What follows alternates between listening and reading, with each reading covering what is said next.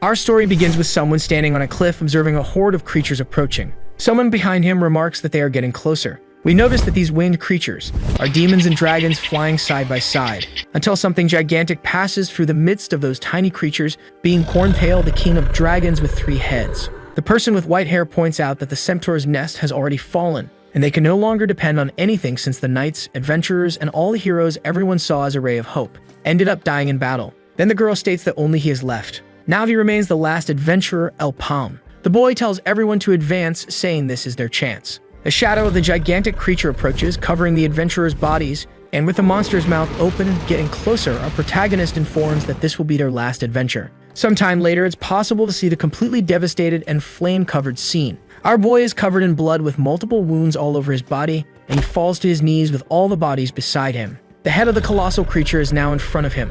With that, the boy wonders if this is his end, since only one of the heads ended up being cut from the incredible monster. And he realizes that the part that was cut is already regenerating and believes everything was in vain. With just 2 heads, the monster advances towards our boy. His eyes are heavy and tired, so he just closes them, and thinks that this is his end, and not just his, but also the end of the world, marking the last step of his entire adventure.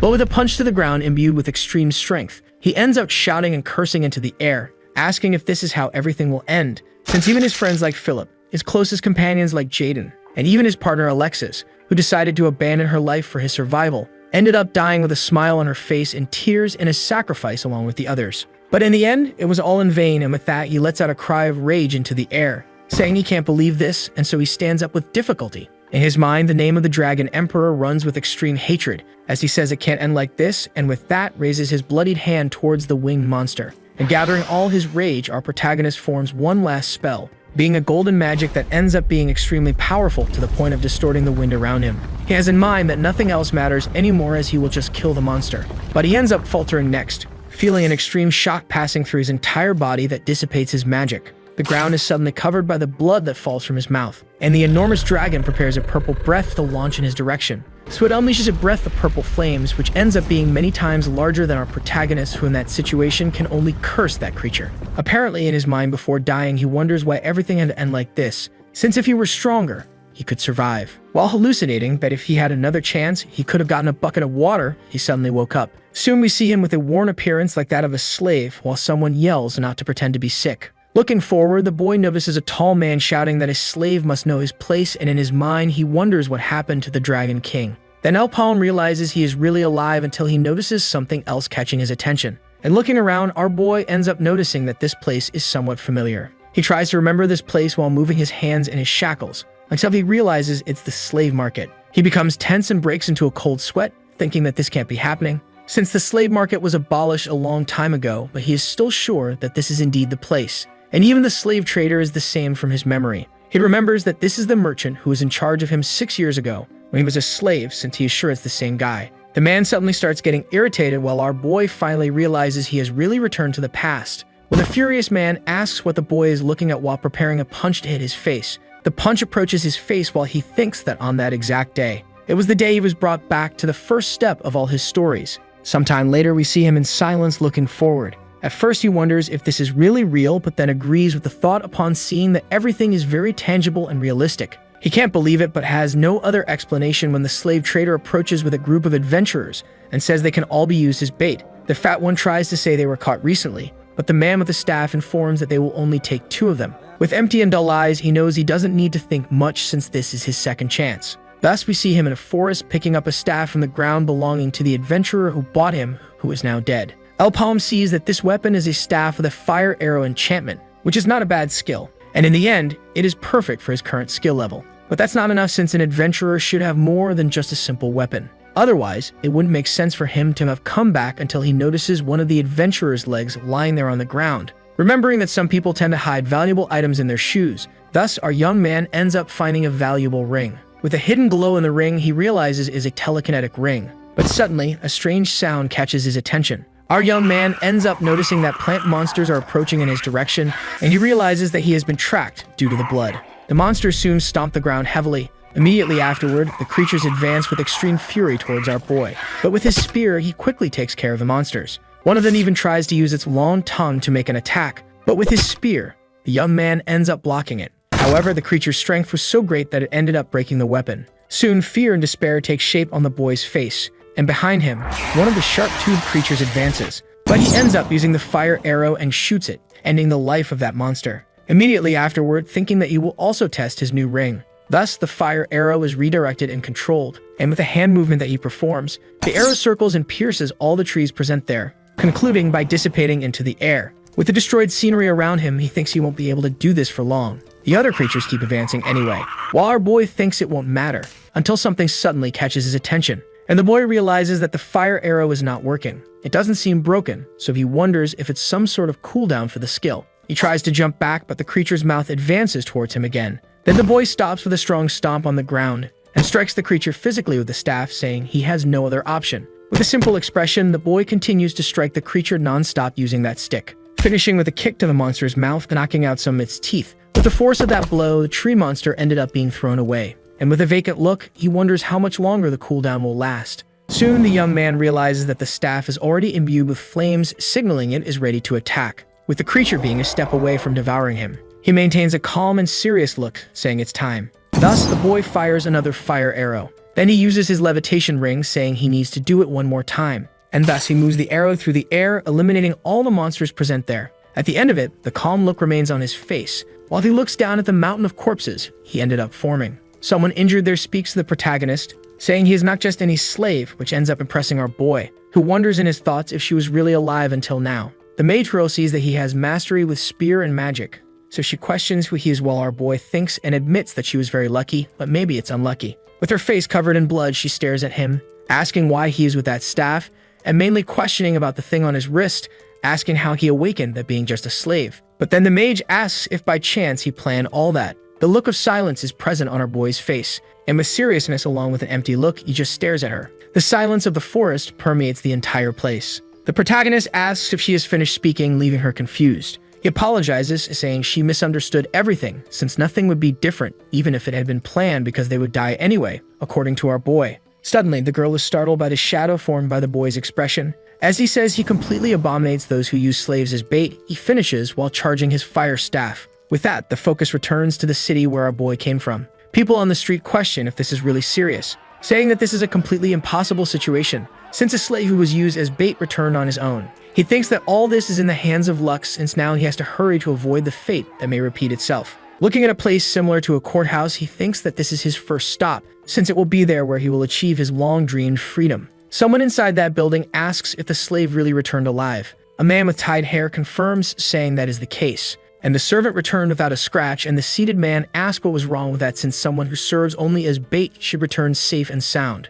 He explains that all the adventurers died inside the dungeon, and the other man drops the embers into an ashtray, understanding the situation. The guy with the eye patch says that this is definitely strange, since above all, the boy returned on his own feet and didn't even try to escape. It's explained that people who are reduced to slaves because of debt will turn into that again, so our boy had no way to flee. The young man knows that this means he can't escape so easily, since the only way to escape them is through death. Soon the thoughtful man crosses his hands, saying that this is the only way the merchant union deals with slaves in general, then asking why he has to listen to a report on something so trivial. But the other man responds that he has an event to report apart from this, explaining that the slave responsible for this also unlocked the first circle, which ends up scaring the guy with the eye patch, impressed that a slave who was bait is now in the first circle. He knows that a slave will hold many negative feelings against the merchant union and can't imagine what will happen in the worst situation. The man informs that this boy asked about a contract change, leaving the other man confused. Our boy wants to register as an adventurer, which leaves the bearded man completely shocked. He tries to question, but soon the boy explains that a man named Mr. Racken ordered him to take care of it personally. Upon hearing this name, surprise takes over the old man's face, and he ends up thinking that an executive of the merchant union is showing interest in a low-class slave. He dismisses this notion, thinking it is because of a book on top of his papers. Then the man with tied hair leaves, slamming the door. The bearded man was so shocked that he left his lit cigar on the table. Looking out the window, the man is thoughtful about Bait really wanting to become an adventurer. The Empress believes that the slavery system should never exist, but this is just a superficial conversation, since humans have always been slaves to money. Since if people fail to repay what they borrowed, they will compensate with hard work, even if forced. This notion was created by the world of guarantees, thus calling debtors slaves. And on the day his only family, his father, died after an illness, the boy became a slave. He bought medicinal herbs on credit from the merchant union, and the union raised the price and multiplied it, ending up being 1,000% of the original. In court, the judge called his name, saying that the convict was accused of failing to pay the correct amount by the due date, and for that reason, he is condemned to perform work equivalent to that value for the merchant union. That's how our boy was exploited for 6 whole years in that place. But in his mind, he keeps the thought that it's time for his revenge. With that, he introduces himself with his original name, saying he is Raken's left arm, one of the union's executives, admitting he has been very lucky. The man with the eye patch confirms, saying he has already heard the news but will get straight to the point. So the old man bangs his hot mug against the support, explaining that he will change his contract to an F-rank adventurer. Our boy is impressed by this and ends up thanking him, but thinks that the old man is being very cautious. But he informs that there is a condition to all of this. Jack wants to be an E-rank adventurer, saying to himself that he has no intention of playing the man's game. The man is surprised by such audacity, saying that the association hasn't even given him a rank yet, but the boy informs him that he has explored 100 of these portals during his 3 years. Then the old man asserts that this was only an experience as bait since he never caught a monster. But the boy informs him that hunting a monster is not a virtue for an adventurer. The reason the first adventurer was able to make his name was survival, and thus the virtue of an adventurer is to return alive. Alpam admits that this information, as someone who has returned, is extremely useful in his mind, and the old man admits that it is true. But he has only entered low-level dungeons and then asks if the boy would really survive in high-ranking dungeons. He concludes by saying that the boy believes they are fools for changing the contract to a risky one without the guarantee that he would even pay what he owes. In his mind, the man admits he must be thinking he will die without even taking 3 steps, but still, something strange occurs within him. In his chest, he feels a repulsive feeling and wonders what is happening. Soon, the boy is impressed to hear about a portal that only 5 people can enter and has about 12 marks. With a smile, the bearded man affirms that this is exactly what the boy is thinking, since in that place lie the bones of all 12 groups. With this, he wants proof that the boy is really as valuable as he claims to be. And if he can do that, then the old man will do everything he wishes. Then we move to another place with a quite dense forest.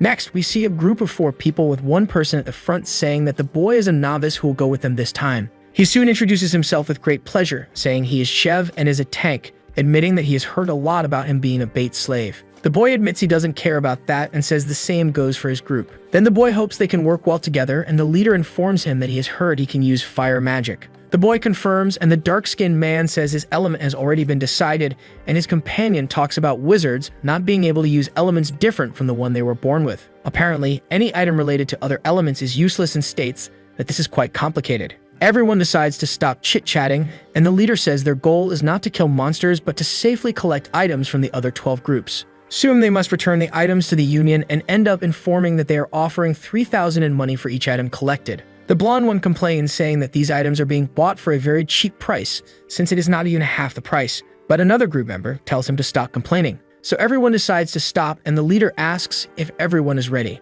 With that, he states to make some money with this situation. Inside the place, it is possible to see dense vegetation with the roots of the trees exposed. Then the dark-skinned man says that this place is very depressing, while the leader informs everyone to set up camp since they might have a prolonged battle there. One of them suggests making a shelter up in a tree where the branches are great for hiding and moving to another tree, and so everyone agrees. They then dump the items on the plank's root. The dark-skinned man then says that our protagonist can relax since his specialty is setting up the camp. With the base ready, they decide to split into 2 groups to search the surroundings. Tom, Max, and Rue will stay in Group 1, being just 3 people. He will stay with the protagonist. In this, they must separate, going east and west, and if something happens, they should signal and run back to the base. After that, the pair follow their path alone in the forest. Sheb is curious because they haven't found any monsters and thinks he set up camp in the wrong place, so they will have to move farther next time. But then he asks a question, ending up questioning if our protagonist is enjoying the adventure. The boy says he feels nervous, and with laughs, the other guy says that's normal.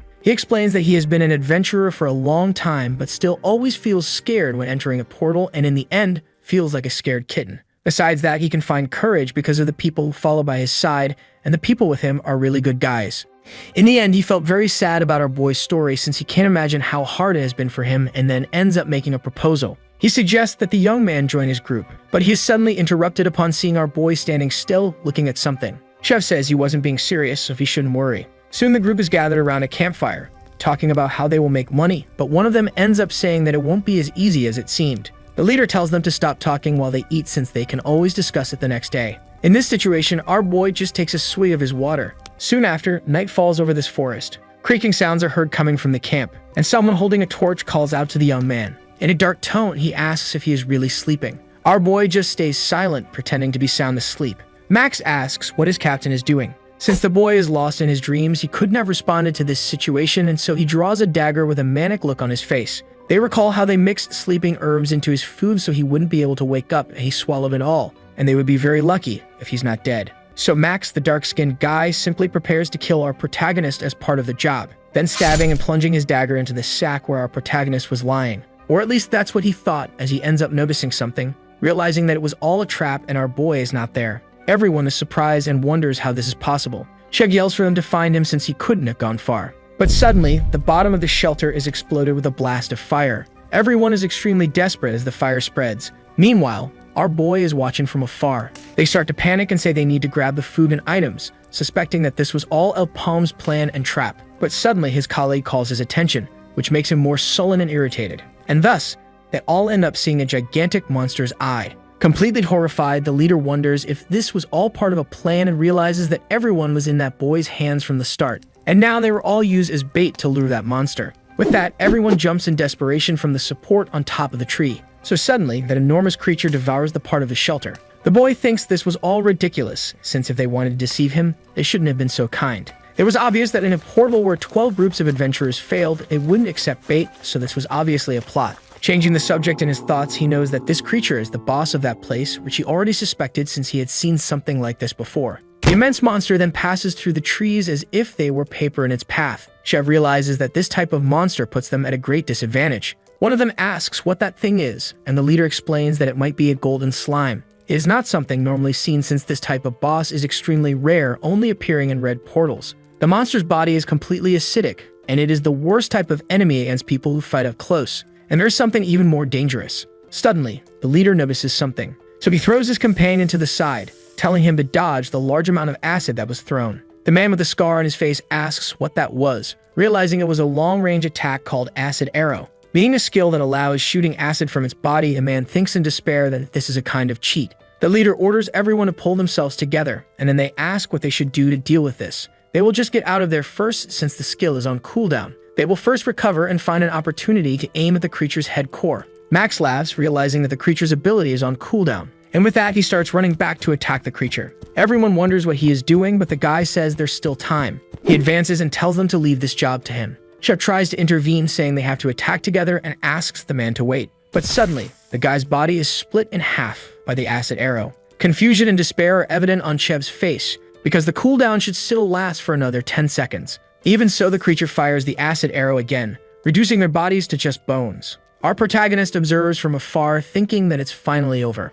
He thinks to himself that the leader's words were not wrong, since a golden slime gets stronger as it consumes more items and the cooldown of its ability also decreases as it strengthens. The abnormal size is because it has already eaten various things before, like the previous groups, and thus the monster has surpassed its own class. It has grown so much that it is now 2 levels above the portal, and still, it is not a monster that any first circle adventurer can handle. In the end, the only certainty he has is that there are no more items in this dungeon, making his mission a failure. But before he can leave, he remembers the man's words asking him to prove his worth. Then he ends up giving a slight smile at that. The unconcerned monster just crawls around the place, until it notices something strange approaching. Suddenly, it gets hit by a fire shot right in the middle of its head. The acid drips from it and slightly corrodes the ground. The creature lets out a grunt while regenerating. Our boy thinks he aimed directly at the core. But as the damage is observed, our protagonist is sure that 5 shots will at least be useful to expose the core. However, he keeps in mind that it doesn't matter for now, since his only goal is to prove to that guy that he can handle this situation. The slime soon fires another acid arrow in the direction of our boy. He dodges by jumping from the tree while it gets hit. The creature fires again, launching a series of bursts, but our boy manages to stretch his rope in time, and then with visible difficulty on his face, he uses the ring on his finger, thus being able to control the rope with telekinesis while thinking he needs to hit exactly the same spot without error. But the boy in the end is not an ordinary mage, as he held the title of best telekinetic in his past life. So in the air, our boy uses his staff as a base to create a bow and fire arrow, and thus shoots another fire arrow right on the same spot he hit previously. The wounded monster attacks him with another burst while our protagonist thinks he needs to shoot 4 more times. Then the young man uses his rope to dodge the attack. Then with difficulty and agility, he manages to plant his feet on the trunk to gain momentum. and thus evades another acid burst that hits the tree trunk. While suspended in the air holding the rope, he decides to use his fire arrow again, and hits the same spot again, now needing 3 more to defeat the creature. The monstrosity, while regenerating its head, continues firing our young man, who swiftly dodges all those attacks at once while preparing his fire staff. Then he shoots another arrow that ends up landing another hit, and in his mind he admits he needs 2 more attacks, then controls his rope along with the dagger. Still in the air, the boy shoots another arrow. Above the tree, he notices the creature managed to dodge, and considering its size, is quite fast. But he admits it is futile, while controlling the fire arrow using his telekinesis ring right in the direction of the slime's face. Thus, he hits directly in the center of the creature's core. And with that, the cracked core is exposed right in the middle of the monster. Without delay, our protagonist advances to strike that core and finish it off. Then he holds the staff tightly, saying this will be the final attack. And behind him, the creature's colossal hand advances to crush him. When that gigantic hand was a few meters from reaching him, the boy notices it before it touches him. Then with extreme intelligence, his telekinesis ring is activated. With that, his rope along with the dagger pierces the ground. Thus, he gains enough momentum to dodge the blow. Gaining distance, the young man slides across the ground. And with his flame staff, he prepares a magic arrow. The flame arrow is then shot. The creature, predicting it will be hit, tries to block it with its gigantic hand. But an enormous smile spreads across our boy's face as he uses his telekinesis ring to control the magic and redirects it to the weak point. With that, the explosion hits exactly where it needed to. The flame core ends up being hit and begins to reverberate inside the monster. Suddenly, the monster's gelatinous body starts to swell. The monster becomes confused as its eye begins to bulge. Then suddenly, it explodes while our protagonist runs. The acidic liquid released by the monster's death starts to flow. It moves toward the boy, who prepares his rope. With serious determination, he imbues the telekinesis spell into the dagger and rope. As the wave of acid comes at him, he shoots his weapon, which wraps around a tree branch. With the momentum, he climbs onto the branch while the acid floods the area. His expression remains serious as he observes the scene, but his eyes stay vacant. The acid flows through the area, covering and melting the weaker trees. Soon, the acid begins to dry, clearing a path for our protagonist. He descends from the tree, stepping onto the now safe ground. He then walks slowly through the area, maintaining silence while observing the ground, until he notices something that catches his attention. He uses his levitation ring to bring the red glow closer. With that, a red core rises from the ground toward him. The boy holds it while a blue flame covers the object. The orb, upon contact with our boy's body, begins to emit a potent glow. Soon after, it emanates a large amount of red mana. A mana barrier forms around the young man. Then we see him back at the Merchant Union. The silence in the room is palpable, with the eye patch man still smoking his cigar. He comments that the boy wasn't just showing off after all. But the young man, without any of the requested items, explains that those placed in his group were hunters who wanted to steal his items. When he left to prevent that from happening, the boss appeared and found them, resulting in everyone being killed. The man, suspicious, asks if it was really the creature. The boy explains that it was a golden slime, which the man quickly understands meant all the portal's items were melted. In his mind, he admits that this is a great loss, but it can't be ignored since all those items were rented. But the problem is that our protagonist managed to return alive. It is explained that there are some rules, with the first being that the number of entries into the portal and the number of people is limited until everyone is annihilated. The second rule is that there is a limitation depending on the portal's color, which ranges from red to purple, and if the adventurer's level is too high, they cannot enter. The third and final rule is that you can only use the portal once. If someone enters, survives, and exits, the portal used will be destroyed. The man thinks the portal is already a lost cause, and it would be difficult for a first circle mage to deal with a golden slime, and says he understands the situation. But regardless of the reason, it is a fact that the boy failed mission. The young man says he is too impatient as he hasn't finished explaining completely. Then the boy pulls something from his sleeve, saying the golden slime gave him something. The bearded man is astonished upon seeing it, as the boy managed to obtain a second circle by devouring the golden slime. Shocked and impressed, the man shouts that this is something crucial as he managed to absorb the mana stone from the golden slime. The boy says this is enough to prove himself and that he now wants to be E rank, but he becomes confused when the man says he will go to D rank. Completely excited, the man says he will grant him D rank, and if the young man works with the old man, he will even receive the treatment of C rank. With that, our protagonist just signs the paper. Normally, giving C rank to someone who is not even in the third circle is considered preferential treatment. Adventurer rankings are heavily influenced by circles as they symbolize power, and the difference is clearly evident. But he ends up thinking that this guy is not normal since it's not possible to ascend a circle just by absorbing a mana stone. The man recalls the survival instinct the young man mentioned. Then the old man with a smile says he has a crushing talent and that someone who became a first circle mage quickly returned as a second circle mage. The bearded man has never seen anyone grow so fast and therefore needs the boy. Our boy keeps in mind that his treatment improved much faster than imagined. But there's not much time left for the first portal raid. where 100 red rank members can enter. This will be the first major event that the observing guilds will be interested in, and most likely the merchant union will also be interested. There is nothing wrong with this for now, and he is also in a hurry, so it is good to start advancing his plans. He then calls the old man Abbas and says he needs a favor. The man promptly asks what it is. Our young man extends his hand very lightly, ending up asking to borrow some money. The man keeps his smile in silence, then thinks that this boy is going too far. Some say the portals began in the Age of Adventurers. However, this was a trap made by the Dark Mage. Many adventurers died in the portals, killing all the potential of this world. And then the last day came when all the monsters that waited for their time ran through the portals. That's when humanity lost. Exactly 3 years from now, the fate the world will face is not so distant. Abbas, smoking his cigar, watches through the window. His eyes stay on our protagonist, who ends up leaving the place. He thinks that this money is not enough, but still quite good to start. The portal of 100 found this time is a red level 1 where only those with 2 circles can enter. Usually, the merchant union selects those adventurers with more circles, but the reason for investing in someone like him is because they are aiming for that portal. He obtains some money, but spending it all on items is foolish since items that fit his level are very expensive. But there's something useful he can use to spend his money. So the young man arrives at a place with a shining golden sign. He can understand those letters, but we spectators cannot. But it is possible to perceive the silence in which our protagonist remains. We end up discovering from a newcomer that this is a slave market, and he asks if he can guide him around the place,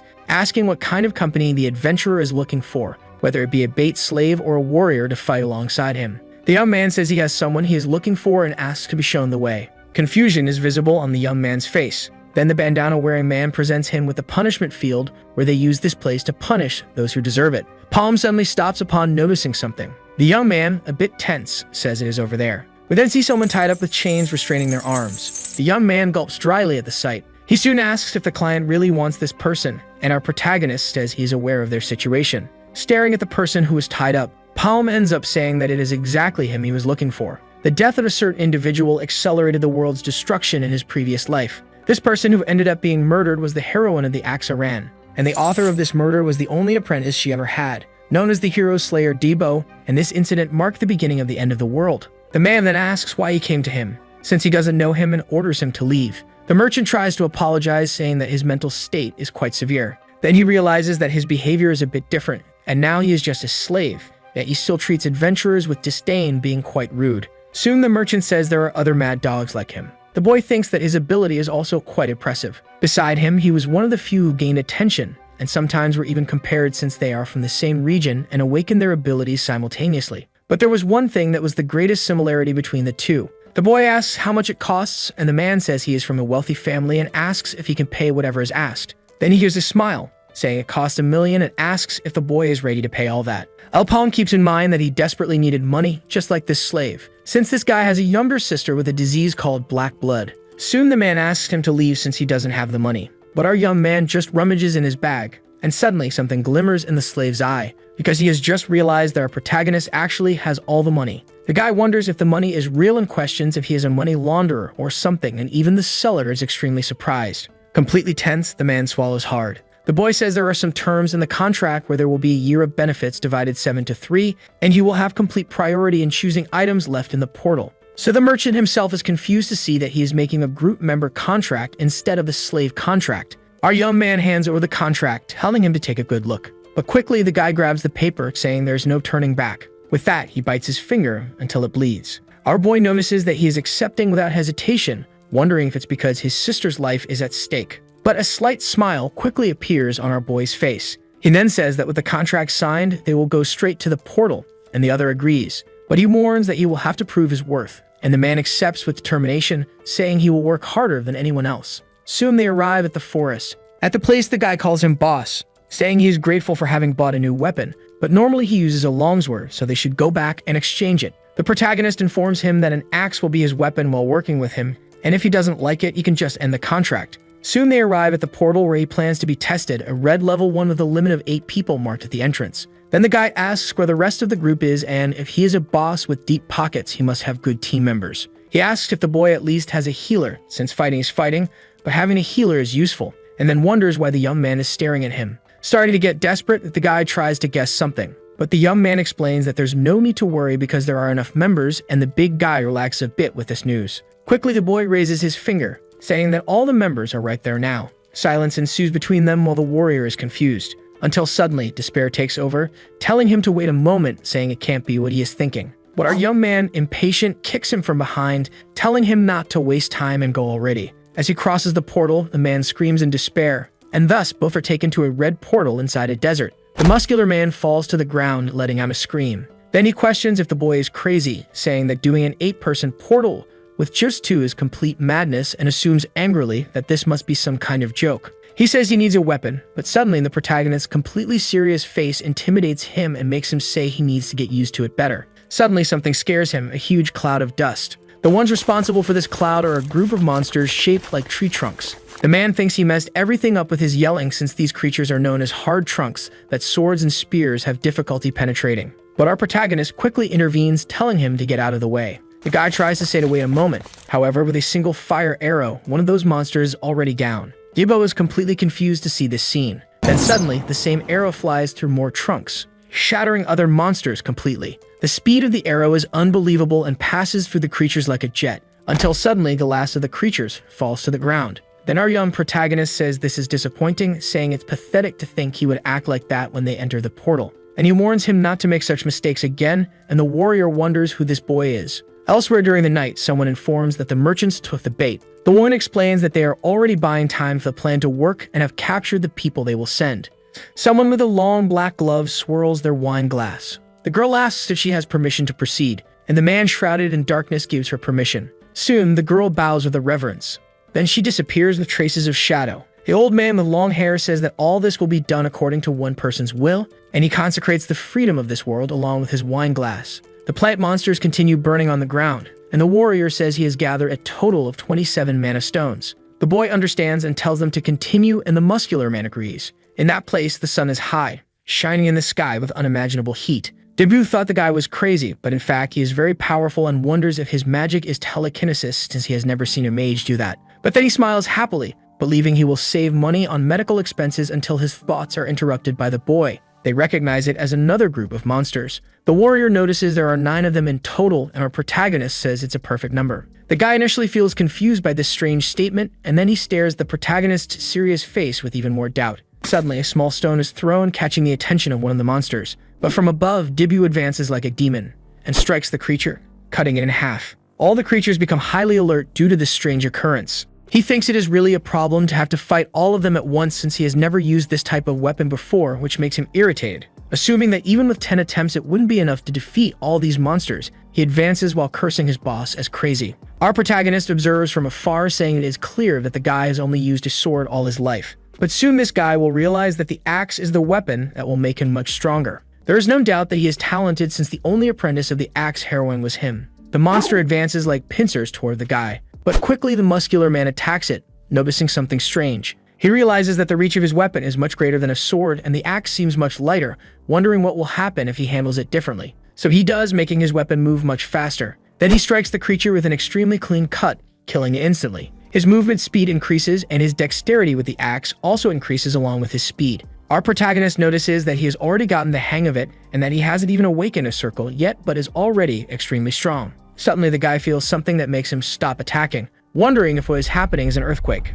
But soon the rocks from the wall begin to fall, revealing the paw of an enormous monster. Dibu is paralyzed with astonishment, until this thing strikes the ground near him and throws him away. The boy is safe and then wonders what that is, recognizing the monster as a Stumpy. The creature makes another attack in the man's direction, but our protagonist manages to get him out of the place in time. Then he drops him to stay on the sidelines, saying that the creature's size has nothing to do with the threat it poses, since this colossal size only makes it easier to land an attack. The guy on the ground is surprised and smiles, saying that the magic might work. But then he realizes that the monster managed to block that attack from the protagonist. He notices that the creature's reaction speed is faster than expected, so he decides to use his technique, and thus activates his telekinesis, making the fire arrow fly around the tree. The magic goes behind the monster, while the boy thinks he only needs to land one shot. But even using telekinesis, the tree still manages to avoid the attack. Surprise is stamped on our boy's face, realizing that it managed to block even such an attack. Dibu realizes that magic also doesn't work and asks why the boy is standing still instead of running to avoid getting killed. Elpalm thinks that the attacks do work, but the problem is that the creature doesn't give openings to make a proper attack, and he considers the branches as the real problem of the situation. Soon, the gigantic monster ends up stomping the ground again, making both of them fly into the air. Then another one of its branches advances, this time heading towards our dear muscular man. But our young man is prepared enough to use his telekinesis ring, thus pulling a huge boulder from the nearby ground. And soon he forms a foothold for both of them. The big guy recognizes his boss is coming and praises him. He thanks him, saying he thought he was going to die, and our boy says it's no problem. Our protagonist tells the guy to handle the smaller ones while he takes care of the bigger one. Ditto tries to tell the young man to wait, but then our boy quickly goes after the monster, and he quickly fires another one of his fire arrows. The muscular man thinks that this monster cannot be defeated without a plan and considers that they need to flee. The explosion occurs right next to the creature, and the warrior thought he was right. When the monster's expression changes to visible surprise, it gets hit by a fire shot right in the cheek. Ditto is completely astonished to see that he actually managed to hit it, but our young man remains firm and focused. He thinks the branches move faster than he expected, but still, he fires another arrow. Because of this speed, it becomes impossible for him to use telekinesis and attack at the same time. However, being in the second circle, Palm can cast the same spell twice in a row, and with that shot, one of the monster's branches is cut off. The warrior just smiles as he looks sideways, adding that it's incredible. The strategy of hiding a fire arrow behind the first one is extremely precise, since the monster can't block 2 attacks in a row. At the moment, the only thing he can do is praise our protagonist because it's really something unbelievable to pull off. But suddenly, he notices something that catches his attention. He lets some of the small creatures pass and head toward our hero. Thinking that he lets them through, the man yells for Palm to look behind him. But Flash quickly shifts focus from the giant creature and helps by attacking the smaller creatures coming from behind him. Irritation is visible on his face as he says he can't even handle the small ones. But suddenly, the creature's eyes widen, perceiving opportunity, and it advances with its claws toward our young man. The protagonist thinks he will die if he shows an opening even for a second, and with his immense dexterity, he manages to dodge. But one of those giant branches comes at him. The young man can see this sudden attack inches from his face. However, suddenly a strong hand touches his shoulder. It's Ditto who pushes the protagonist back and cuts a huge branch with his axe. The protagonist then lands smoothly on the ground safely. Then the warrior says he just saved his life, so he should take back what he said before. A smile of relief spreads across our boy's face. Informs him that he's finally being useful. With that, they both agree to finish off this boss once and for all. Palm fires 2 fire arrows again, cutting off another branch of that tree. The creature lets out a piercing grunt of pain, but another arrow already advances toward another branch. Ditto grips his axe tightly with both hands, then cuts the creature's gigantic branch while the fire arrow diverts. The spell hits 2 other branches of the monster, making it scream in pain. But suddenly something surprising catches our young man's attention. He realizes that the monster is attacking his companion from both directions, so he informs his colleague that he will attack from the right. The warrior smiles and shouts that he will handle the left, and thus both attacks end up cutting other branches of the enormous beast. Then the muscular man falls to the ground and slides to safety, but quickly runs back into danger, going after the monster and running around its trunk. He makes dozens of attacks that cut several branches present, but suddenly, a strong blow hits him in the back. Blood comes out of his nose and mouth as he is thrown away. The creature prepares to bite down and completely swallow the man, but from afar, a strange boulder flies toward the warrior, accompanied by telekinesis magic. And so he is saved before the monster devours him. However, the creature was smart enough to break the rock that was moving the warrior. Our young man thinks this is becoming too problematic and quickly uses his telekinesis ring once again,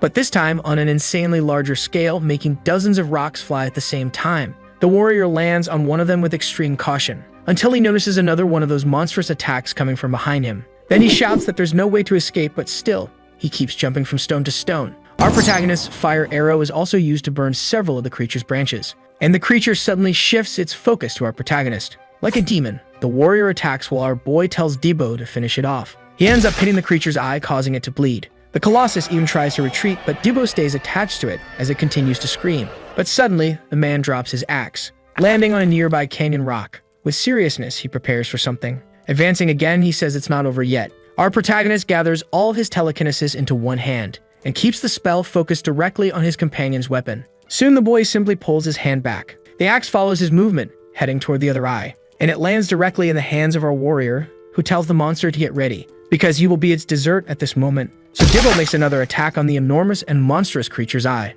The monster falls with a scream, letting out a piercing roar of pain. Our warrior is thrown away, but with extreme dexterity, he manages to land safely on the ground. The still-living monster tries to attack to swallow Debo. However, 2 arrows appear from behind him and head toward the monster. The 2 end up entering the giant beast's mouth and completely incinerate the monster's core. A piercing scream of pain is heard as the creature writhes in flames. The warrior falls to his knees on the ground, breathing heavily, while our young man approaches, saying he did a good job. Our young man stands with his hand on his hip staring at the scene. And the warrior, still breathing heavily, says the boy also did a great job. Both end up watching the enormous monster fall to the ground. At night, in a more suburban area of the city, we see someone saying they should eat soon and go to bed. And they clasp their hands, they're thankful for the food they have that day. Until suddenly, a knock on the door catches the young girl's attention. She gets curious, then opens it, asking who it is. But soon, a look of surprise is on her face, because she has just realized it's her older brother who finally returned home. She grips her dress as the man says he's back. The girl tries to keep her composure, but tears start to fall from her face.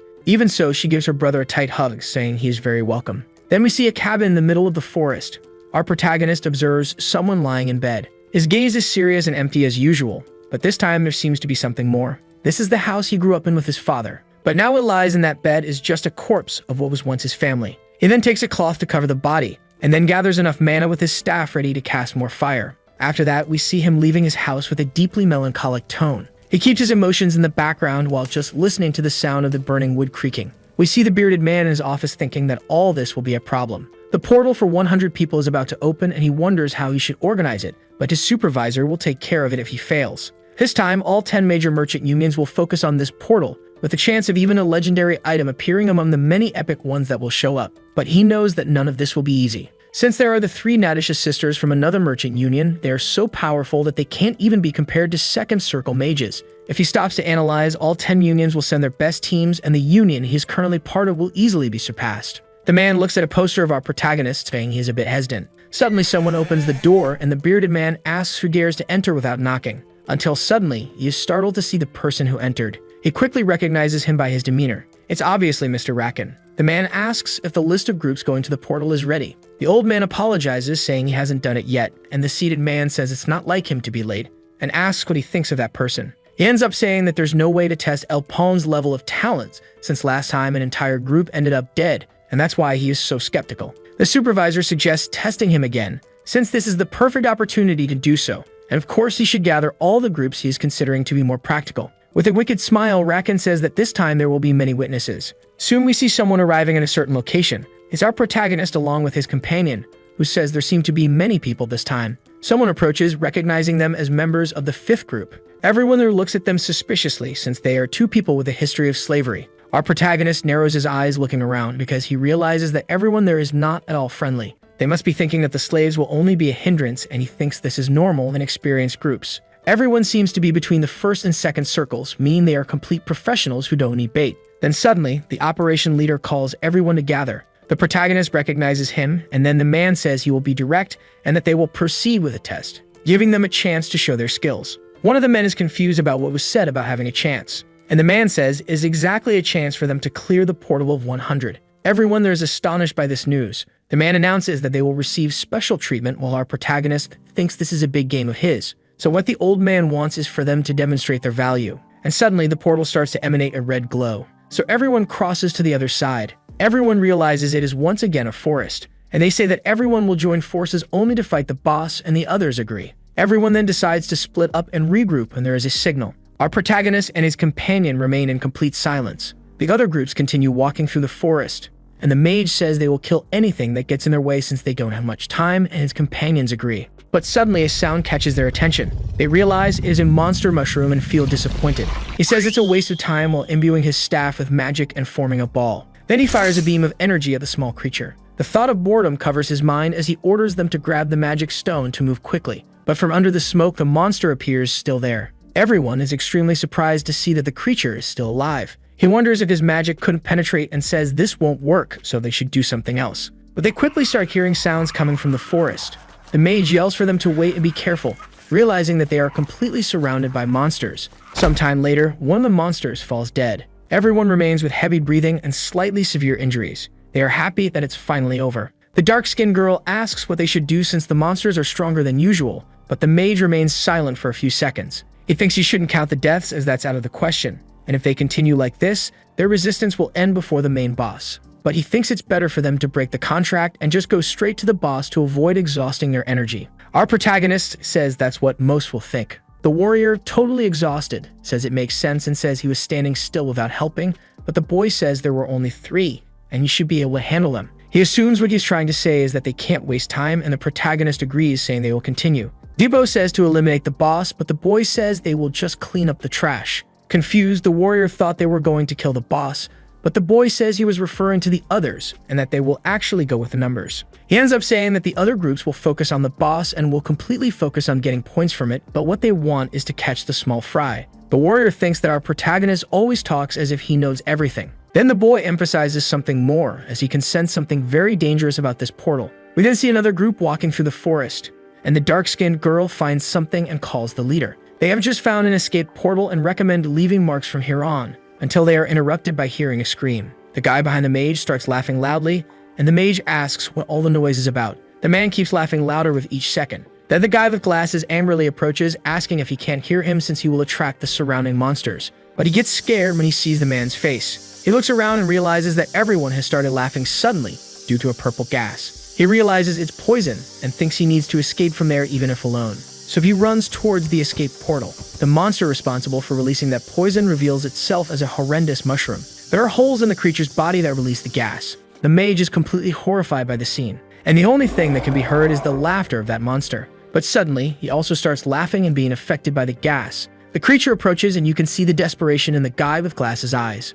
We then see a clearing where a river runs. Our protagonist and his companion walk across it, while the warrior thinks the boy hasn't fought once that day. Until suddenly, he notices something coming from the sky, a strange red glow that the warrior informs is the signal. The warrior knew they should use the flare if they found the boss, but is still a surprise. Our boy narrows his eyes looking ahead, realizing there is a group missing. The guy with the bandana says that since everyone is here, he will explain the situation. A girl tries to say that the mage's group isn't there yet, but the man says it doesn't matter as there's no reason to wait. Then he informs them that they found the boss. They heard and witnessed the creature completely massacring Dal and the mage's group. This was all caused by the boss of this place, a madness-inducing poisonous mushroom. The girl is completely shocked to learn it's that creature. While everyone discusses that this is really a problem, the warrior asks his boss if this mushroom is really dangerous. The boy is lost in thought, believing this is the worst type of boss one could encounter in a dungeon of this level. The warrior thinks he is being ignored on purpose, but the boy starts thinking of various strategies to try to defeat the boss, even though it is a very arduous task.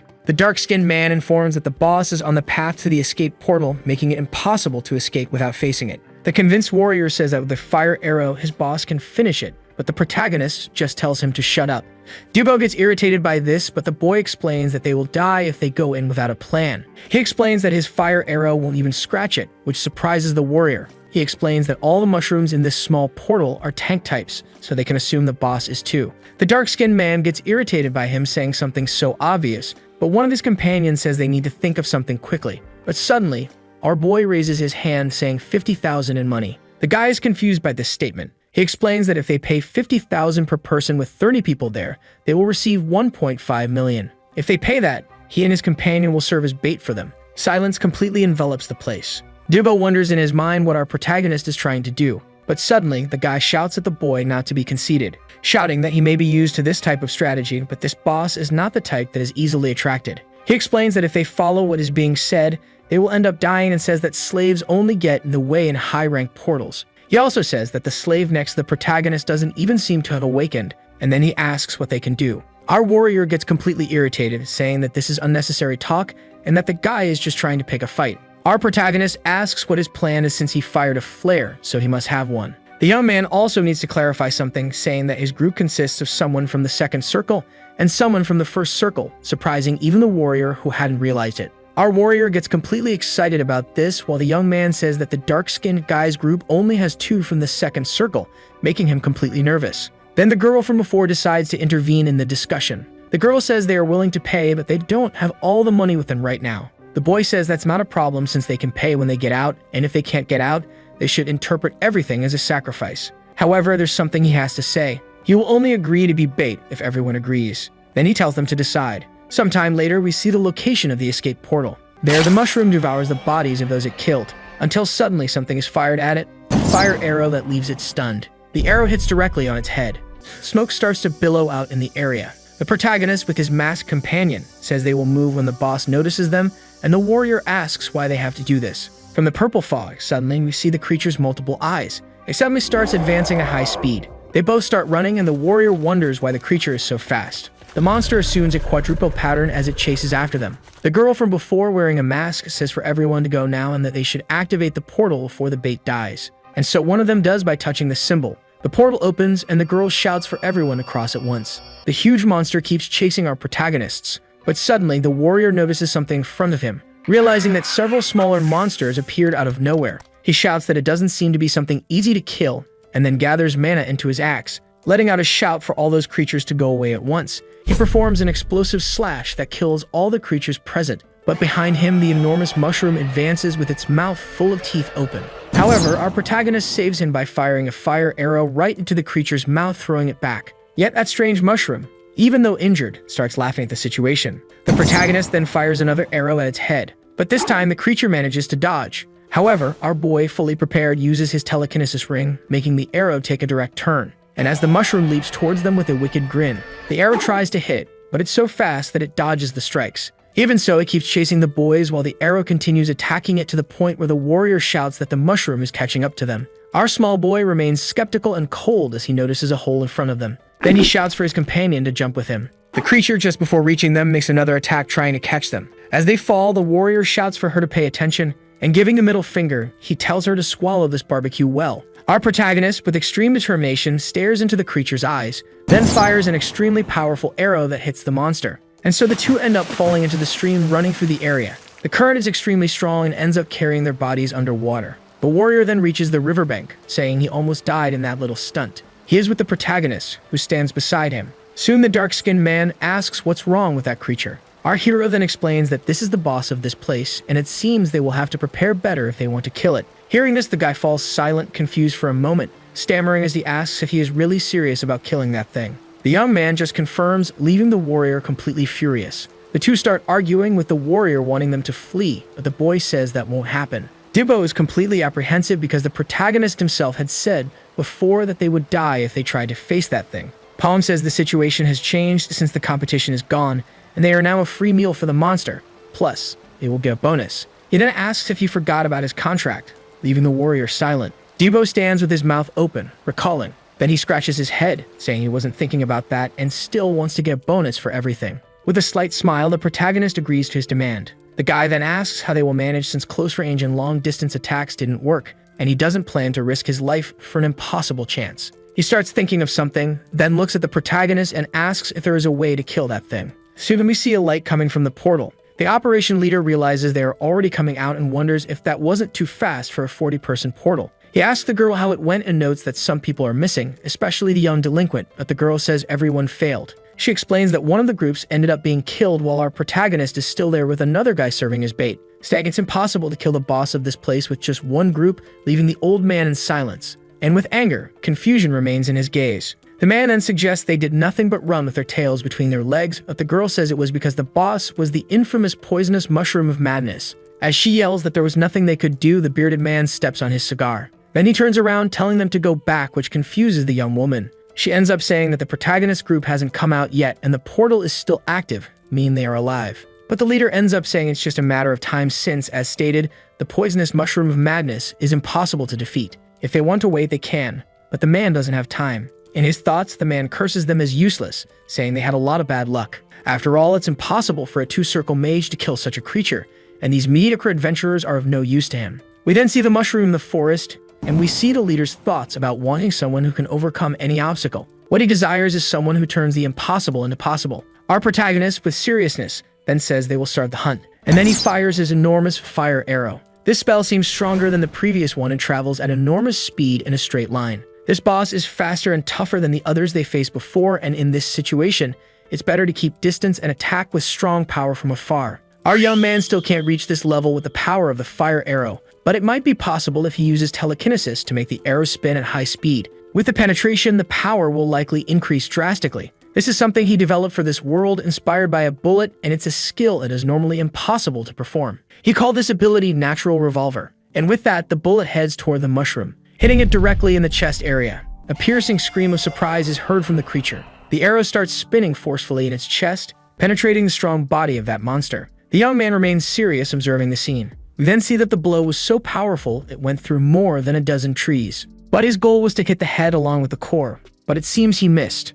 The mushroom hears someone saying it will be even more troublesome, and it roars in the direction from which the sound came, running madly to the location while a strange glow comes from above it. But the monster promptly dodges another revolver attack. Our protagonist thinks it is very difficult to use while moving, the biggest problem being the recharge time. And in the end, he needs to finish this before the monster climbs to his location. The creature dodges another of those explosions as we see someone behind the trees. The bloody monster then lets out a grunt of confusion. Our protagonist gives a shout, saying the time has come. Then Dido firmly grips a rope, pulling with all of his strength while letting out a scream. The rope is pulled to an extreme distance, creating an unexpected scenario for the creature, causing it to trip. It then falls into a mud puddle. The furious monster rises, realizing it has fallen into a swamp that hinders its movement. Our protagonist, supported by the breeze, just stares at the beast. With his pores covered, the monster can no longer release its gas and thus screams. Suddenly, someone shouts at the mushroom while throwing an axe at it, hitting the monster's head directly, making it bleed. Dido pulls his axe back using the rope he tied to it,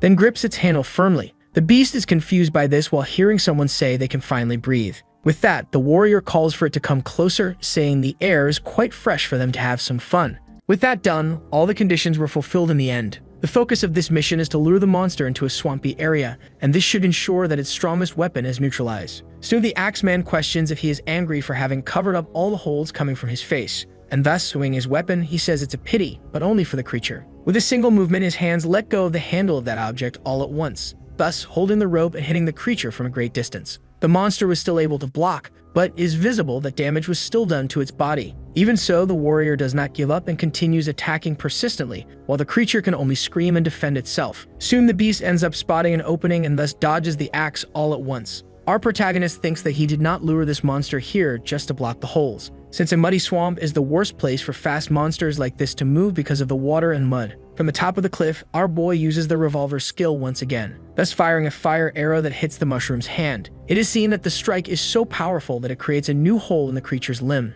An explosion occurs all over the area, surprising the warrior at first sight. He then questions if the monster has finally been defeated and if they can rest. But upon seeing its silhouette, he says he thought too soon and believes this creature is extremely hard to bring down. The mage shouts to aim for its core, as it must be close to where the head is. With that, the warrior understands and launches his axe toward the monster in front of him. The mushroom beast watches it coming as if it can see with the faces atop the mushroom on its head, thus holding the axe that was coming to decapitate it at that moment. The man is confused by this, questioning how it can be possible, and then he is suddenly pulled by the overwhelming force of the giant in front of him. But our protagonist, quickly thinking of something, uses his ring skill, this being the movement of a wooden log that was nearby. The object strikes the creature's face while the alley holds onto one of its branches. The beast promptly tries to throw the object aside to grab the warrior all at once, but behind it, the man was already standing with a kick directed at it, thus hitting the shell of the enormous being, which screams in agony. Quickly, Debo ends up jumping onto another nearby tree while pulling his axe. With it in hand, the man changes his posture to something more serious,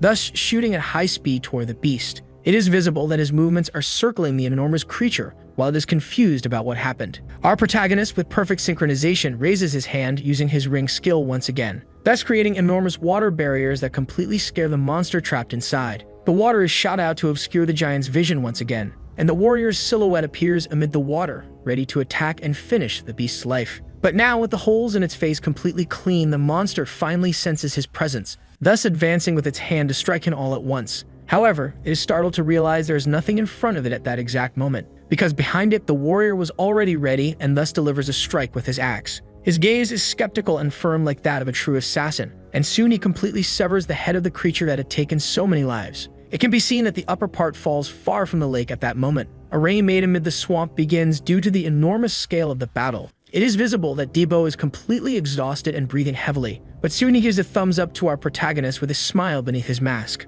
The boy returns the gesture, feeling the wind on his back as he watches him. But then something causes his eyes to widen suddenly. It is the creature's body, which is still alive and charging at the warrior, thus striking him on the head and knocking him to the ground all at once. The axe ends up flying far away at that exact moment, as if the man had died. Thus it can be seen that even without the upper part, the creature continues to unleash screams of extreme fury and agony. Our boy questions how this is possible, since he is completely certain he blew up the creature's head where the core should have been. A shot can be seen fired again, hitting the water but completely missing the beast. Smoke begins to form all over the place, showing that the monster managed to dodge. With enormous agility, even in this muddy terrain, the body continues moving towards the protagonist. The boy moves his hands skillfully, wondering if he must have forgotten something. Quickly, the beast's support is lifted to unbalance it, but that only ends up helping, and the creature jumps towards the boy. The body does not have enough strength to even come close to its maximum height. However, it is now stuck to the cliff wall, ready to climb and reach the mage above. Our young hero knows he only has enough for one more fire arrow and that there won't be another chance, so he must shoot wisely. But suddenly someone rises all at once, shouting loudly at the sky. It is the warrior, his mask damaged along with his axe, and he is getting more and more irritated. With a quick movement, he uses the explosive strike at that exact moment, thus charging toward the enormous beast trying to climb the cliff. The power is such that it splits half of the corpse in that situation. The legs fall into the swamp, showing that they do not contain the core. The warrior gets excited because he believes he has finally defeated the mushroom beast. But suddenly, the body without a head and without legs continues desperately climbing towards our boy. The warrior tries to warn his leader that it is extremely dangerous since he is almost out of mana. Thus, a shot is fired, which the creature skillfully dodges, revealing something in its chest. It is a strange slime that appears to be laughing at it all. It becomes clear that this is the true head of the mushroom monster that tormented them so much. Our boy is shocked by this, questioning if it is really true. Then he thanks it for revealing itself with such good faith. The warrior realizes he used a flare, meaning his last attack was a complete bluff, and so it is seen that the staff is already imbued with flames to fire a new shot. Thus the magic is cast with extreme precision, hitting the middle of the enormous creature that was partially dead. It is visible that its head begins to feel that anguishing pain and starts screaming in agony, but is soon silenced when the shot finally pierces completely through its body, eliminating it completely. Soon a huge explosion is seen while our boy strikes a pose in this situation. But suddenly, the torso ends up releasing a huge amount of poison coming toward the warrior. He screams that this beast is being a pain in the ass even to the very end. And suddenly, using the protagonist's ability, he pulls his companion up the cliff. The man thanks him, saying he thought he was going to die. It's clear that the enormous amount of poison is spreading through the entire forest, but not rising very high. When asked if it is finally over, our young hero calmly says yes, and he thanks his companion, saying he did a great job all the way to the end. They will retrieve the mana stone once the poison completely dissipates. But suddenly something catches his attention, causing his eyes to widen at that moment. It is the torso of the enormous creature that just jumped onto the cliff, still releasing poison. It is clearer than ever that the core is still there, meaning the creature's life continues, and it screams in agony and rage. It then releases a massive amount of poison at both of them all at once.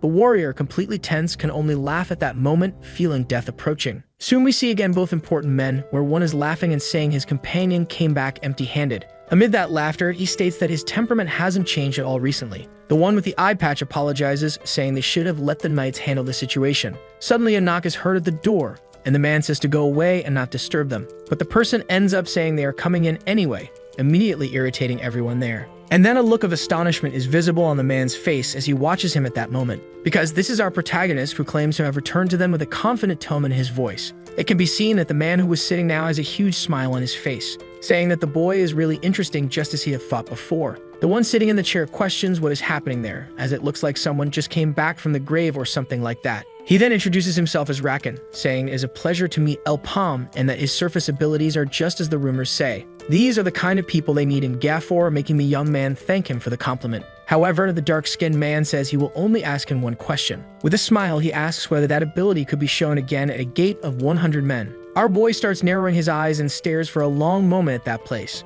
Then he closes his eyes, saying it would be extremely difficult in the end. Such a statement surprises the one sitting, leaving him in silence. Then his companion shouts that it's a bold way to speak to Mr. Heikan and says he's not the kind of adventurer who can simply pick and choose his missions, because the young man is still a slave who must fulfill his own debt in the end. However, the one sitting laughs, saying that it wouldn't be impossible after all. Then he says he doesn't like beating around the bush and thus says he will change his question. He then looks into the eyes of our protagonist and asks what his deepest desire would be for his services. We can then see some time later when Dibbo is already spitting out the golden liquid at that moment, thus questioning how 5 million meso could have been asked per person, which is a lot in the end. However, upon realizing he has splashed his boss, he immediately apologizes because he feels it was wrong. But then he says the boy is being very ambitious because they will surely give up on that offer. And the boy, wiping his face, says it's not a problem because they are the ones who will decide. The axe wielder says that acting so indifferently is really the protagonist's style, but he should be careful with his actions. Someone suddenly approaches, saying they seem to be pretty relaxed,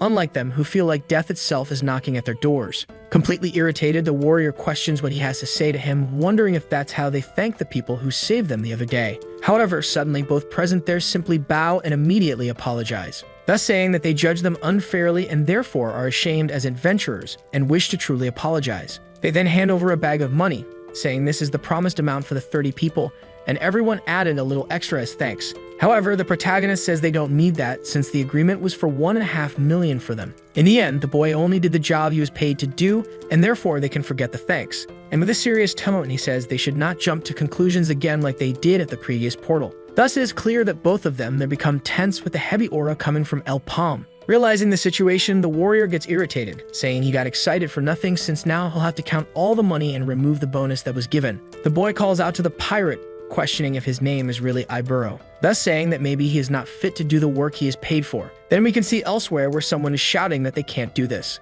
It's the one wearing the eye patch saying that 10 million is an exorbitant amount that pays 3rd and 4th cycle mages and adventurers. In the end, it is possible that the protagonist is just playing it safe, and it's better to call them there to decide on the payment terms. However, the man questions if he really thinks that way in the end, because it wouldn't be strange to ask for double that amount, thus confusing his companion even more. Quickly, he extends a paper ordering him to read its content immediately, thus saying they will be sending El Palm's group to represent the Gafor Merchant Union this time. Upon finishing reading the words, it can be seen that the man is trembling, questioning what this could mean, thus shouting that this can't be serious, to which it is said that the old man would be in trouble if it weren't true since he paid a great amount for this information. And it is revealed that the Dark Lord Jim is beginning to act, and it is clear that the companion is completely tense at this moment. With a pen in hand, Rakan orders Abyss not to deceive himself, because from now on the war is already being waged at this moment. Soon a field of trees bathed in sunlight can be seen, where a huge tree with a portal is extending while other people are camping around it. Several groups can be seen talking loosely and even friendly, and thus we can hear someone saying they didn't think they would accept these terms.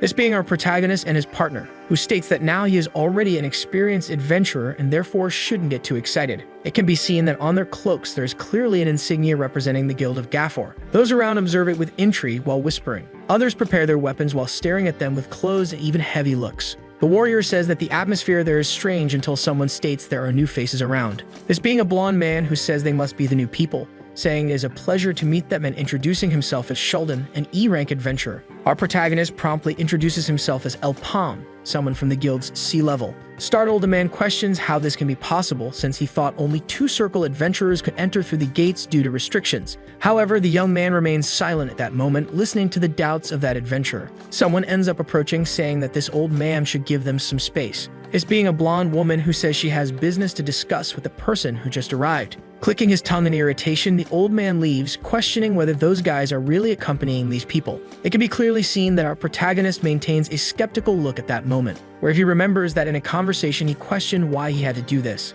to which he was told he should only do what was spoken because questions are unnecessary. And thus it is explained that the Gafor Merchant Union will be working with the Cygnus Knight Order at this dungeon gate to achieve better results. They follow the teachings of the Empress of Cygnus, the strongest in the Knight Order group, who also receives the title of Symbol of Power and has shown greater interest in this gate recently. The entry quota for the place had already been filled by the other unions, so they decided to work together, and even though they are still Knight trainees, the chance of success is very high. Although they may have hidden motives for coming to this gate, their offer was not bad, and therefore they will maintain friendly ties during the work. The protagonist understands this, saying it will not be a problem to make this cooperative, to which his boss says he does not think it will be easy, because something about them ends up having a strange smell to his adventurous senses. Thus, the blonde woman introduces herself as Kiri, saying she is the one leading the beginners of the Cygnus Order and hopes they won't mistake her for someone the same level. With an arrogant tone, she states that she does not want any extra problems because her orders must be followed in silence, causing Dibbo to get irritated by this attitude.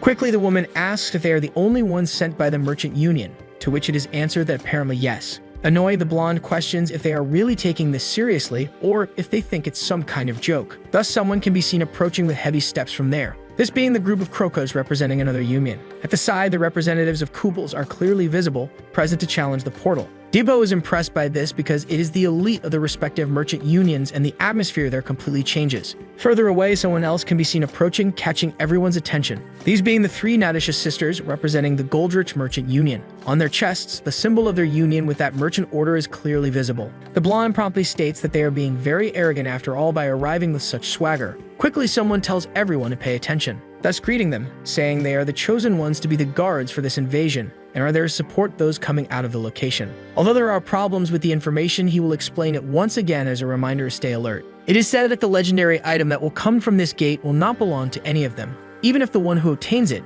but will belong solely to the merchant unions who will divide it. However, if any of them do something that is strictly forbidden, such as getting caught trying to steal any of the items from this place, they will have to deal with their group of adventurers categorized as rank B in the end. Soon, it can be observed that the man's arm has several circles different from our protagonists. And thus, Dibbo clearly realizes that those adventurers are extremely powerful by the number of marks on their arms, and thus he questions whether all of them have that exact amount of marks. It is then said that this concludes the warnings, and now everyone is free to enter. The woman says to follow her since she will lead the way from here, then speaking in a confident tone that they will be the victors in the end. The warrior questions what her problem is since she's being completely arrogant with people who will work by her side. However, our protagonist remains skeptical, saying that he finally made it, because all of his efforts were for this gate, as it is a place he couldn't experience in his past life, and now he must succeed. This is the beginning of everything in the end, and he asks his companion to follow him, who understands and promptly obeys. A clear red light begins to permeate throughout our vision, and thus we observe that one of the groups has just appeared,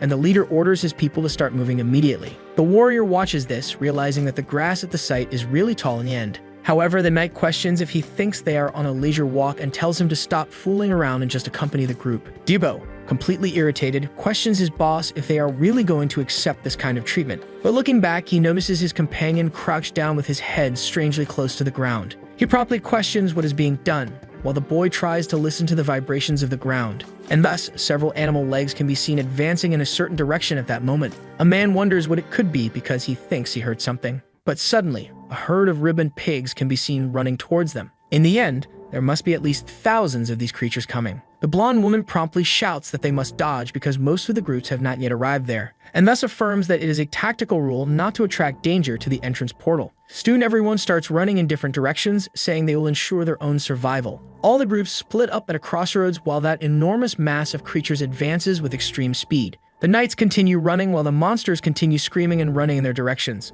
Thus the blonde says they will lure them to a place with more obstacles and hunt them there. But it is said that there is a problem, because the people from the Gaffer Merchant Union are currently missing. Soon we can see the tall grass bathing the area while someone says it is refreshing. It's the warrior who can finally relax and says his boss did well to guess that the pigs were getting agitated. The boy states that it was only possible thanks to his experience because there are many herds that travel across these plains. It is explained to us that these monsters have a violent personality and usually attack in groups consisting of hundreds of thousands of them. Although they are difficult to deal with, they are not impossible to kill, and the people from the merchant group will be able to handle them, but they should conserve their energy. No one knows which monster they will fight at this portal, and it is possible that killing the pigs will not result in completing the portal. Before his return, the attack on this gate of 100 men was a complete failure, with all the adventurers who participated ending up having horrendous deaths. Quickly, Dibbo starts walking, questioning what his boss is doing and thinking about so much at that moment. But then his foot ends up passing over a rope, drawing his attention. Quickly, a sound can be heard from the place while the man widens his eyes. And quickly, his boss pulls him out of there, who screams asking what that could be, but soon realizes it is a type of trap that was placed there to eliminate him at that moment, and thus questions who in the world would do such a thing if not humans. Another place can be seen where someone is cutting ropes at that moment. Thus a huge log flies toward a bald man who appeared distracted with something else. A sudden slash is made through the air with a defense, and it ends up cutting the trunk that was coming towards him to eliminate him. Thus, he states that all of this is very childish, and another of his companions says he just finished clearing the area, and that must have been the last one. A man approaches, telling Babel not to lower his guard in the end, and everyone that recognizes him as Crocus, their current leader. Although they may have dismantled some small traps, there is still the problem that these monsters have a high level of intelligence. Thus, it must be ogres they are dealing with who are difficult to handle because they have a strength equivalent to a final boss of a red portal. With that, they have an idea of what to expect and can be sure that the difficulty of this portal is high and everyone would be dead if there wasn't someone his level there. He then turns around saying they should make use of this situation to their advantage, promptly asking to be followed. But upon hearing something fall to the ground, he warns them to be careful not to leave anything behind. However, when he looks, he realizes it is the head of his companion that has just hit the ground. Suddenly, a massacre begins to form throughout the area, completely slaughtering that entire group that was there. Quickly, the one responsible for it appears, thus finishing off the local leader without giving him any chance to retaliate. The remains of the old man fall to the ground, questioning who could be capable of this. And then the man says that the one standing before him is a complete fool for acting as if he knew everything. Soon we can see another place where someone says that using ribbon pigs to distract the people entering the portal is really interesting. Not knowing whose idea it was, but it worked very well for them, and this is a good opportunity to start acting. The man promptly sighs, saying that this is extremely irritating in the end. And thus he stands up with his staff, saying that they can't do anything anymore since they are running out of time and will start soon. The three red-haired sisters can be seen paralyzed at that place as if they were statues. Their hands try to move to attack the person standing before them. However, the mage warns that it is no use trying to move since his magic will not allow it for the next 30 minutes. And one of the women with difficulty questions why he is doing all of this. Quickly, the older man is surprised because she is incredible for being able to speak even under the effect of his magic. Since she is the most dangerous there, it's better to get rid of her as quickly as possible. Seeing that scene, the other two begin to tremble and cry in fear because of it. However, the mage crouches down, saying that it's a very difficult question to answer,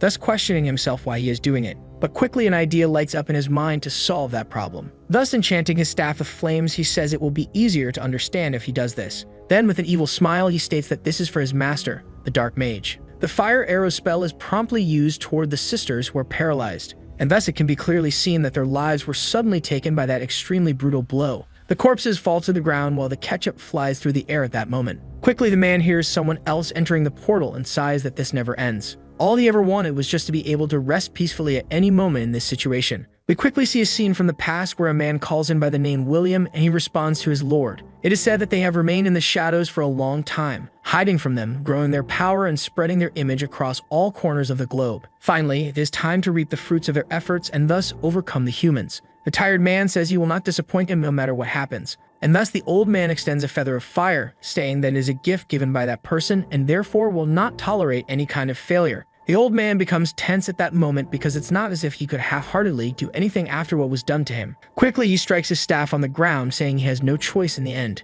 and thus questions whether he should take this a little more seriously than the last times he committed such acts. Soon we can see that night has finally fallen, where a fortress is illuminated amid the darkness of night. The creature is panting from extreme exhaustion and drooling at that moment, and thus we can observe that they are ogres present in multiple numbers at that location. In the distance, our protagonist alongside his companion observes the scene confused, and thus Dibbo questions what this could be in the end as he begins to internally panic. He then whispers, questioning if all these monsters are boss level, to which it is said that only one of them is the true leader in the end. All of them have high resistance and are naturally strong, and just facing one is already risky enough, and apparently they are stealing items. Since some adventurers' weapons allow the wielder to use abilities, this will become a problem during the battles to come. Quickly, the warrior questions what they will be able to do since this amounts to an entire army facing the two of them at once, and if the blonde were there, it would help more. Our protagonist is surprised that he now wishes for the woman's help, to which it is said that at least their chances would increase if they had one extra companion. Sometime later, a small patrol can be seen walking around the fort in an orderly fashion. The wind is blowing strongly as if it is not another dimension but rather a flora and a completely unique place in the world. Soon someone can be heard approaching, drawing the ogre's attention as it turns in that direction.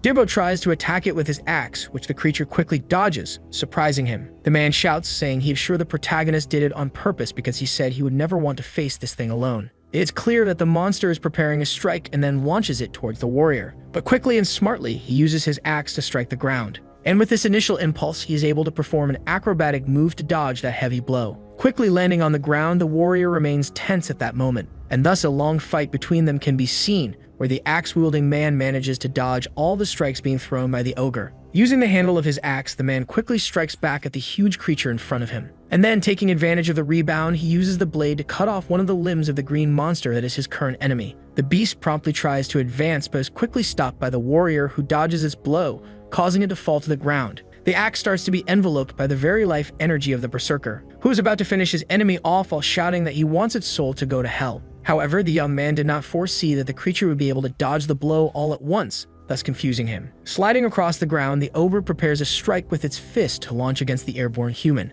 thus delivering a powerful attack against the protagonist's companion, who takes the heavy blow, and is thrown against a nearby tree, revealing that he managed to block it with his axe. However, with an expression of extreme fury, he questions why his opponent won't die no matter what and continues fighting with such ferocity. But completely insane, the ogre continues advancing with extremely heavy roars of rage, and thus strikes the tree since the warrior managed to dodge by throwing himself to the ground at that moment. Quickly, he manages to plant his foot firmly on the ground, stabilizing his stance to avoid falling with what is about to come. Then he uses an explosive attack to cut off one of the creature's main weapons. However, he did not foresee that the monster, with its other hand, would grab his head and squeeze it, causing him to groan in pain. With extreme strength and brutality, the creature begins slamming his body repeatedly against the ground. But with extreme cleverness, Dibbo manages to lock his legs around the arm holding him, and thus applies an arm lock to cause extreme pain to that extremely powerful monster. The orc throws him away out of fear of losing another limb in this battle. However, without giving space, the warrior promptly jumps towards his opponent to try to finish him off. And it can be seen that this clash, which has dragged on for so long, finally seems to be reaching its climax. Soon the night is howling after a few hours have passed. We can observe that one of the creatures is already lying against the ground at that moment. Debo, still injured, says he thought his companion would intervene to help him. However, our protagonist states that it seemed to him his friend would be able to handle it, and now he knows they are not impossible to kill, thus irritating the other. But the one with darker skin suddenly widens his eyes upon seeing something that scares him. It is a bunch of corpses lying before him, making him question what all this is. Because they are the Cygnus Mags who were sent along with them, and thus they suspect this could have been the work of the orcs. However, someone ends up groaning in pain while their teeth are stained with ketchup due to an injury. The warrior promptly asks his boss to look ahead, which our protagonist does silently at that moment, soon noticing that it is a survivor of the massive massacre that occurred at this place. And thus he approaches, questioning what happened there since they seem to have been attacked by ogres that live within the portal. However, the light-haired survivor says it's not like that because the one responsible for it was actually an assassin. We see Abyss sitting in his chair in the middle of the night while smoking a cigarette, and thus looking up he realizes that none of it seems to make any sense in his mind. Since assassins are people who can enter certain portals that others cannot to gather information and kill other adventurers. However, this time it's just a fight with no winner, and since they would need to overcome the portal, it doesn't make sense to take such risks, as someone could easily flee from there. The adventurers are the elite of the merchant unions, and even if a third union were involved, there would be no profit for the assassins to come to this place. Quickly, the warrior questions his boss if that is really what it seems, to which he replies yes without any doubt, since it's been a long time since he saw that blonde-haired girl among those corpses. And thus the severely wounded man punches the ground, cursing at the skies at that moment, because it's all his fault as the world didn't think there would be a traitor among them, and he questions why Lady Kiri would have committed such an act. Our protagonist hears everything, saying he doesn't understand since there's no reason for her to be one of the assassins sent to this place. To which the other replies that he doesn't know either, as it's still hard to process, but all the attacks seem to be part of her orders. And before ending things at that place, she said one last thing that was the most important, that she was a follower of the Dark Mage. Debo was startled by this, questioning whether it could really be possible for someone like that to be there. It is explained that this being existed 800 years ago as a transcendent who threatened the entire world with his followers. To stop him, the 6 heroes took command, and the battle turned entirely against the sorcerer until all of them ended up being sealed at once. With the Dark Mage's army in chaos, the allied forces began to advance, thus eliminating all the followers of that nefarious being. Any citizen of Maple would know this, and thus Dibbo says there's no way this could be true, as he still doesn't want to believe it. However, our protagonist thinks that now is not the time to worry about others, and thus they will go after her. He then questions whether the wounded man will go with them, since he must be prepared to fight her when they find her. And with extreme determination, this man says is exactly what he wants in the end because he feels the desire to avenge his companions. We can observe someone running at that exact moment with extremely light steps. It is the Nigus, who is fleeing from something that left her completely tense. However, something ahead catches her attention, making her stop immediately. And a man in front of her welcomes her, saying he had been waiting for her at that exact moment, thus calling her Lady Kiri along with her assassin companion in that poorly lit place. With laughter, he states that she handled the ribbon pigs and even managed to make their plan flow without any problems, and thus questions whether she received the gift that was sent to her, leaving the woman in total silence in that situation. Quickly, with her sword in hand, she questions who these men are, making her waste for time like this. Elsewhere, Debo states that they can go a little slower since the boss is going ahead anyway, but the man insists he is fine. Thus, the warrior reassures him by saying that his chief is extremely skilled when it comes to finding things, and therefore they are certain they will find it. The man, secretly holding a dagger, claims it is great news after all, imbuing it with his dark mana at that moment. Soon after, we can see the morning sun finally rising over that troubled place. A person is running at this very moment, heading towards their opponent. It is the knight, who is attacking one of the assassins, who is defending against one of her strikes. The mage says it is incredible, as it was expected from the captain of the Cygnus Knights. However, he wonders how long she will manage to endure until her death finally approaches. With an extremely firm step, the woman begins to emanate a golden aura at that moment. She then uses a martial stance called Rising Sun. One of the assassins charges forward, saying it is time for her to die right now so that she can complete her work. However, the blonde is able to block the strike, and with her blade in motion, advances towards her attacker at that moment. The woman even tries to beg for mercy and to wait, pleading for her miserable soul. But the blonde already uses a solar strike at that moment to completely eliminate the filthy assassin standing in her way. We can see her breathing is heavy, and she is currently tired due to the time spent. Still standing firm, she demands that they reveal their purpose if they don't want to die immediately right there. But the mage complains that it is all very annoying, as his companions must hurry and kill her immediately. Thus, they all charge at the woman at once, shouting for her to die already. However, a shadow suddenly jumps out of the forest, surprising everyone. This newcomer easily eliminates all those present with a single powerful blow of his heavy weapon. Even the mage is startled by it, as it was something completely unexpected since he believed all the others were dead. But the blonde is even more surprised, feeling her heart beat faster with hope as she recognizes that figure. It is the warrior, companion of our protagonist, who observes her with extreme sharpness in his eyes. We are then shown a scene from the past where the man is confident that they will find her very soon. The wounded one says that it is all great as he channels his aura into the dagger in his hand. He then grabs Debo's neck, ordering him to send his regards to Lady Kiri when he meets her in the Kingdom of Hell. However, a sudden flame attack causes his hand to be completely severed without warning. With a scream of pain, the knight falls to the ground while the warrior is extremely confused, not understanding what just happened. But our protagonist looks at him skeptically and listens to the desperate cries and barks of that assassin dog in front of him. The dark-skinned man calls for his boss, questioning what is happening as it is still difficult to comprehend. However, the protagonist states that everything went just as he suspected in the end, because that really was a very lame lie they had been told after all. He then says he is sorry to tell the assassin, but there is something he should know about him. Our protagonist does not have the habit of trusting someone so blindly despite appearances. We then return to the current battlefield where the mage admits that everything is strange in the end. The idea that an uninvited guest would appear had never even crossed his mind. Owen tries to tell Mr. William that he is from the Gaper Merchant Union, and their survival means only one thing. It means that the cowardly rat who could not end his own suffering ended up being killed by them, and that a mistake was made. Nevertheless, he sighs and admits it is irritating after all, as the two seem extremely strong at that moment. Therefore, it is time for the elite to enter the battle and start playing with them. The blonde tries to shout to be careful with those people, but the warrior says he knows it very well. He then claims that they are extreme perverts, surprising the girl who does not understand the joke. Quickly, the mage extends his arm, saying they will finish this quickly while his allies charge toward the warriors. The man asks her to at least take care of one of them while he gets rid of the rest, warning her not to lower her guard. Quickly, one of them uses a strike called Savagery, forcing Debo to dodge to the side. He then uses the momentum to perform a lateral cut that forces the already familiar man to crouch at that moment. With a completely confident smile, the warrior states that this man is about to have an utterly painful death. However, he is interrupted by a piercing ability shot towards his head, which he manages to dodge while questioning what this threat to his life could be. We can then see an archer aiming at him at that very moment, looking tense as well. Debo, surprised on the battlefield, fails to notice the attack coming from behind as he curses at all of them at once. When he glances over his shoulder, he sees the glow of magic coming toward him at that moment. An attack called Superior Charge is then fired, cutting his back and causing extreme pain to the warrior. However, it is easily noticed that it was not deep enough, causing the assassin to curse internally, as this was supposed to be his trump card. He then starts laughing, saying there's no need to worry because he will end his misery right at that moment. Another extremely powerful strike is launched towards Debo, who is standing still at that moment. The woman tries to tell the idiot to start moving since he seems to be underestimating the situation. However, the assassin's blade ends up striking the ground, not realizing that the warrior's presence is already behind him with extreme violence. Debo then tells him to stop shouting because he had been just playing with him the whole time. Immediately afterward, he performs a lateral cut, completely slicing through the man standing in front of him in a single move. Another one tries to charge forward, cursing the warrior while wielding his spear. But the man dodges these attacks with extreme agility and without any apparent difficulty. He then uses an explosive cut to strike the man, who manages to dodge but ends up having his spear cut in the process. Debo manages to reposition himself and maintains a firm stance until the end, as he is very experienced with that. The assassin then questions how he can be so strong after all,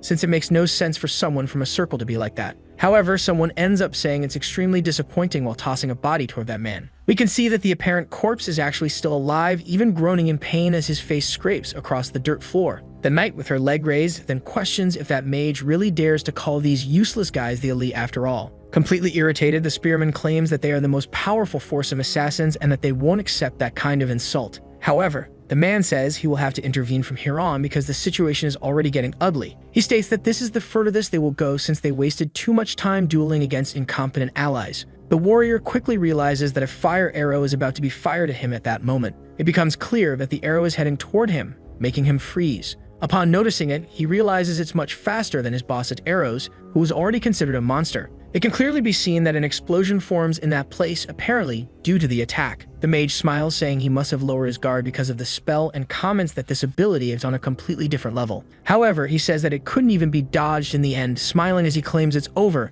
and that they will soon destroy the portal to finally leave. But something makes his eyes widen suddenly because it was strange. Our protagonist appears amidst the flames, completely unscathed at that moment. He shows his extreme determination in his beautiful and serious eyes in such a challenging situation. The mage questions who the hell this guy is and how he managed to survive his most powerful attack. However, our protagonist points forward using his gravity and telekinesis ability. He says that they will leave that matter for later since there are other guests waiting to be welcomed. We can then clearly see a chief of the ribbon pigs approaching the assassins to pursue the one being led by our protagonist. Both are startled by it because it is exactly the strategy they had used earlier, but now it is being turned against them. It can be clearly seen that the massive herd is charging wildly toward them to devour them. A few hours finally pass where we can see the creature screaming while its teeth are breaking. After so much damage suffered, it eventually falls to the ground, finally being defeated at that moment. The mage, completely exhausted, says that thing gave them more trouble than he thought, and they managed to escape by throwing it on top of them. He then calls for his companion, who immediately apologizes. It is revealed that he is finishing off the other creatures present at that place by his side. However, the mage says there is no time to regroup, so they will just proceed,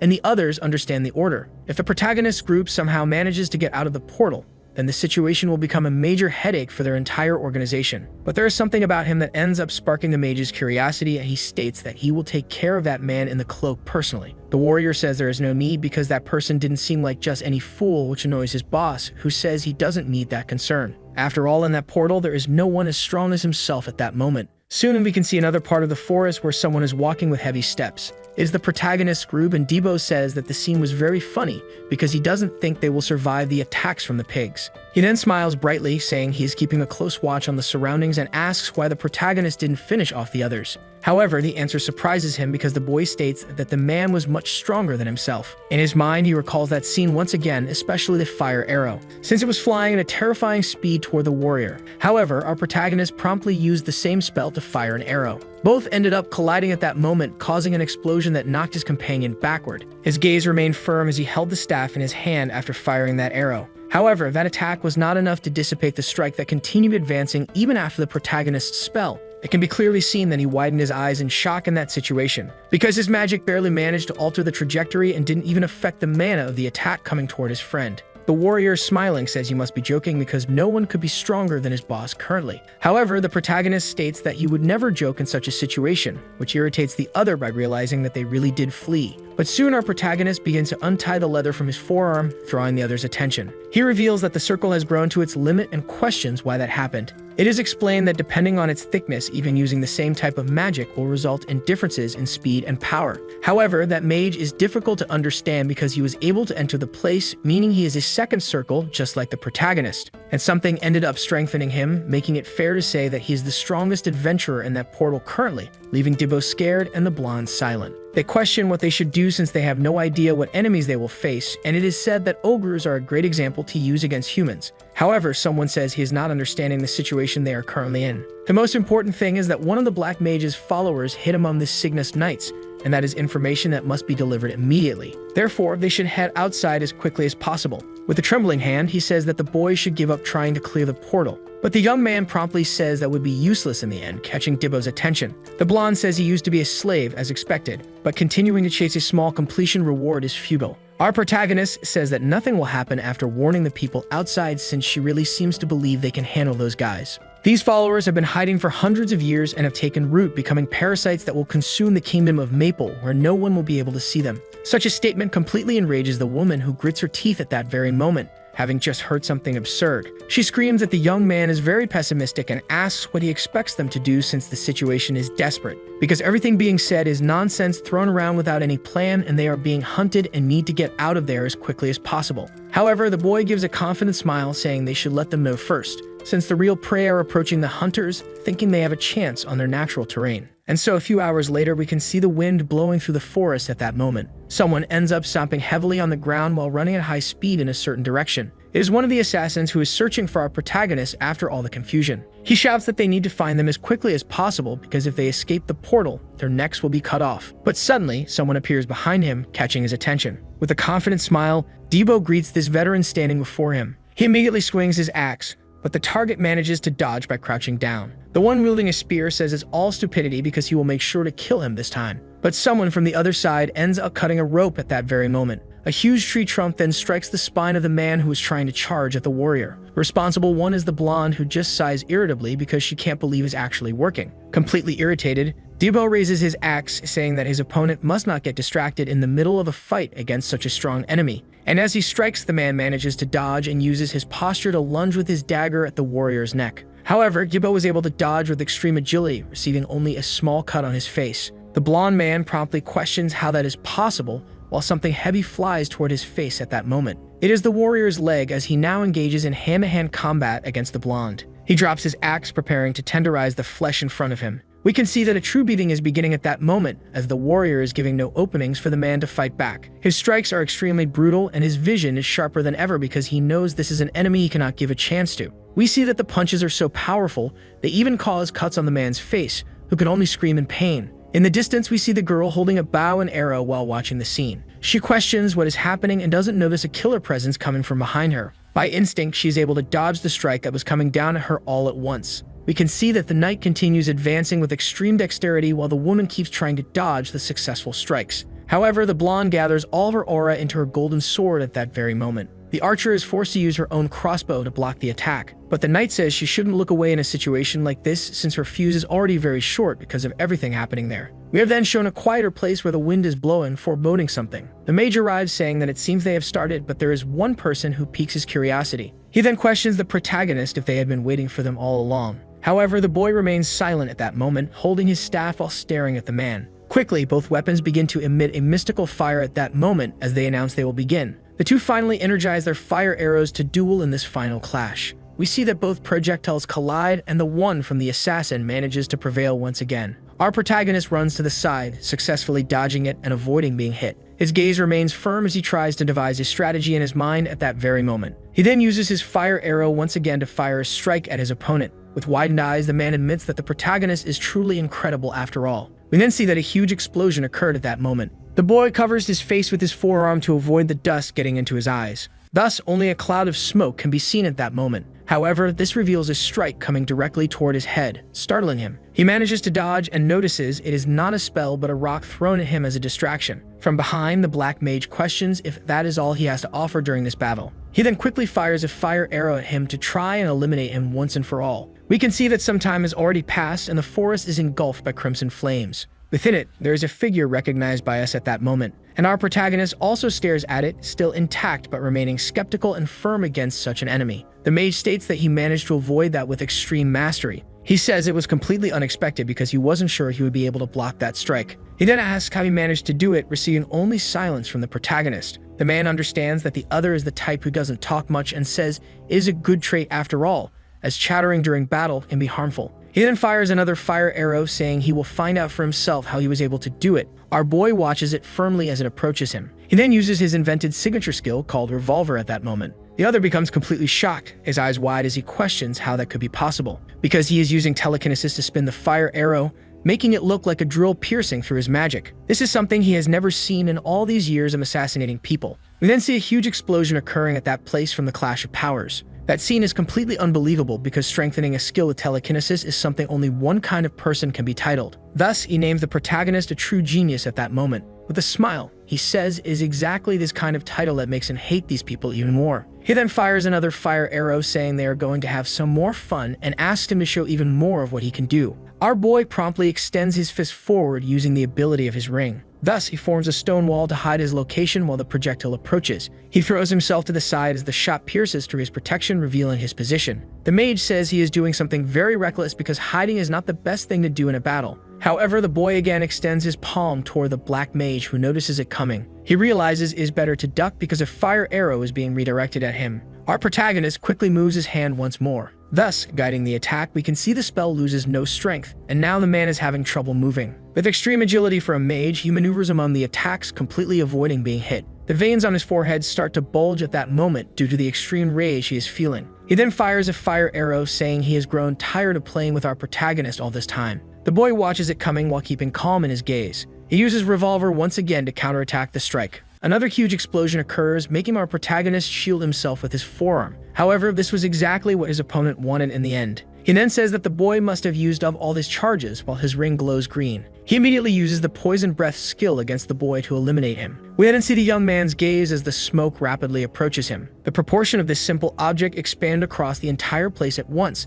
leaving no apparent space for our boy to escape. We can see the wind already stirring amidst that green smoke that was fired. The man states that this is a very useful skill, but that it leaves many openings while invoking it. He imagines he could seal his attacks by forcing his fire arrows into cooldown. Now the boy will not be able to do anything for the next 30 minutes from that point on. His abilities are also inactive at this moment, and thus he will have to beg for forgiveness by using his dagger. But this ends up being his favorite part, and he can't wait any longer, jumping with excitement. He wonders what the look of despair on our protagonist's face will be when he is finished off by his blade. However, surprisingly, the boy simply manages to move toward that difficult opponent. His hand is clenched with all his strength, and we realize he hasn't only increased his intelligence but also the strength of his body. The assassin mage is astonished by this, unable to understand, and becomes paralyzed for a moment. A moment that is seized by our boy, who proves that you can't be a mage if you can't hold your own in close combat. His strike is extremely brutal, knocking out teeth and sinking the face of that nefarious assassin with pure brute force. Thus, we see the face of our boy not at all paralyzed, just continuing forward with determination. We soon observe the assassin's body being thrown backward without any apparent chance of retaliation. We see a flashback where the pirate asks how he managed to do that,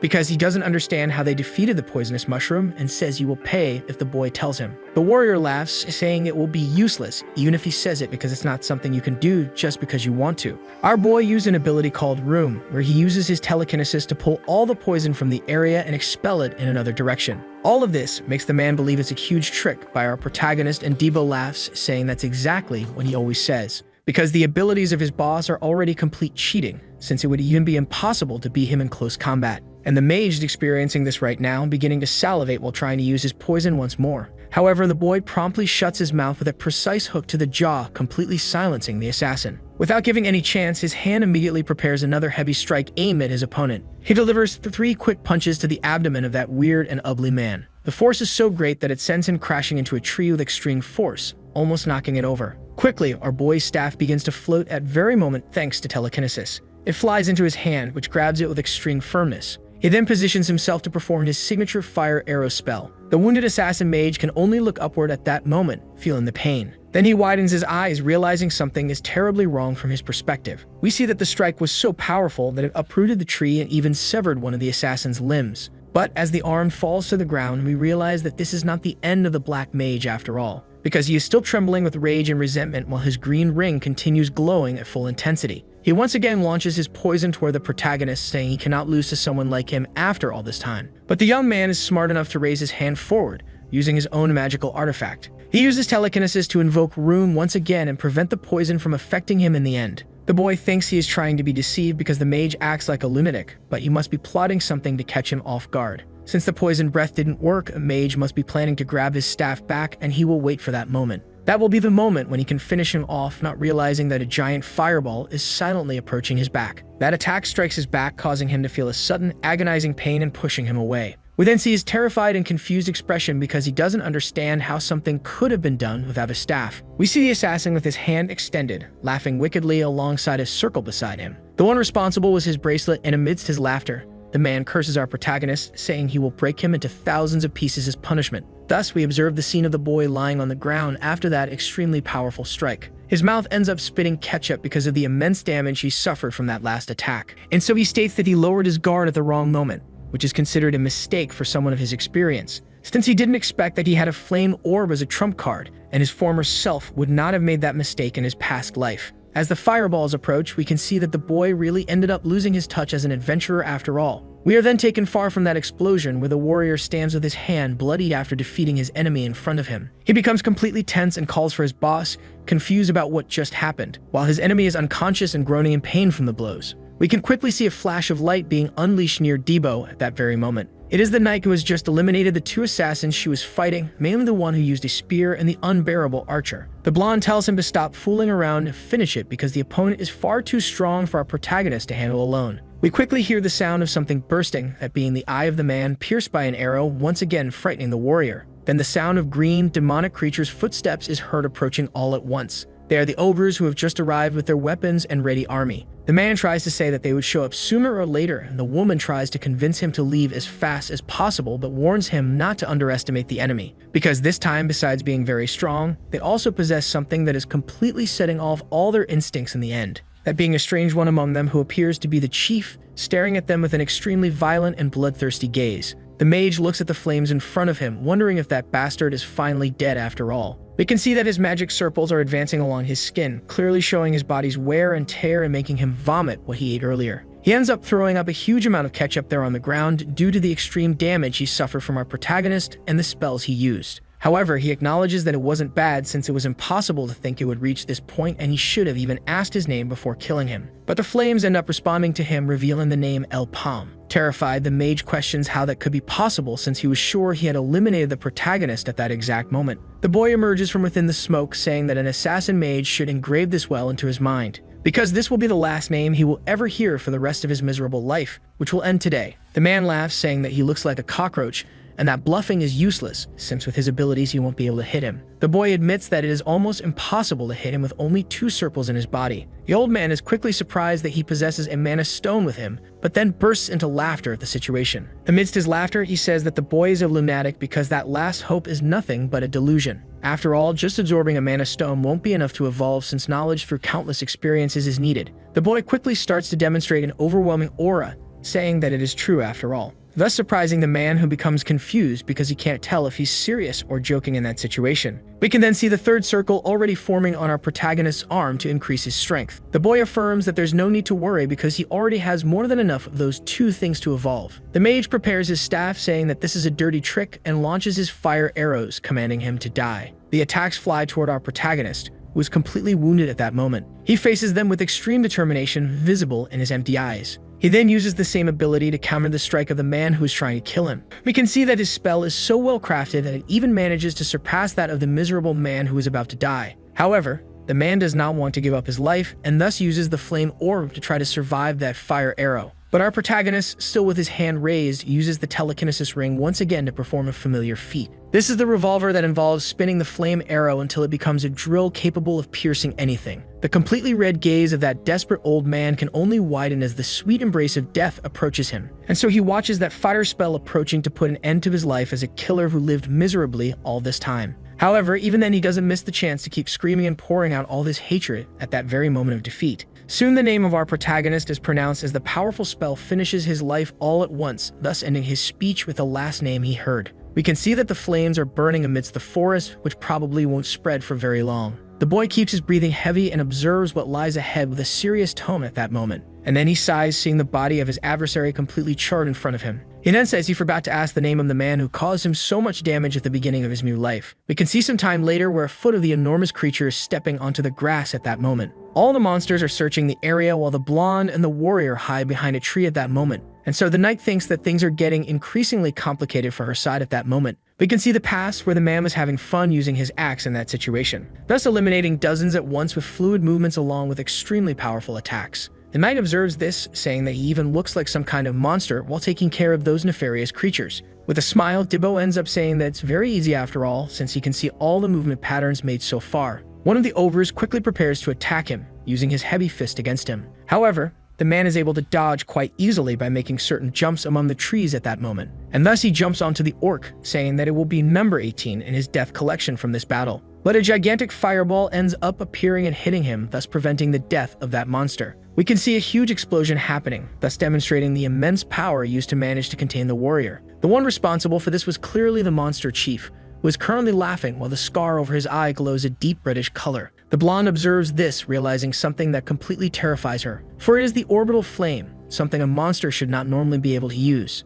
In the end, such an item is something unexpected during this difficult battle, which makes everything even harder. And so she thinks that she has no choice but to stay hidden until El Palm returns, hoping that he is still alive. The creature trying to capture her fails in its mission as she moves with extreme agility while carrying the man with her. We can see that all the warriors are trying to reach her in vain as she feels the exhaustion of the battle and her breathing becomes heavy. One of the monsters gets in front of her to attack with an axe and end her life at that moment. Noticing this, the girl grabs with all her strength the wrist of her companion who is on her back, thus throwing him upwards while eliminating the monster that was coming at them. Catching him again, she thinks that this guy and the other one are of great help and therefore she cannot let them die, still believing she can handle whatever comes. However, something makes her eyes widen immediately as fear becomes visible. After all, a huge fireball was launched right in front of her, ultimately preventing her from moving forward. The responsible one was the leader, who laughs at that moment while she thinks she cannot face him. Thus, she starts running from another of those spells that is coming her way to incinerate her. We can see that the fireball is extremely fast and is already close enough to singe the tips of her hair.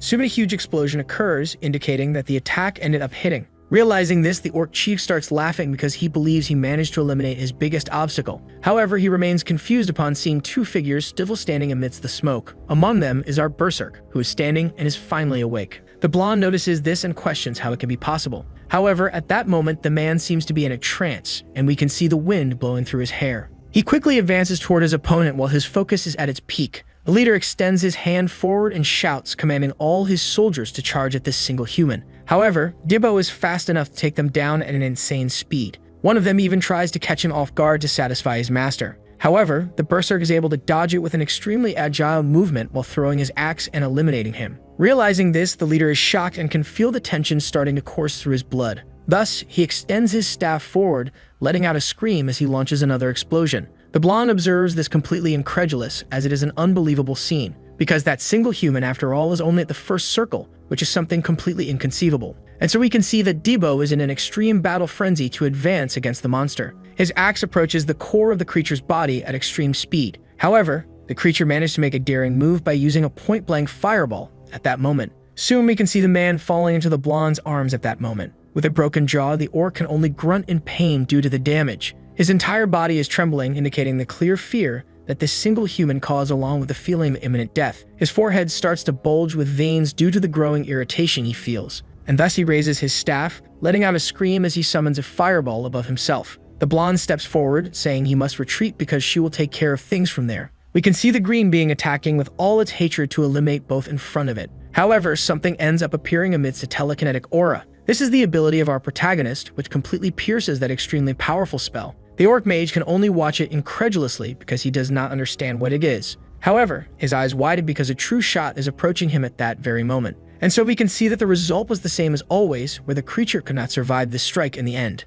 The blonde observes this incredulously, questioning what it could be. And so we can see the image of our boy with heavy breathing right there. Soon after, he says that he didn't arrive as late as he had thought. In another place, we can see someone yawning from exhaustion at that moment. This is the adventurer outside who says that it's been 4 days without any signal and that lazing around is making him start to soften. But when he looks ahead, he realizes that everything is getting very noisy all of a sudden. And so we can see that the trunk of the portal started to collapse at that moment. He shouts, questioning what this thing happening in front of him could be. Thus, we can see that the portal was closed and destroyed after some strange event. A woman says to call a bishop immediately because some people managed to return alive from the raid that ended up being a failure. The man with a scar on his face becomes tense upon witnessing the scene in front of him, because only 3 people managed to come back from that hell they were thrown into. We can then see our protagonist waking up suddenly with wide eyes. The adventurer says that he finally woke up, noticing the boy's fright. However, he says it's better to tell the truth from now on because it seems that only Gaffer's mercantile group survived. And thus he asks what happened inside the portal, to which our protagonist is surprised to realize they were the only survivors. Soon he says he thought that might be the case, but it's hard to believe that everyone else died. Then he reveals that there was a demon inside that cursed place. Soon after, he asks for a pencil and paper since he's going to draw it for them. He doesn't know what it is called but shows it to the man, who becomes frightened by it. And once he calms down, he realizes that everything finally makes sense. Sometime later in a cabin, someone shouts that it makes no sense, because a total of 100 people, who were the elite, ended up dying in a red portal. One of them, called Toriel, states that even his cousin was inside among them. The man states that they were not lying since he said that was the boss of the 100-person portal. Everyone realizes it was a green ogre, since they are monsters capable of using items, meaning it would be like facing an army of adventurers. But one of the men stroking his mustache states that he cannot accept such a thing, since there is no chance that the 3 Nadisha sisters would have lost to something like that. The adventurer questions what he's trying to say, to which he replies that it is quite obvious. After all, it seems like sabotage, revealing that someone from inside may have betrayed everyone. After entering the place, it would be impossible to know what happened inside, and whether planned or not, it seems that the only 3 who survived were from the same group. Habis, noticing this, says that it was a miracle on his side since one of his managed to awaken the 3rd circle and escape with 2 other members, unlike the others. The man understands this provocation, saying that they seem to be trying to claim they are better than the other unions. Both then start a discussion about climbing the ranking of the 10 great unions and end up in laughter filled with anger. And the adventurer, noticing this, questions in his mind whether they are done with these barbs. The man with the mustache questions if they have any proof in the end. Then the man with the cigar says they didn't bring any items out of the place and thus have no reason to have done anything. Soon we can see the outside where our protagonist bows, thanking them for taking care of them, to which the man says it was nothing. The woman approaches her leader, questioning if it's alright to let them go. And so the old man states that they have already come to a conclusion after all. We can see some time passing and the wind in the forest continues to howl at that moment. Our boy looks to the side, thus noticing a recognizable figure. The blonde is surprised because the little creature actually followed him there, thus seeing an extremely cute little snail staring at them. The blonde questions why he is hesitating after the whole plan has been set up.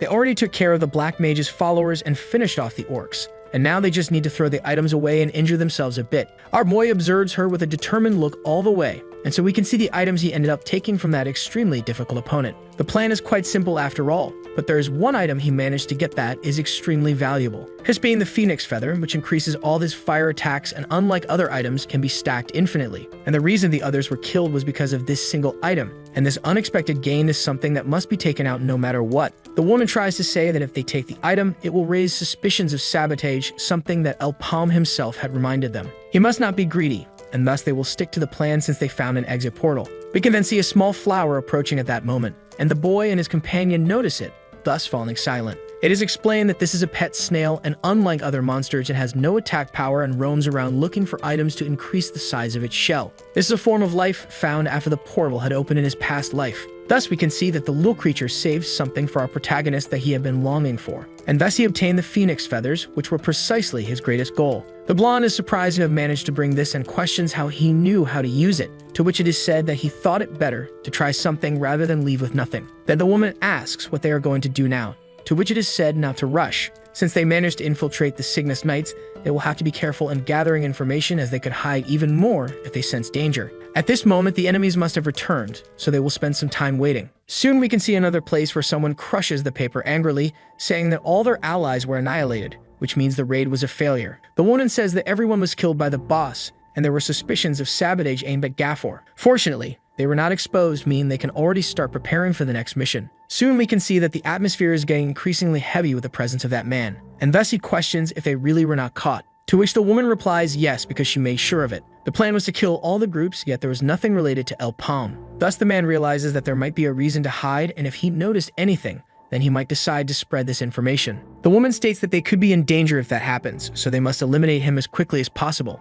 And the man with the smile says that this is the perfect chance to extend an invitation, as he will try to accept it. However, it will be better to prepare something different for this situation, because they might be the first and last guests who will know of his existence. We can see someone talking about the world before reincarnation as a true hell. Suffering from poverty, this person could only dream of living as a normal human, and all he could do was watch his brother suffer from black blood disease. In the end, he was not even able to build a grave for his family. And amidst that hell, an angel ended up appearing in his life, saying that someone had been left behind. This woman said that he seemed to be going through some difficulties and asked if he wanted to help. This was his first meeting with Iran, and he could only tell her to go away. Sometime later, we can see a dog charging at the group. Dibbo, with extreme mastery, says that he is taking first place in monster elimination. The other companions say that the cleanup for that day has already been decided, and that's why the one using an axe seems focused on looking cool. The woman says that everything has already been resolved, and with this well-done job, they can leave. That figure was like light for our berserk, who watched her from below. 1 year was more than enough to make him see life differently, and watching her made him see the world in a better way. And his goal became to help her,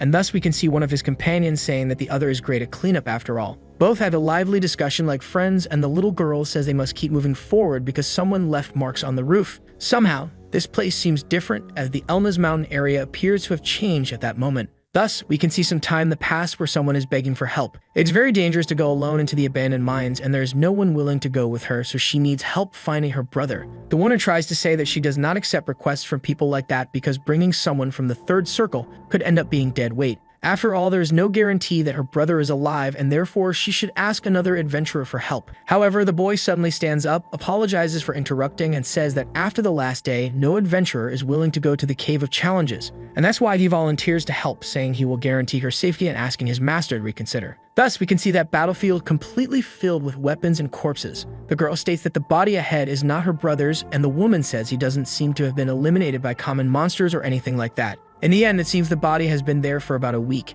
and she remembers this person as a shadow approaches. Soon, a huge structure ends up falling on the group at that moment. Thus, an explosion occurs due to an attack made to defend themselves. Dibbo, holding the little girl in his arms, questions what just happened there. And when he looks around, he realizes is a figure he recognizes. In the end, he is called Zakam and tells the young girl to stay behind him as he advances. However, a blue slash is made at that moment with extreme force, hitting the hand of the creature that was about to strike his student. The woman says they will advance from the left to hit the core of the giant creature. The man understands this, saying they will finish as quickly as possible to continue the search. The other members prepare at that moment, thus advancing with all their strength and determination. The battle is extreme, and we can see that the damages are caused with immense force. But the girl observes it and then notices something that catches her attention. It is a cave echoing with something dark calling her. Sometime later, Dibbo is breathing heavily, saying that it was as difficult as the rumors said. However, the knight suddenly calls out, saying she can't see Shannon around and asks if anyone saw her. Thus, we can see the girl's hair ornament lying on the ground at that moment.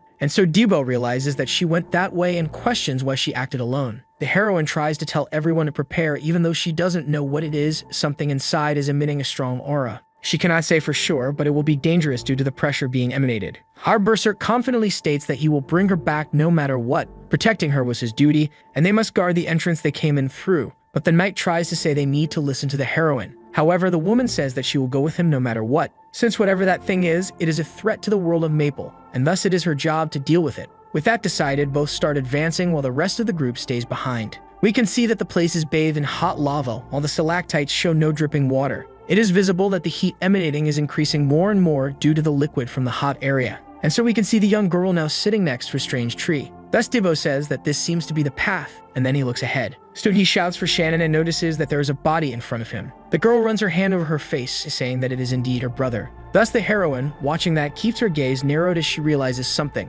Dibbo tells the young girl not to move since he will go get her immediately and bring her back. However, the girl starts laughing amid the tears she is shedding. Then she says that he really came just as she expected, since he's a good person, but there is no way to return. The name Zakam means demon tree, and while many believe that the statues move on their own, the giant tree is its true core. You still have to deal with a real one, and Dibbo questions what she's trying to say in the end. The woman promptly stops him, thanking him for saying that, and says she should stay calm because he will kill this tree. However, the little girl must hide because it will be dangerous, and the creature could hurt her if she is caught in the middle of it. Yet he questions if she still wants to continue using her brother as a sacrifice, just as is happening. The girl holding the orb says that they still have not understood in the end. All of this is just the beginning, and the moment they entered this place, they sealed their pact. Zakam uses mediums, and they have an extra trait, because they are not limited to using only statues as was being thought. Upon noticing her companion attacked, the woman quickly turns back, startled at that moment. And so we can see the warrior with a spear advancing towards her with a black aura around his weapon.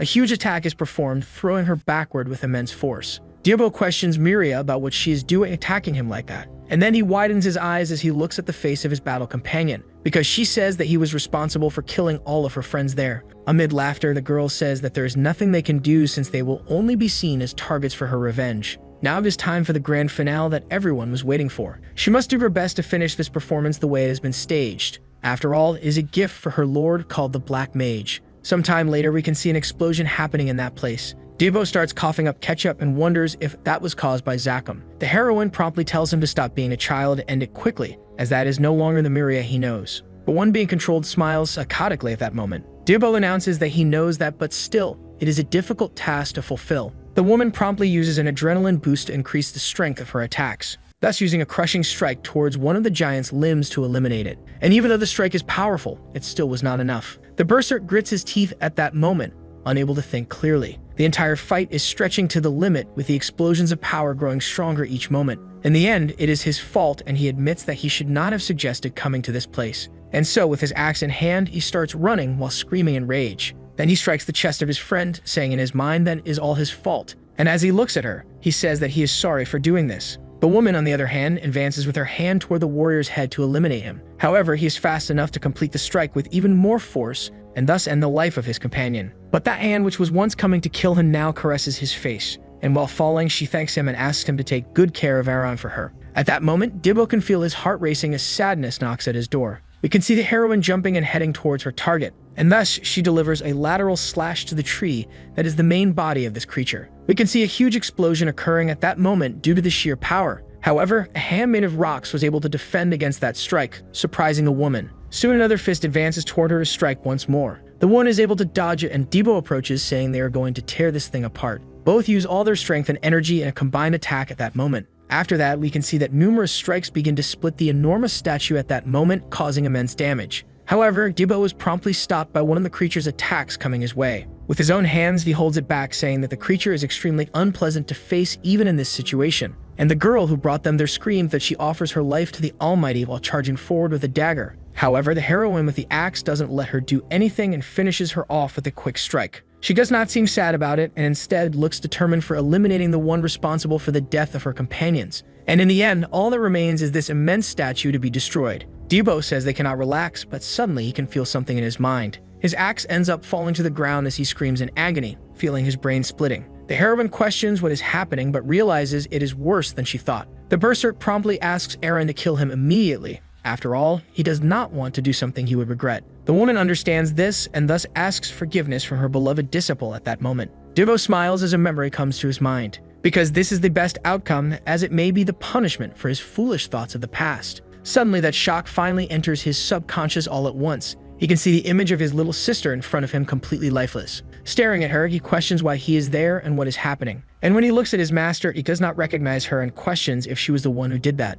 Then the woman says not to worry because she will end this as fast as possible. However, the man, already overtaken by madness, says he will make her regret putting his sister in the middle of this. The woman manages to dodge one of the statue's attacks that came toward her by surprise. However, the man's axe advances toward her, covered in dark energy. She is able to dodge it by ducking, but then notices something coming from below. It is a kick that surprises her, but she is able to block it with one hand. And she says that her student's senses are really sharp, just as she trained him to be. Both begin a duel, clashing their weapons through the air while fighting fiercely. And the woman promptly tries to launch a slash toward him, saying that this might be her final chance, thus cutting the hand of the enormous creature that was trying to protect its only cocoon. The woman appears behind her pupil at that moment with her weapon energized. The man looks back and can feel his heart pounding fast. After all, this is her strongest ability, known as the last play. Debo ends up falling to the side at that exact moment, unable to get up. The woman starts jumping through the air with extreme speed and charges at the huge beast standing in front of her in statue form, thus delivering a powerful blow, saying they are going to end this quickly to save her boy. Soon her weapon materializes the giant bear, being the extremely powerful final strike. However, atop the statue's head,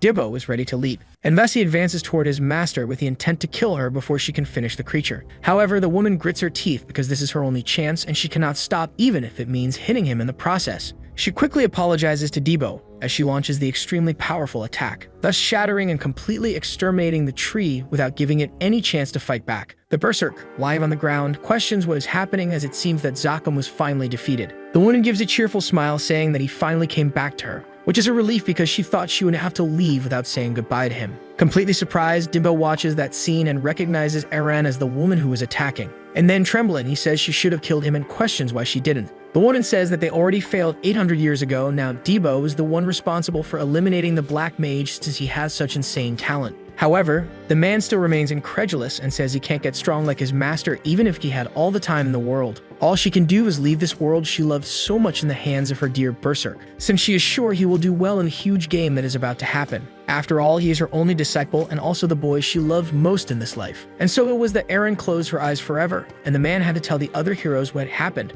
But a world without his master made no sense. It was a hell where he couldn't protect his life's purpose and couldn't even answer the questions of those he loved. In the end, this place never wished for Debo to truly be happy. And facing death, he felt nothing because his heart had been ripped out a long time ago. With that explosion, it was confirmed that it was worse than the hell he was born into to suffer. He suddenly wakes up, opening his eyes in a relaxed manner. He finds himself lying in bed while certain sounds are heard. His sister is surprised that Debo was already awake, since he was unconscious even without injuries, and questions whether he had some kind of nightmare. However, the berserk claims not to remember anything, and then his sister hears a knock at the door and says someone is waiting for him. Thus, she calls him, saying someone came to see him, and Debo, with his extremely sculpted body, appears at the door. He soon sees his boss, saying that their plans were moved up and therefore they need to prepare to leave. He says there can be no rest since they are being hunted, and asks if he can lend him some money, which the man promptly tries to refuse. We are taken to the Gafor Mercantile Union office, where the man questions if the boy managed to escape just by gaining one more circle, which is confirmed. Quickly, he starts to get irritated and questions in his mind what the boy in front of him is planning, and thus asks if he doesn't know any more details, since he won't be rewarded if he doesn't deliver information, and it seems he is in need of money. However, the boy states that he made a mistake and will cover it, thus saying that this is the payment for all his debts at that moment. In total, it is 2 million in cash, and he pays what he owed, surprising the man, who questions whether he is trying to sell information at a higher price, and says that he is a free adventurer and thinks he needs to resign the contract. He soon questions what the signing bonus he desires is to be rehired, to which it is said to be 15 million. Avis, completely shocked, claims it is absurd since he is just a rank C adventurer and no one would pay all that. However, the boy promptly stands up with a relaxed tone, saying that he thinks their conversation ends there since they are not ready to negotiate. Dibo, while walking, questions how it went during that process, to which it is said that he rejected it after hearing the 15 million signing bonus. The warrior says that his boss must be crazy for asking for that amount, to which the response comes in a funny way that's nothing much.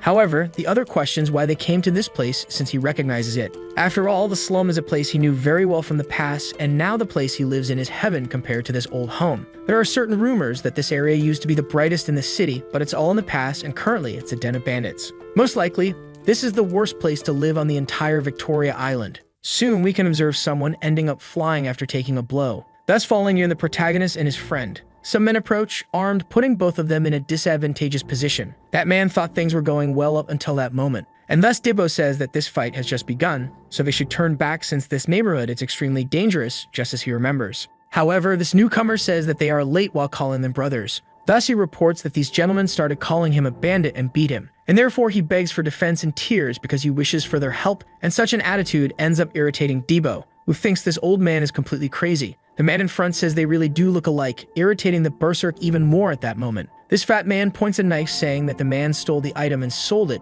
and they must pay 3 million right now to settle the debt. With an evil smile, the one with scars states that nobody saw him stealing, and in the end, he is an innocent man and should leave immediately. However, the old man shouts, saying that the man is truly asking for death with those insinuations. But our protagonist quickly throws 3 million at the bald man's face, thus paying the debt. Right after, he states that with that done, they can now leave, surprising Dibbo, who questions why he did that. The boy quickly looks back at that moment with a serious look, thus calling for Ralph and telling him to follow immediately. This man questions whether they really came to recruit and then asks about the money, to which it is said that he threw it all at that guy earlier. Upon hearing this, the old man states that he has no reason to join the group, and thus the berserk gets irritated, saying that they need 3 million to pay their debt. With a cocky tone, the old man says he never asked them to pay it after all, since they acted without consulting him. And so he announces that if they came looking, they must know his skills and thus must pay accordingly, since he needs at least 3 million to join them. Soon we can see someone approaching the three, asking for permission to step in. There's a woman named Beju from the Kenya Mercantile Union calling for El Palm. The boy stares at her with suspicious eyes at that moment while becoming serious. Ralph, noticing this, realizes that she is from one of the great unions,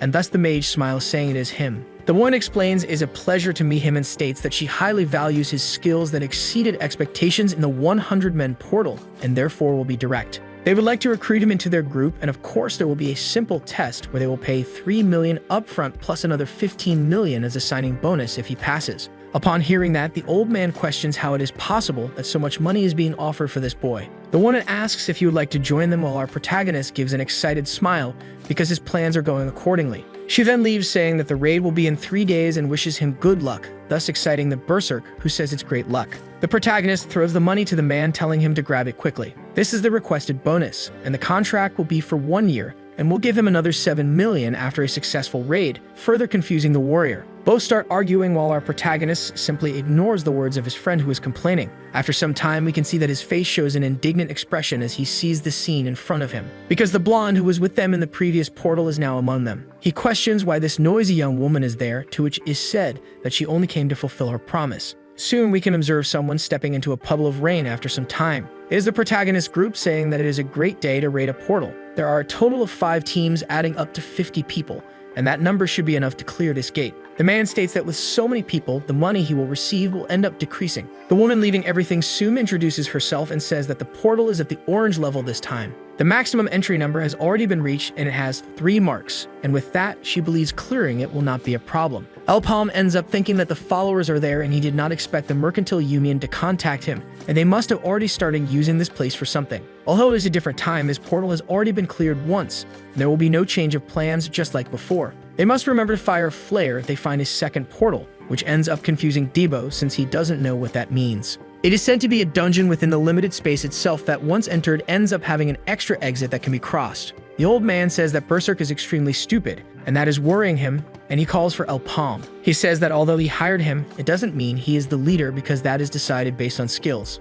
Our protagonist gives a confident smile, saying that he is the greedy type, but they will decide who the boss is based on their contribution at this location. The old man gets excited because this newbie really fell for it, and so he thinks that everything will become very interesting. He manages to become their boss. After a few minutes, the challenge will finally begin, where the warrior states that they can finish off this place and earn more than 50 million in cash. However, the elder says that this first circle kid is useless for thinking this is a walk in the park. Completely irritated, Debo insults the other man, telling him to fight, to which he replies that the result is obvious, and that's why he doesn't want to do it. With extreme fury, he keeps saying that this idiot is ruining the group's morale, but something catches his attention at that moment. As soon as he crosses the portal, he sees a macabre scene of everyone being attacked by huge monsters known as Evil Eyes. One of the frogs ends up jumping on Debo, dragging him across the ground. The young man questions what this thing is and why it is right at the portal's entrance. The creature promptly charges with its claw to finish off the warrior once and for all and devour his flesh. However, the old man quickly appears, kicking the beast and saving the young man. The blow was powerful enough to throw it extremely far into a tree nearby. He then complains, telling him to pay attention to the targets, and the blonde wonders if the portal really opens right inside the enemy's territory. Soon we can see the creatures continuing to advance with extreme bloodlust toward everyone. However, from the portal, a flame starts to form, giving us a recognizable image. Our protagonist manages to eliminate them with his fire arrow, while thinking that these monsters were not there the last time he entered, which is unexpected. The woman promptly jumps onto the monster while using her Rising Sun skill. However, when executing the move, the creature manages to dodge by throwing itself to the side, surprising her. Trying again, the result repeats itself, with the beast continuing to smile in an extremely sadistic manner. The movements of this beast are completely unpredictable, even for someone well-versed in the battlefield like the knight. Thus, she ends up getting hit directly in the chest, sending her flying backward. As a result, several others approach her fallen figure on the ground to devour and kill her. The woman can only feel frustration and anger at that moment, with her life about to end. However, something catches her attention as suddenly all the monsters are killed at once. We then shift our focus to the warrior, who is struggling greatly against the creature, but he does not notice that a figure advances toward him at high speed, thus striking the creature that was cornering him and executing it immediately. The power is so great that it blows that frog against a nearby tree. The man states that it's 2 for the boy and 1 for the lady he had to look after at that moment. In the end, this situation is exciting and will keep helping since he got his commission. The blonde realizes that these true abilities are frightening, and even though she does not want to admit it, she ends up saying that the third circle is truly a level above. Soon, one of the beasts charges toward the man, drooling with the desire to devour him. But with a series of punches, the old man is able to eliminate it without any difficulty. He even manages to dodge the attacks, saying that they are erratic, but that's all. In the end, the 2 kids are safe and protected. However, our protagonist is a separate case. Since he controls the fire arrow with telekinesis, this proves that his skills are truly good, and his monster elimination speed is much higher than his. In the end, facing El Palm brings something to his mind. Thus, he charges toward another creature that manages to dodge his attacks with absurd agility. However, Ralph was already prepared for this and thus advances with his fist, saying that the young man is definitely someone useful to him. In the end, 50 million in contract fees is not something just anyone could get, and considering a union of merchants, they will probably pay even more in the future. His eyes start to shine at that moment because he sees a scene that satisfies him. After all, this is the path where he will be sitting on a pile of money after taking leadership of this group. He starts laughing at that, while the blonde wonders how it is possible that he is enjoying this whole situation. Soon the fighter gets even more excited and says that his excitement is reaching its peak. Thus we can see that after so many of their own have been eliminated, the beasts start to feel fear of his figure. However, something ends up hitting him from the side, preventing him from finishing the frog. It was our protagonist who had just kicked him, making him question what was being done. Holding himself to the ground, he questions what was with that cheap shot, since it looks like he wants to fight. Our boy says he doesn't need to thank him, confusing the man even more, who doesn't understand what is being said at that moment. However, we can see that the spot where he was standing just received a massive area attack that ended up eliminating the creatures present there. The fighter questions what that was, since it doesn't seem to be from one of the groups that came to attack. Everyone begins to be surrounded by the frogs that enclose the members of this massive raid, and thus we can see a spectral arrow being prepared at that exact moment. But one responsible for this is a mysterious archer who is getting ready to eliminate them. Our boy is able to notice a glow coming from above the trees and wonders if that's where it is coming from. Thus we see the frogs charging at him with immense hunger and brutality. However, the arrows are fired in his direction, revealing that their target is the humans, not the beasts. But amid so much confusion, the young man ends up disappearing among the bodies of the monsters at that moment. The archer gets startled and notices something that catches his attention. It is our protagonist who appears from behind the body of one of the creatures that was hit. This shooter realizes that he is already conjuring a spell at that exact moment to attack him, and as he looks to the side, he notices something that leaves him alarmed. After all, the arrow has already been fired and is heading towards him to end his life immediately. A huge explosion occurs, scaring the forest. The old man watches it and realizes that he blocked the attack using one of the beasts and was even able to counterattack, which is a completely crazy idea. However, the warrior, while dealing with one of the creatures, tells his boss to be careful at that moment. Thus, the boy looks to the side, wondering what it could be. Soon after, he sees several projectiles approaching his rear to attack him. An explosion is visible and everyone gets worried at that moment, thinking the boy might not have survived. However, he only has a slight cut on his arm. The old man is sure he was hit, but suddenly he appeared behind them almost unharmed for that kind of attack. The blonde screams to El Palm that they need to retreat because this place is extremely dangerous. However, the fighter, looking up in shock, questions how this is possible, since the whole battlefield is being attacked from above without any rest for the targets,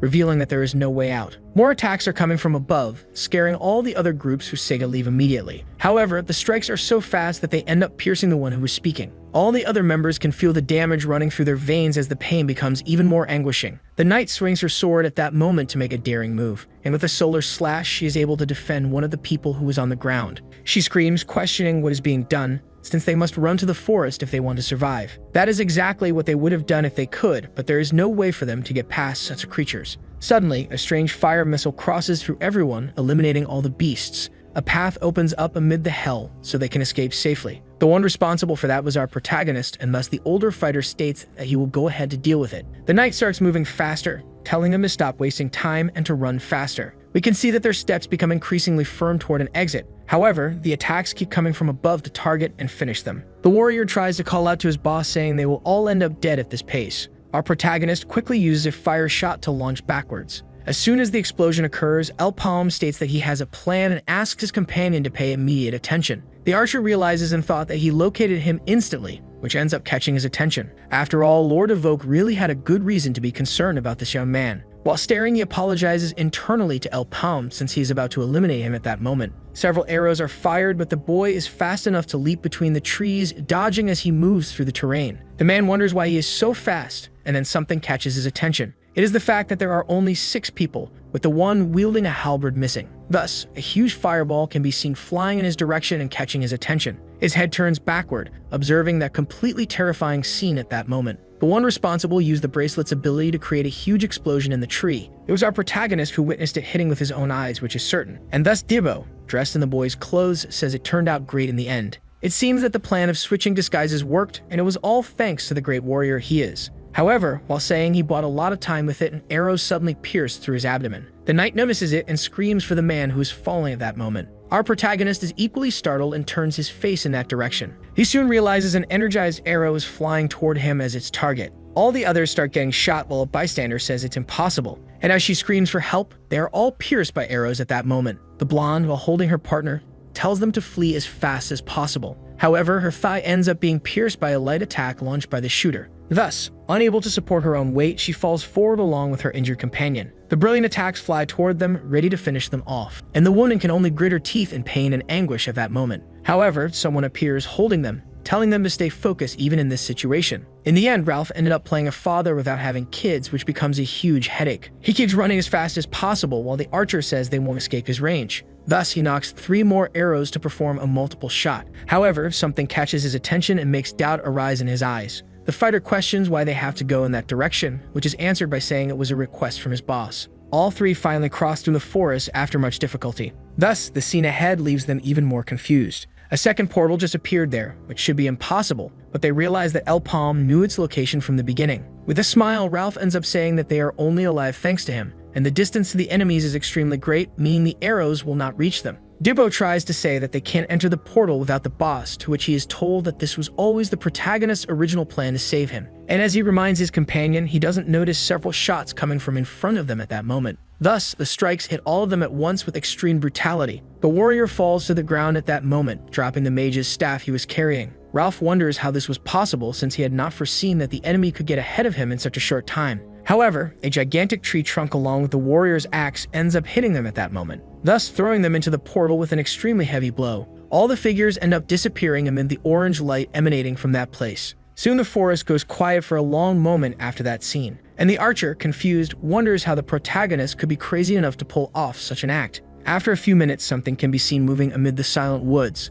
An arrow ends up piercing the evil eye in one shot, finishing it off. Its body falls to the ground while its last life grunts fade away. The archer realizes he was caught in a trap again since the protagonist is not moving, meaning he is hiding while searching. However, this is a great stupidity, and he accepts playing this little game, questioning how long the boy can endure. During the 13th year, he was accepted by Lord of Oak in a selection where there were 300 assassins. The slaughter lasted for 7 days, and in the end, no one was able to find him, thus he received the title of Spectre. His eyes dilate and he turns in a direction after sensing a movement occurring. Thus he ends up shooting an arrow and hitting another creature that was passing by. In the end, his irritation is visible for missing again even at that moment. Thus we can see that the fire arrow ends up piercing a tree very close to his. Soon, jumping from branch to branch, he assumes the protagonist is not bad at all. However, he stops at another spot after repositioning, and finishes by saying he should have guessed that his position would also be exposed with that attack. Soon, when he hits the target, he realizes there's nothing there, which surprises him, and thus a fire arrow appears at his side and scares him, because that bastard ended up using telekinesis to confuse him, which is truly considered a cheap trick.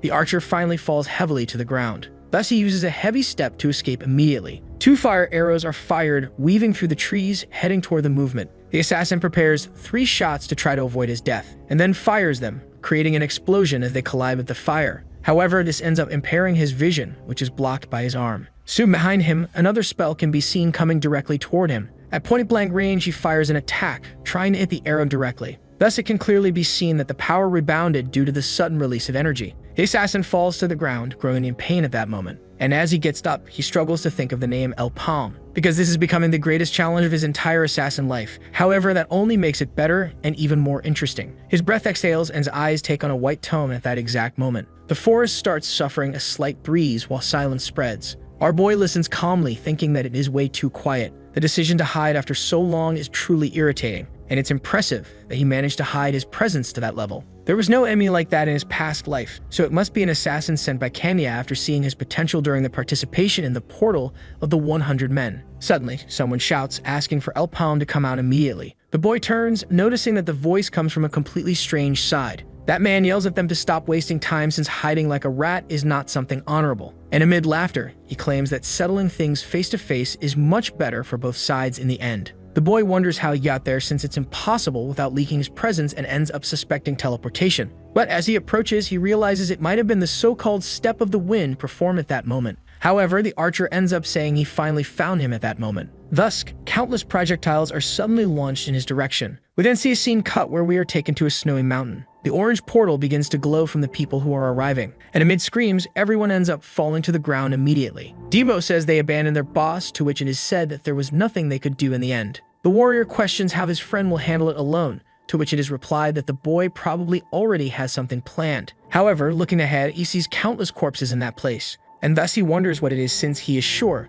it is a 3-mark portal, yet there are thousands of corpses there. The blonde finally understood that it was actually an extreme trick. All actions so far were suspicious, thus revealing that Kenya is actually an organization that follows the Dark Mage. They must have lured adventurers who crossed their path into this place, and in the end, El Palm was right about them taking the bait. Ralph promptly apologizes for interrupting the narrative because there is something more important. The host of that place seems very angry with the unwanted presence. Thus, we can see a huge snow gorilla appearing with extremely powerful arms. The knight wonders if that is really the boss they will have to face in this place. The older one says that he will have to pay his debt after all, and thus assumes that they can consider themselves extremely lucky. After all, what is about to be shown is not something just anyone can see according to him. If one were to describe Ralph's character in a sentence, it would simply be as someone with a terrible personality and extremely bad to work with. In the end, he is the type of person who would do anything for money besides being extremely arrogant. However, if one were to describe the adventurer Ralph, the situation would be different since he would be quite useful because his skills are top tier. And it is very likely that in the end, he is the only one at the peak of the 3rd circle as a healing bishop after all.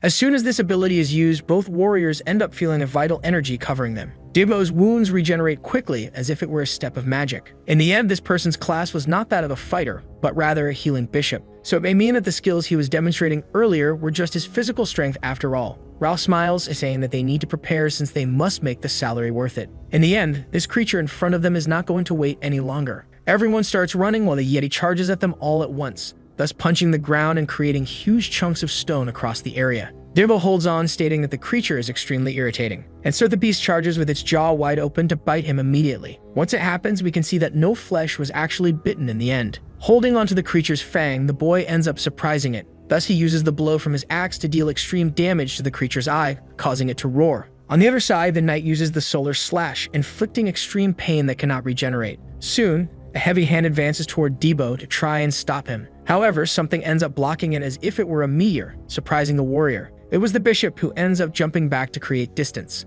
Then, holding a Bible, he immediately uses the blessing attribute. The knight realizes she can feel a steady increase of power rising through her body, and thus the healer states that this is going to cost 100,000 in money per skill, immediately irritating both who are there. The giant monster spews blue juice, and the exhausted blonde tells Ralph that she is defeated. He says he will pay her for her services, but realizes that the monster is still awake. Meanwhile, El Palm fights against the ghost and remarks that something feels very strange since he doesn't know where they are shooting from. The ghost is using Aljavaj's flow as a teleportation ability and mocks Palm for being too slow during the battle. He launches more fire, but the ghost warns him that if he continues using his abilities, he will enter mana shock. Then raspberry syrup drips from Palm's mouth, but he still manages to launch more fire. His opponent mocks him, saying he has no chance, but El drinks his blue potion and, as a result, manages to unleash an even stronger flame. The ghost is surprised that he is using a higher level ability than a 3-circle mage able to cast even during mana shock. Then he concludes that El Palm is trying to sacrifice himself. He uses his ability to corner the ghost.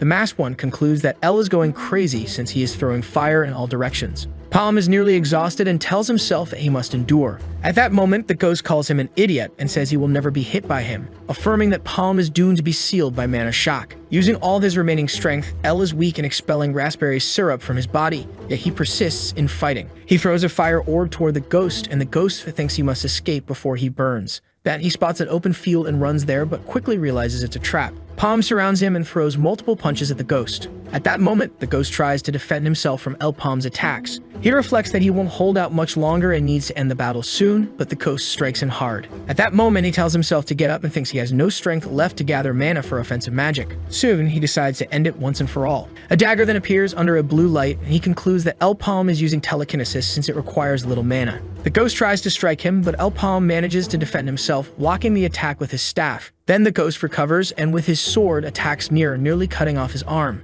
But he heals himself and continues defending against the ghost, almost striking him with the dagger. At that moment, the ghost resists, unleashes another ability, and tells El Palm to stop fighting because they are going too far. Mir loses consciousness and the ghost approaches Palm, saying he will help him and that they need to recover the phoenix's feather. However, El Palm wakes up with his eyes radiating blue light and immediately tears off the ghost's head. Mir regains himself and says he is tired of bow users. The battle against the monster continues and it throws one of the opponents far away. The other player resists the snow monster and says it's hard to hurt it. Then they plan how to defeat the monster as a team. One will go behind it and the other will try to find its weak point. The snow monster notices the player's strategy and one of them soon concludes that the monster is not just a big idiot. One of the monster's opponents uses a healing ability but realizes it is running out and tells the blonde to dodge the attacks. The other player tries to find an opening and asks them to spread out. The female player faints and another younger player is severely injured. The younger one, lying down and wounded, reflects on a lesson he learned to enhance his ability. It's the circular ability, and with this power,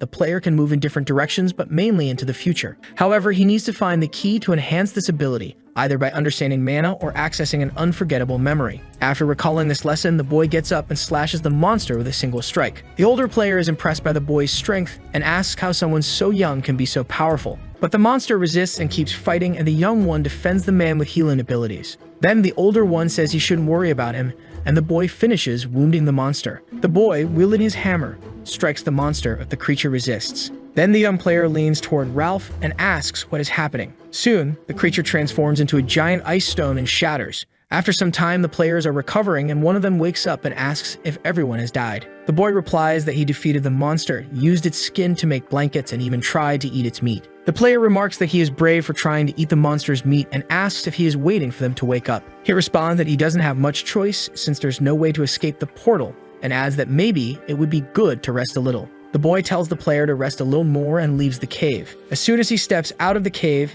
he encounters another monster and ends up destroying it. When he returns to the cave, the blonde remarks that he came back early. He replies that he ran into some creatures outside and she says that next time she will go with him. But the boy replies that it's better if they go out one at a time and tells her to rest a bit more since they need to help Ralph recover. After saying that, the player lies down and she reflects that the boy keeps acting cool. At night, the young man leaves the cave and encounters several creatures. He defeats them all and thinks that this time he really thought he was going to get hurt. But then he spots a man sitting and realizes that he is frozen, holding a letter in his hands. The boy approaches, takes the letter, and reads it. It says that all his companions were hurt by the snow monster and that if someone is reading it, it means they have defeated the creature. The letter also mentions that near that place there's a portal to leave this dimension and asks the reader to deliver the letter to his home. The young man takes the man's gloves and sword and leaves with the girl and the injured player toward the portal. As they pass through the portal, they encounter masked men, and the young man tells the player that this is bad because he won't be able to fight. Then Kiri fights against the men. An orange beam of light appears and finishes off the masked men.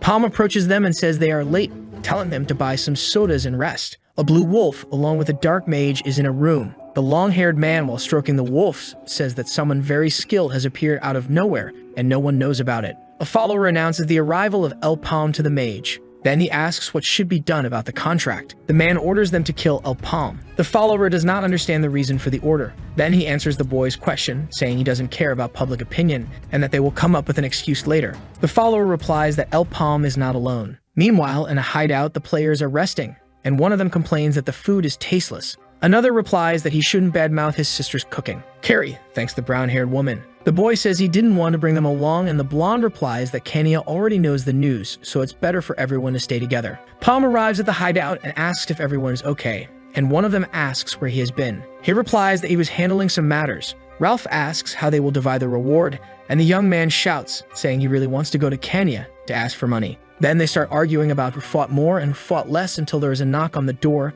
and a big man asks for El Palm. Earlier, Palm had gone to the eye patch-wearing man's office to ask for the reward. The two argued, and Palm said that Kenya was to blame. He stated that the test portal was a trap and that masked men had been sent to eliminate them. The eye patch-wearing man was outraged and said he would take down Kenya. El Palm asked if his testimony alone would be enough to punish Kenya. At that moment, the man replied that he could manipulate public opinion to tarnish Kenya's image, but they might retaliate. Thus, Kenya had to be destroyed. Later, the man went to Kenya to apologize, saying there had been a misunderstanding between El Palm and the merchant union. He then said that El Palm had acted hastily and had come to him because he was very young. He also mentioned that the boy was an official business partner of Garfor and expressed regret as it seemed like he had been stealing from them. The woman replied that she couldn't give the promised contract fee and asked if that was okay, to which he agreed. The man then said that after the incident, he realized that human life is very valuable and decided to treat people as they deserve. The woman asked what he meant by that. The man gave a wicked smile. He responded that he had skilled guards ready and that this also applied to El Palm's group as they were a good team. He also said that if anyone tried to harm Palm and his team,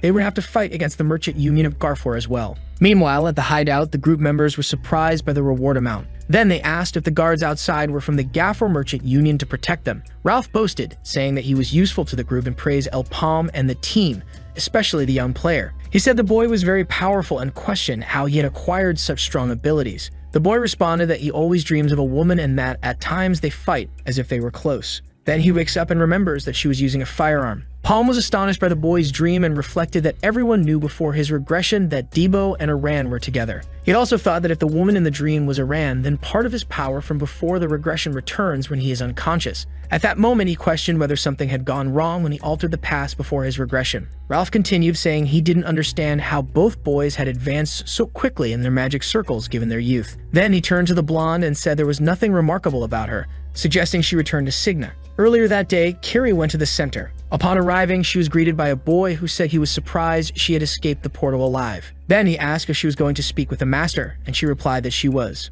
The young man said she had lowered herself by aligning with explorers and suggested she should resign. She entered the master's room and he asked if she really wanted to be dismissed and questioned why Kiri had joined the infamous group. Kiri responded that she couldn't explain it at the moment. The master replied that he would report to the superiors that she had joined the explorers as part of a secret mission. In that case, she would need to submit reports every 3 weeks. He concluded by saying that she was his disciple and an eternal knight of the Cigna Knights. Returning to the present, Kiri told Ralph that she would not leave the group and that she could also improve her powers. Palm said that Ralph should not comment so much on the group members' abilities as he himself had sent him to the second floor to clean. But if it weren't for Debo, they would all be dead. Ralph replied that the opponent back then was not ordinary. Palm questioned whether a snow yeti was not an ordinary opponent and answered his own question by saying that he had hunted a yeti alone before. Everyone was shocked by what El had said. Palm reflected that this was before his regression and that if Kenya's assassins weren't so strong, he could have handled everything alone. Ralph said he was lying, asking how he could have so much power when, until recently, he was a slave. El Palm then told Ralph that if he didn't believe him, he could prove it, but Ralph backed down, saying it wouldn't be necessary. Then El told everyone that they needed to become stronger before the next raid and also said that violence was the way.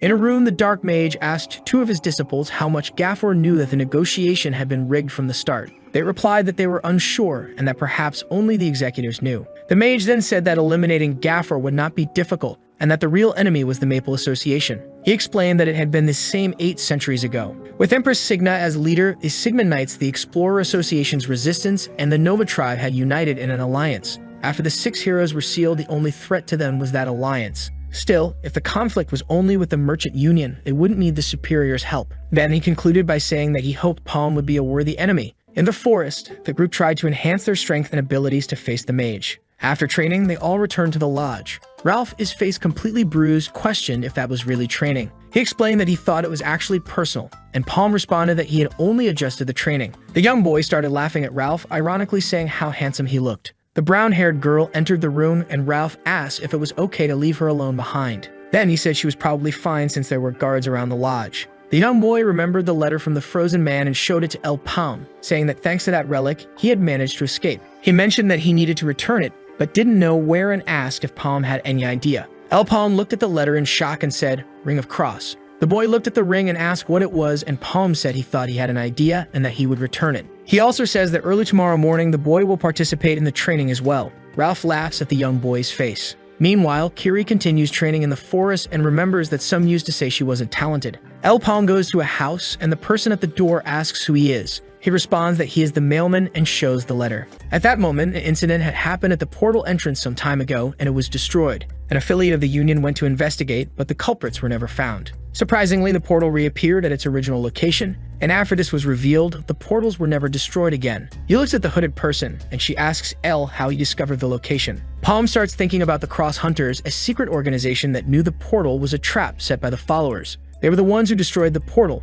making it a noble sacrifice that went unnoticed. Then El Palm says that he came to return the ring to them and also comments that he assumes they are not in the mood to reward him. The assassins point a weapon at Palm, and he begins to say that if they hurt him, they will never know where their leader will be exposed. One of them questions Palm about who he is. He responds to one of them saying, "Nice to meet you, Cheryl." El Palm remembers that they knew each other in his past life and that Cheryl joined the resistance after the Cross Hunters were dissolved. He comments that they fought countless battles side by side, until one day she sacrificed herself for him, and he says that he still intends to repay that debt. Then El Palm says he will be direct, asking them to withdraw the branch in Cunning because the location has already been exposed by the followers. He continues, saying that he recently obtained something, opens a box, and reveals a hand. He says that the Kenya Merchant Union had something interesting. Cheryl asks what that is supposed to mean. He tells her to take a look first and shows her the hand. Carol sees a tattoo on the unknown hand and says it is the tattoo of a follower. She also says that this tattoo can only be revealed by infusing mana into the skin, and then questions him, asking what he wants.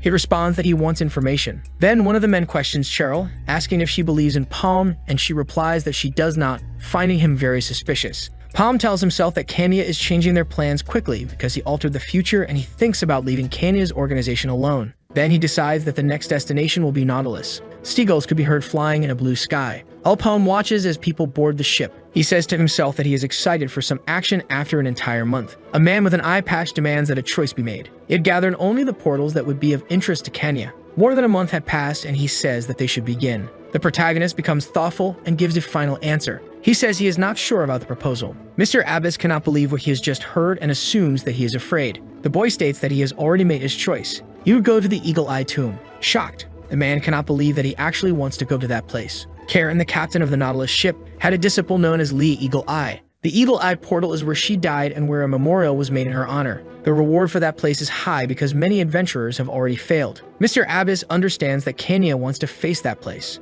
El Palm disagrees and asks where that information came from. A man with a scar on his face appears at the door, very interested in the conversation. It was Mr. Racken, who wanted to offer a gift. The man widens his eyes, eager to show what he brought. They were 2 phoenix feathers made by Gaffor. Smiling, the scarred man wishes them success. The protagonist thinks that this was Mr. Racken's way of saying that the harvest should be good to reward his investments. The group was still waiting for some people. Someone shouts loudly, drunken wail, and the protagonist hears it. A man appears carrying a large sack in his hands. Ibaru was bringing items requested by the boss. The new outfits were very light and everyone in the group liked them. Imura comments that they were made from the leather of Snow Yeetus and that their boss had left them for them to wear. Elpalm was already wearing the outfits. The man comments that he knew they had cleared a portal with hundreds of people and offers an extra garment. Elpalm decides that this outfit will go to Ibru, who says the item would be useless to him. He starts hurrying everyone, saying that they don't have time. A man shouts about how bored he is. A submarine can be seen in the waters. The men walk onto the sand and spot the shadow of a woman. It was Miss Minoru, who had been working very hard lately. A shot is heard saying that she had accomplished something. The woman had cleared the 200-person orange-ranked portal and had returned. The captain places her pirate hat on the table and responds to someone in denial. Minoru tries to convince her to go to a 74-person portal, thinking it would be easy to clear. She says she is stronger than Eagle Eye was back then. The captain does not like what she's hearing, but Minoru wants revenge for Leah. The captain throws her out of the room without a second thought. Minoru starts crying at the response she received. At the table, she rests her head and starts venting about just ignoring and removing the wanted posters. A man laughs loudly and says this means she loved her, but Minoru thinks she is overprotective. Footsteps are heard, and someone comes running. Bursting through the door with urgency, the man calls for Minoru, saying there is a problem. Someone had removed the wanted posters from Eagle Eye's tomb. Two people look and comment on the group arriving, thinking they are from the mainland. The group enters, marching cautiously. Elpalm feels uneasy in this environment. The blonde woman comments that this was those people's territory and that they should stay quiet to avoid being targeted. Under Nautilus rules, those who remove wanted posters have priority in portal invasions. However, the poster that was removed belonged to a group with specific rights over the portal. Running, Minoru arrives, fuming with anger at everyone. She shouts that the poster that was removed belonged to her. Elpalm asks why she hadn't taken it herself, and she replies that she didn't have permission yet. She needed permission because Captain Karen was her mentor. Minoru calls them idiots and says that the posters on that ship were for pirates, and those who weren't pirates couldn't do that in all of Nautilus portals. A man spits something from his mouth and starts laughing at the whole situation, refusing to return the poster. The group then introduces themselves as the Pirates of Iburu. From the back, Iburu steps forward, finding it amusing and laughing at everything happening. Angry, Minoru says they can't just claim to be pirates when they are not. The boy says he is offended to be compared to a fake pirate, which he is not. He asks if she doesn't know Captain Iburu of the Pirates of Iburu. He says that a group led by a pirate becomes a pirate group. So wouldn't the rest of the group also be pirates? Minoru is happy to see someone joining the conversation. It was Mr. Marath, who was interested in understanding all the commotion. Elpalm thinks he doesn't recognize that name and replies that they weren't breaking any rules. Marath says that Karen should make the judgment since she was the one who placed the posters. The protagonist says that his entire group was there, all 5 of them. Marath asks for the boy's name, and someone from above recognizes him. The man says that the boy is the survivor of the 100-person red-ranked portal. The others begin to consider that the group might be exceptional, given that most people who entered that portal never returned. But that didn't mean anything. The woman says that their invasion would fail anyway, so they were nothing but cowards. One asks if Miss Minoru isn't amazing for having cleared a 200-person portal. Mirath starts to understand who Elpalm is and tries to negotiate a deal, giving them priority while asking them to give up the other 69 spots for another group. Elpalm agrees to the offer. He offers 100,000 mesos per person with a limit of 10 people. Minoru is in her quarters thinking about the proposal. She starts setting aside money just in case. She wants to do as she pleases and then beg for Captain Karen's forgiveness. With a look of anger, she declares that she cannot let anyone else take that portal. A man starts raging about the deal. He refuses to accept the opening of only 10 spots out of 69 and that 690,000 mesos were lost. None of them agree to return to the site and say they changed their minds because of the followers. The protagonist thinks that there is no reason to go back on what was said. Their goal was to assassinate Minoru, Captain Karen's second disciple, at Eagle Eye, where the first disciple was killed. Karen went into shock after losing her second disciple in the same portal and isolated herself from everyone. The followers took advantage of the situation to annihilate all the pirates of Nautilus, something that was supposed to happen 2 years from now, but everything had changed. Mania was moving money for Nautilus, meaning the plans were advancing, and Elpalm needed to stay ahead of everyone. He couldn't make that mistake again and had to reduce his mana consumption. Ibru could only think about all the money that had been lost. Night falls over the ocean. A knock is heard at the door. Elpalm prepares to defend himself. He asks who is knocking, and is shocked by what he sees. He immediately asks them to come in. It was Captain Karen and Mureth. He asks why they are in his quarters, and the captain requests sincerity in his words. She looks him straight in the eyes, asking if he is a follower of the Dark Mage. He looks at her with a shocked expression and doesn't understand how she knows about the followers. Murath notices the shock in the boy's eyes and asks if there is any connection between them. The protagonist promptly denies the information. Karen cannot believe his words and asks for some proof. Despite everything, the boy has nothing. He says he thought she already knew about his connection with the followers and that for this reason she was there, or she would have shot him a long time ago. She begins to suspect that he has ties to the Cross Hunters. She confirms that the followers are the only mercantile force of Kenya, meaning El Palm is their enemy, which does not mean that he is an ally of the captain. A proposal for an alliance starts to take shape. El Palm asks if there is anything he can offer her. The captain comments that the whole situation is very serious. The woman knew that the Dark Mage's followers were behind Leah's death, but they were also infiltrated in Nautilus. The boy thinks everything is happening too fast. She says she believes they are after Minoru, who had become an icon for the ship after Leah's loss. If Minoru dies, chaos will reign in Nautilus. Then they begin to negotiate. The captain asks him to protect Minoru in the Eagle Eye Tomb in exchange for a treasure item from Nautilus as a reward. People start entering the portal. Minoru looks at the horizon, deep in thought. A great light spreads through the environment. Now, everyone was inside the portal. The blonde-haired woman comments that this was not a field trip. A giant paw appears in front of the three fighters, with a small green monster staring at them. They wanted to get rid of the baby creature, until they saw an even bigger monster. It emerged from behind the rocks with its enormous head and massive teeth. The warrior immediately gave up on taking the creature when he saw its mother. A weapon fired extensive shots. The creature began to be shot at and weakened. They wanted to kill them one by one, but the firearms only attracted more of them. They were just Dracos, but they were agile and very large. A great explosion spread through the battlefield. The two fighters were trying with all their might to take down the creature. It fell, injured on the ground, and Zio saw his plan working. The red-haired pirate started shooting with her weapon. More and more Dracos appeared, ready to take down anything in front of them. El Palm turns his back on the group, saying he has matters to take care of. But the monster is too strong and knocks the fighter down with all its might. With his huge mouth, the creature begins to destroy everything in front of it. It roars louder and louder, and the fighter reacts.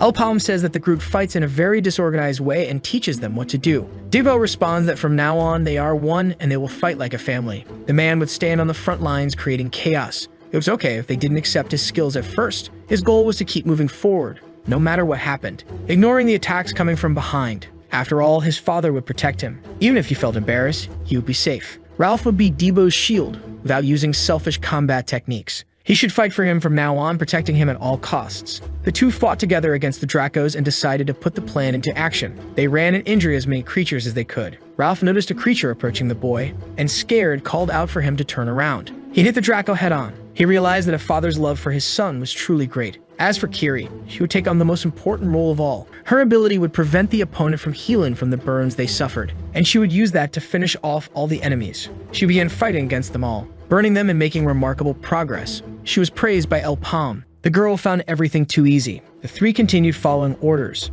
Two men were seen in front of the portal. One of them noticed that someone familiar was approaching. It was Cadril, bringing his allies, the members of the invasion. He said he had urgent matters and needed to notify Minoru immediately. A huge Draco lay stretched out on the ground while everyone rejoiced in victory. They managed to collect a mana stone and create find. While speaking, his friend was struck directly. Minoru couldn't believe what she was seeing. The woman started feeling pain. She had taken a very strong hit. A hand reached through the portal. Everyone was terrified and began to run. A battle broke out, weapons firing in every direction. Minoru realized she was in danger and tried to defend herself at all costs. Bullets filled the air along the battlefield. A strong red light reflected behind Minoru. She quickly noticed the incoming danger. She fired a magnum shot in an attempt to defend herself. The rocks began rolling on the ground. She realized someone was approaching. Angry, she demanded an explanation from that person. It was El Palm, who said he was just doing some cleaning. An immense flame began to form, and an order was given for Minoru to stay still so everything could be handled quickly. The group had forgotten someone. Ibru shouted that they had left him behind, and he couldn't understand why Dibbo had brought him along only to abandon him. He hid inside an anthill to escape the beasts. Ibru began thinking to himself that he couldn't stay hidden forever. From within the anthill, he tried to find a way out. Being a second circle adventurer, he didn't know what to do. He only knew that he didn't want to die in that place. He walked until he spotted a second portal. Something appeared behind the man. He turned around quickly, terrified, and tried to strike whoever was behind him. When he realized it was El Palm's creature, his fear faded. He wondered how long that animal had been there. A sound echoed, startling him. He screamed and a light filled the entire area. It was the portal. The creature remained still, watching. Ibru sighed to himself and walked toward the portal. With something powerful in his eye, the protagonist commanded Minoru not to move. He promised to end it all soon. The red-haired woman was furious and demanded an explanation from him. Suddenly, a weapon was fired. A red light beamed from the device attached to the protagonist's eye. Everyone shielded themselves from the explosion. Casual and his companions arrived to help. El Palm started fleeing desperately. The white-haired man ordered everyone to go after him. It was Karen who had sensed something was wrong and sent Casual and company into the portal. Minoru asked if it was really Karen who had given the order. The man arrived with all his power. He began relentlessly destroying everyone. Cute retaliated and started shooting. A fierce battle began. Everyone was after El Palm. The flames grew all around. People were terrified and shaken. Suddenly, a massive explosion occurred. Like a fugitive, the boy hid, watching as his attacks had hit their targets. He ran until someone started shooting at him. It was Minoru, firing with incredible speed. The woman continued shooting, trying to hit him. The protagonist ran, trying to escape the bullets. He kept running until he spotted a portal. The men continued fighting to prevent the enemy from escaping. A red beam of light shot from the device in his eye. The man used his powers to aid him. A massive piece of earth rose from the ground. The light was blindingly strong. People sought shelter. Chunks of stone began falling. The stones collapsed near the passage where Minoru stood. A huge amount of rocks broke loose and fell. The smoke was so thick, the pirate started coughing. The protagonist was already prepared, staff in hand. Minoru carefully observed his movements. He was ready to attack her with all his strength, and the woman was cornered. The great red staff radiated power, but nothing happened. Terrified, Minoru asked what the man was trying to do. He stared at her, preparing to answer, and asked if she was ready to face the truth. The trigger was ready to be pulled. Meanwhile, the other fighters argued, thinking the woman had almost been hit. A gunshot was heard, and both looked on. Someone shouted, relieved to see Minoru safe. But the woman suddenly started firing at them. They didn't understand the reason for her rage. With her weapon raised, she fired multiple shots. The white-haired man was in shock. He was thrown backward after taking a hit. He couldn't understand the reason for all of this. Minoru stood imposingly atop the rocks. The other man also didn't understand the woman's motivations. She had spoken with El Palm, who informed her that he had spent everything due to the girl's stubbornness. The red-haired woman called for the attention of those who had just arrived. She ordered Zio to gather the people and leave the area, and she added that these were Karen's orders. The woman was wearing a large golden necklace around her neck. Someone crossed the giant portal. Meanwhile, Ibaru was with El Palm's beast and regretted entering, wishing he had stayed behind and waited. The place was a dark cave, filled with bones everywhere. From a distance, Ibaru saw someone walking. He ran while shouting at the stranger. He informed them that he wanted to walk together since he had been separated from his group. However, he was struck unexpectedly. The attack came from the slug that accompanied him, which murmured Kua. That was when Ibaru realized who the stranger was. He looked up and saw a massive monster. His eyes widened in shock. More and more of them appeared each time he looked. Minoru kept ordering Zio to leave, but he noticed the instrument on her neck. It looked like a medallion he recognized. Returning to the scene with Minoru and El Palm, the woman was arguing with him. She pointed her gun, ready to fire. But the man began telling her about Leah's death. He'd warned that there were followers of the Dark Mage among the pirates' followers,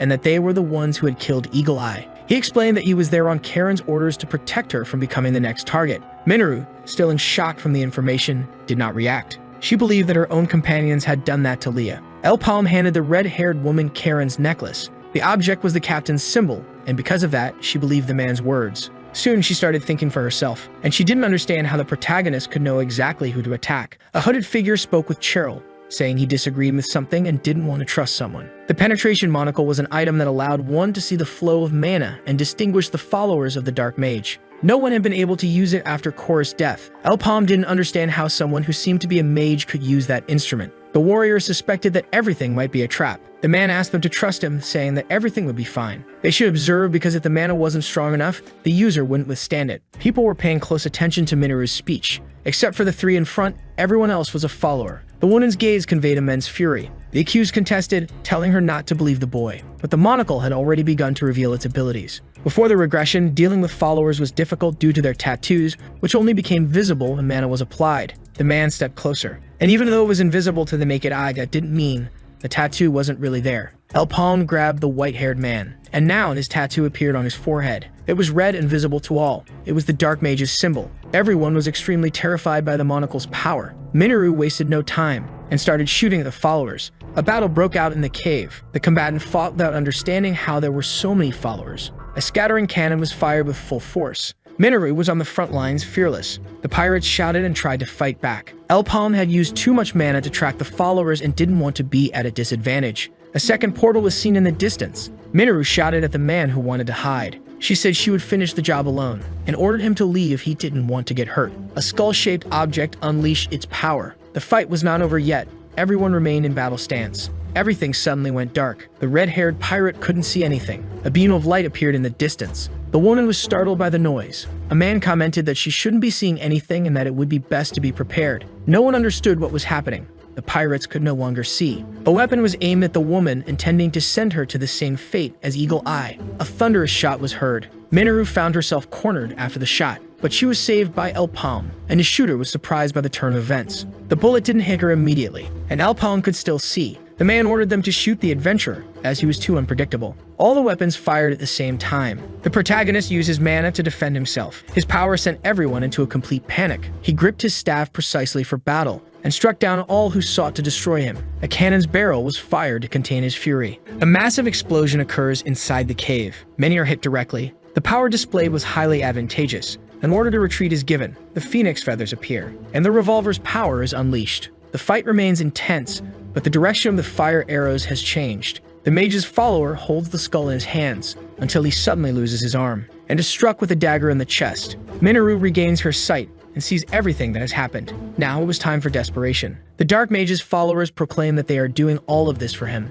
Several bombs begin falling from the sky, and they all explode at once. The characters are thrown far away. Elpalm manages to save the people, but he is already at his limit and must reach the portal before his mana runs out. The warriors run toward the portal, but Minoru is attacked from behind. The protagonist tries to save her with his powers, but the mage's follower keeps throwing bombs, which hit the fighters directly. A massive explosion scatters debris throughout the cave. Minoru is injured and in pain. She realizes that yet another bomb has hit them. A crater opens in the ground and the portal is destroyed. Observing the destroyed portal, the adventurers fear that they have lost Elpalm and the rest of the group. That's when one of the young men says they shouldn't worry about the portal since it should reappear in a few moments. Instead, they should focus on the main objective, which is to eliminate Menor. With a move called Corkscrew, Pedro tries to strike the young woman, who uses her weapon to defend herself. However, the young man activates his admiral wings, worrying the girl as she realizes that her defense had no effect. Her only option is to jump to dodge the punch thrown by her enemy, which would surely have knocked her out. Thus, the adventurer positions herself behind the young man and fires multiple shots in rapid succession using 2 pistols.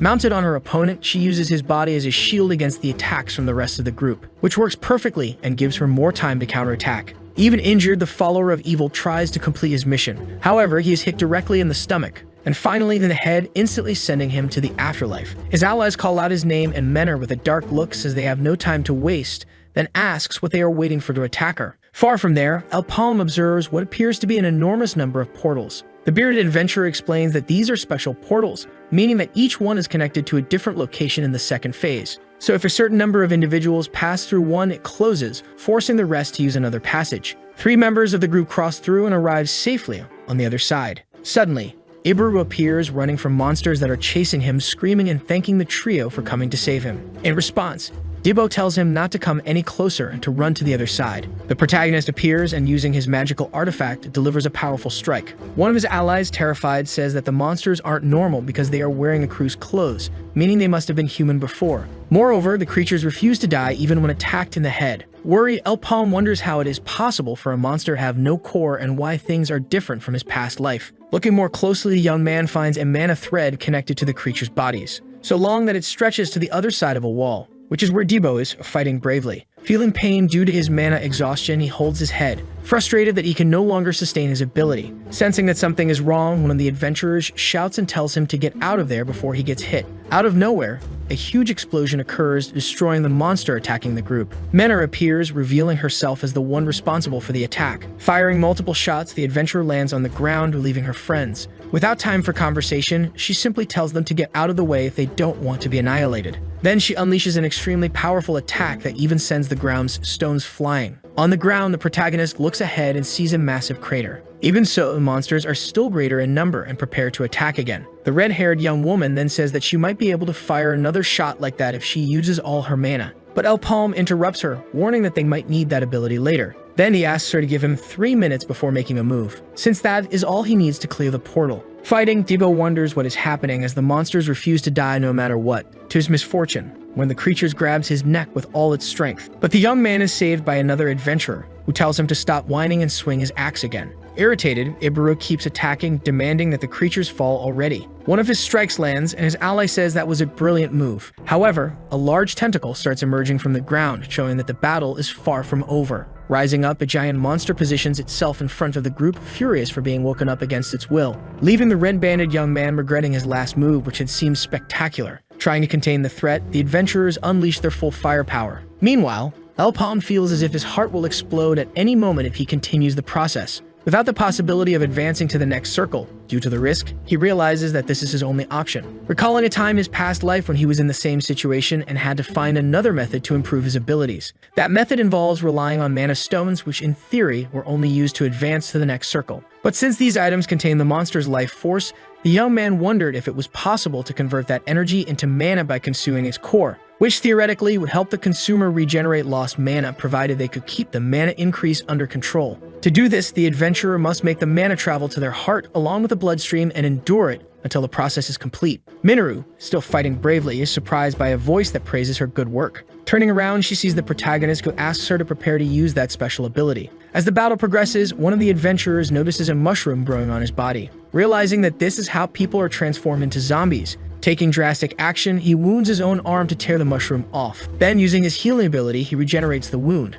Shouting, he warns the group to avoid direct contact with the monster's tentacles, unless they want to turn into one of those disgusting, repulsive zombies. Dibbo, in his mind, wonders if this creature is the boss of the area. Meanwhile, Cheryl notices that the group is too slow, which will end up costing them all their lives if they don't change their pace. The young man with the axe steps forward and asks his companions to leave this to him and find a safe place. Determined to be the hero, he charges at the creature with all his might, only to be hit directly by the beast's tongue. Falling, he realizes that someone stepped in front of him and prevented his imminent death. On the other side of the wall, Minoru receives instructions from Elpom, who asks her to focus on maintaining her ability while he takes care of the aim. That way, they can finally create an opening and reach the area where the rest of the group and the boss are. With time running out, he orders the young woman to begin what is their only chance. Obeying, the adventurer fires her crushing bullet, which, as it pierces through the wall, leaves a trail of destruction. In his mind, the protagonist pleads for the projectile to move faster before he and his ally lose their strength. Using all his energy, he urges the young woman to hold on.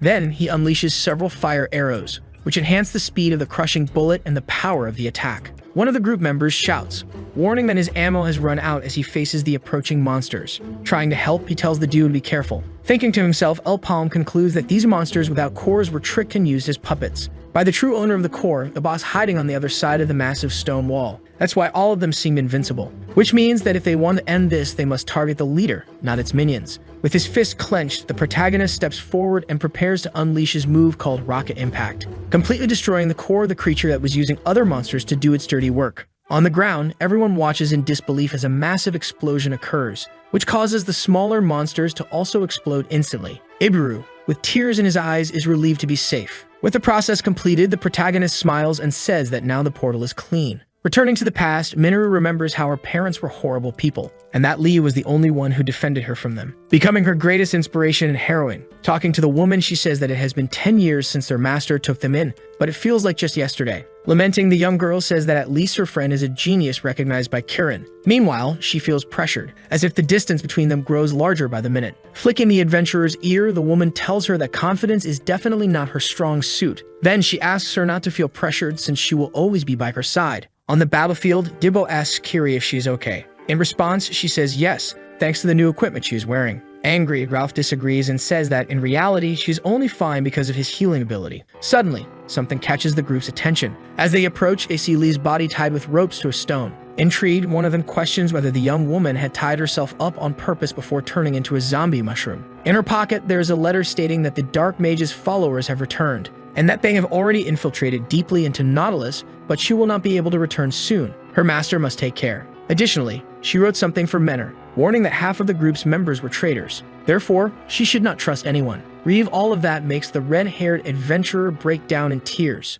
Meanwhile, outside the portal, the Dark Mage's followers comment that the others should have returned by now. One of the men says that Cadril took the fragment of the night, so he should not worry about the members' safety. To his surprise, one of his allies is struck, making everyone realize that they have fallen into a massive ambush. A woman holding a pistol appears and asks one of the men how it feels to be deceived for the first time. With all of them eliminated, she orders her soldiers to hold their positions. Standing before her, a man tells the woman not to worry. After all, they sent that man with the group for a reason. Worried, Carvin says that if Menor does not return, she will never be able to forgive herself. Suddenly, someone calls her name, surprising her. The red-haired adventurer appears, carrying Leah's body in her arms, leaving the woman and her ally completely in shock. Crying, Minna says that she has brought her sister back, making Chiron unable to hold back her own tears. Later, numerous people gather in boats with torches lit. Dubo is surprised by the number of people, and Curie says that basically all of Nautilus is present. After all, this is Eagle Eye's funeral. Curious, the young man asks where El Palm is. He is drinking a mana potion in the company of Chiron, who says that what he's asking for is a major request.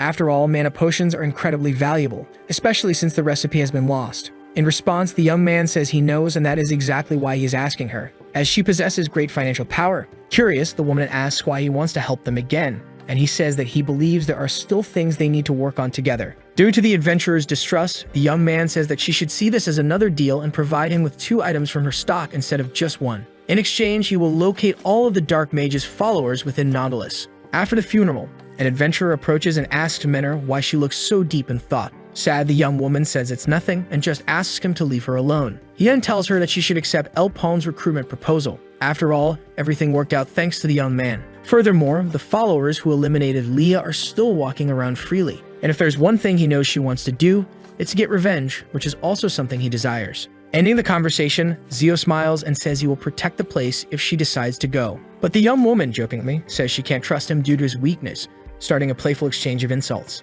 The next day, El Palm accompanies Karen on a boat. They arrive before a massive gate guarded by armed adventurers, who, upon seeing the woman, allow them to enter. Seeing the environment inside, the young man is shocked to discover that this is where the pirate keeps her treasures. He asks if he can get brief descriptions of the items he chooses, but the woman says that a pirate never reveals the value of a treasure, adding that the deal was for her to provide 2 items and nothing more. Observing the riches, the young man in his thoughts says that the place is even more incredible than he expected, so he needs to choose wisely which 2 items he will take. Karen notices when the young man seems to have already decided what he wants and is surprised by his quick decision. El Palm approaches an item that radiates a blue light, revealing that in the past, when the followers took their activities to the surface, there were some who committed genocide against the Allied forces. One of them was a young man named Leek, known as the Traitor of Humanity. He had infiltrated the ranks of the Allied forces as a spy and betrayed everyone at a crucial moment when they were preparing to counterattack, carrying with him the very item now before El Palm, which turned him into a symbol of fear. Taking the object and placing it on his arm, the young man informs the pirate that this is his first choice.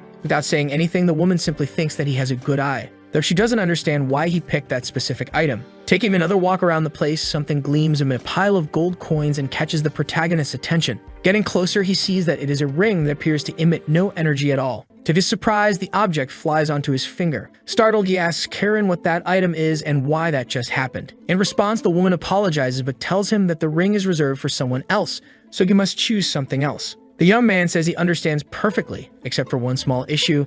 He cannot remove the object from his finger. Far away, someone kneeling informs another person that the mission in Gold Richie was successfully completed. Intrigued, the man asks about El Palm, stating that by now, everything should already be over. Before him, the young woman begins to tremble and, apologizing, says that this particular mission was a failure. Furious, the Vogue starts shouting and asks how everything could have gone wrong, even though they had the fragment of the night. Then he warns that he will give her only one more chance, and that if she fails again, she will have to pay with her own life. Meanwhile, Minna packs her things, showing that she is determined to leave. On the boat, the bearded adventurer smiles and says that they will return soon. Then he tells Zio to improve his dart skills until then. Dubo asks the protagonist if they can leave, and he confirms, but the red-haired adventurer appears and tells him to wait. Then she asks if the boat has space for one more person. Elsewhere, far away, 2 people are fighting bravely. One of the young men, upon seeing an ally being annihilated, tells the other to just keep running, while the other orders him not to look back. Shouting, the braided young man says that if things continue like this, they won't be able to survive. Spotting what appears to be a trap, Bukran tells his friend to run inside while he activates the device.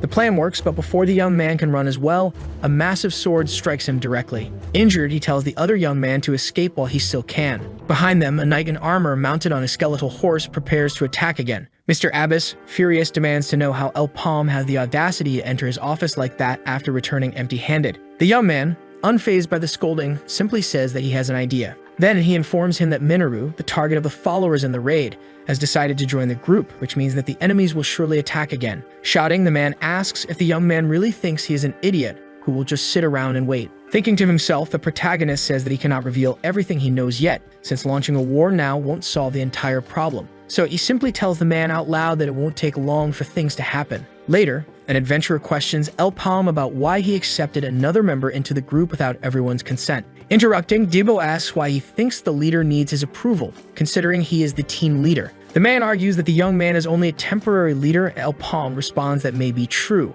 but if he doesn't like something, he should say so, since he can challenge him for leadership whenever he wants. Irritated, the bearded adventurer says that he only cares about the money he will receive and that now, with another person in the group, his share will be reduced. Standing up, the protagonist announces that he needs to go somewhere, so they will take a break from training for the day. Watching as each member of the group goes off in different directions, the bodyguards wonder if they could all just stick together to make their job easier. Deciding then to separate as well to protect everyone. Remembering his conversation with Curia, the protagonist goes to meet the owner of the ring, which refuses to come off his finger. Arriving at the place, he tells the blonde young woman that he came seeking her approval, but she is confused. Showing the ring, the young man says he would like the ownership of the object to be transferred to him. Widening her eyes, the young woman appears shocked upon seeing the item, saying next that she cannot do anything, as the true owner is not present at the moment. The young man then asks where he can find the owner, and the young woman says that, for that, he needs to rescue him, who is Pyre, a tracker of heroes, the same young man who was previously fighting against the Skeletal Knight. It is revealed that on the day of the apocalypse, the only hope for humanity on the brink of extinction was Evan,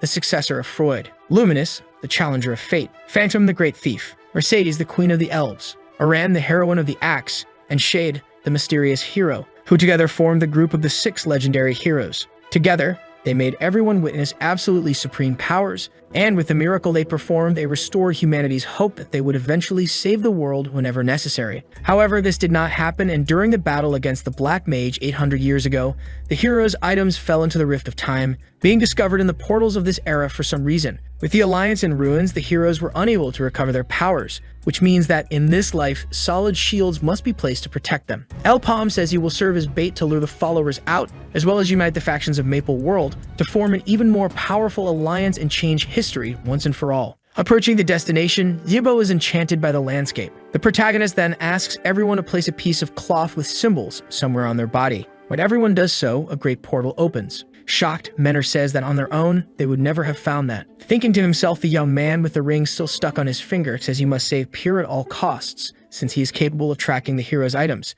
Inside the place, in a great fortress, the axe-wielding adventurer celebrates the fact that they managed to clear the first portal in just 3 hours. Curia then asks him to wipe the ashes off his face before saying that the task was a piece of cake. Surprised, the red-haired young woman asks if he only had the first circle, but the young man says he is a genius and grows very fast. Joining the conversation, El Palm tells him not to rush so much because, contrary to what others say, leveling up in circles is not always good, since doing so means that all his attributes will change quickly, which creates tension in the body, potentially even hindering growth. Concluding the explanation, the young man says he only did it because he had no choice and, in his thoughts, remembers how it harmed him in his past life where he could not advance beyond the 7th circle. Thus, now he needs to progress at the right moments to reach the 8th. Interrupting his daydream, Kiri asks if they didn't get there too quickly, since the goal was to find someone, not clear the portal. Reassuring her, the protagonist says he has already checked and that they have not lost track of the target, and using his magical eye patch, he warns that they have company. Suddenly, monstrous, skull-faced flying creatures appear, ready to attack. Due to the number of enemies, the group leader asks everyone to start running.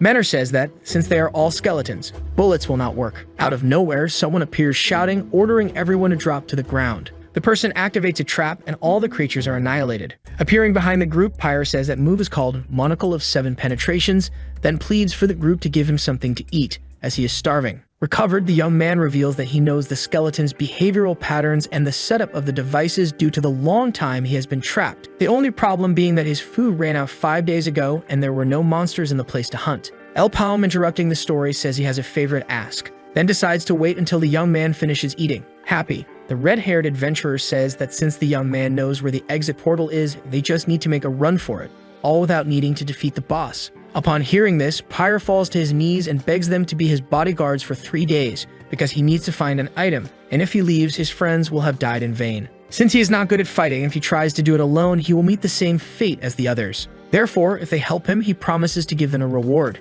Intrigued, the protagonist asks how he plans to find something in 3 days if he couldn't find it in a month. Responding, the young man says he didn't find it because he didn't look in the dangerous regions. Meanwhile, elsewhere, Evoke says that his plan is beginning and that El Palm won't be able to escape this time. Surprising him, someone appears behind the man and asks if he is sure. Turning around, he finds himself facing a giant spider, which says it is disappointed that he can't even get rid of a little explorer. then questioning how much longer he intends to disgrace himself. On his knees, the man says he has no excuses for his failures and will accept any punishment, begging only for one more chance, as his plans are already in motion. The monster, whose name is Will, agrees and asks him to explain his plan in more detail. Inside the portal, the group of adventurers continues fighting against the skeletons, which keep appearing. The creatures are smart and even use shields to protect themselves while attacking. Another trap is activated, trapping them inside a room. Smiling, Dibbo says that now that the path is blocked, the mission will be easier. But someone says they don't have time since the devices are not perfect, and as soon as one path closes, another opens. Facing a massive knight with an even bigger sword, the protagonist says that in any case, they just need to find the item Pyre is looking for. The axe-wielding adventurer questions if they are really in the right place.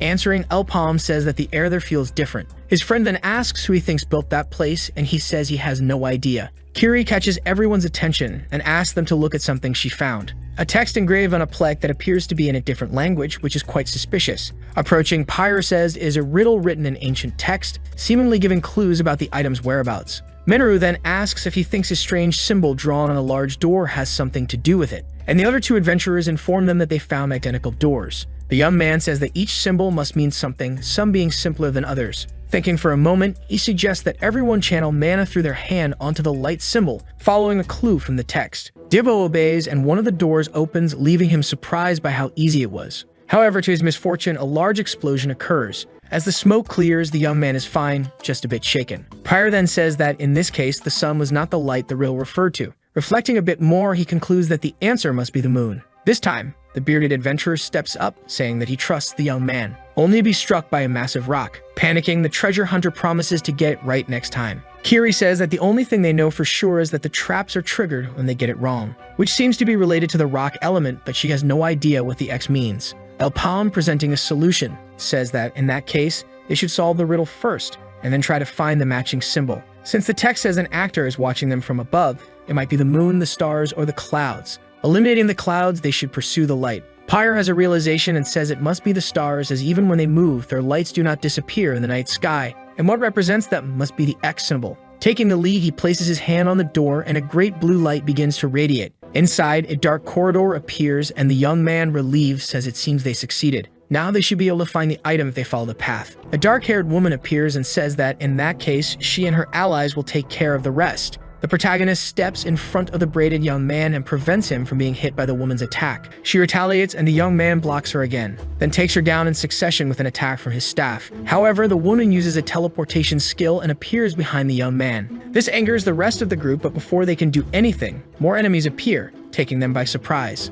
Surrounded, another woman appears and says they should take it easy after all, they need the hero's item. Pyre asks the protagonist how those people found the portal entrance, and he says he has no idea. Someone then says that it seems they caught them off guard, giving the look of curiosity on their faces, and launching into an attack, asks why they don't clear up their doubts with him. Ralph attacks the group leader, and Debo asks what he thinks he's doing. Responding, he says he's doing it for money, revealing himself to be a complete traitor, flashing back to the past when he was admiring his riches. Someone knocked on his door, making him quickly lock his safe and hide it under the bed. Annoyed, he opens the door to whoever it is, and upon seeing that it's his bodyguards, he orders them to return to their posts and stop bothering him. One of the men tells him to shut up and says they are there because someone wants to meet him. Scoffing, the adventurer says he's not interested at all after all, who sends henchmen without offering anything first. That's when the woman from the mercantile group Kenya appears and says she was hoping to discuss the offer in person. In the present, seeing Kiri's expression, Ralph asks her not to look at him like that. Debo, furious, curses him and asks how he dares to betray them for a bit of gold. Laughing, the man says that actually it's not just a bit of gold. After all,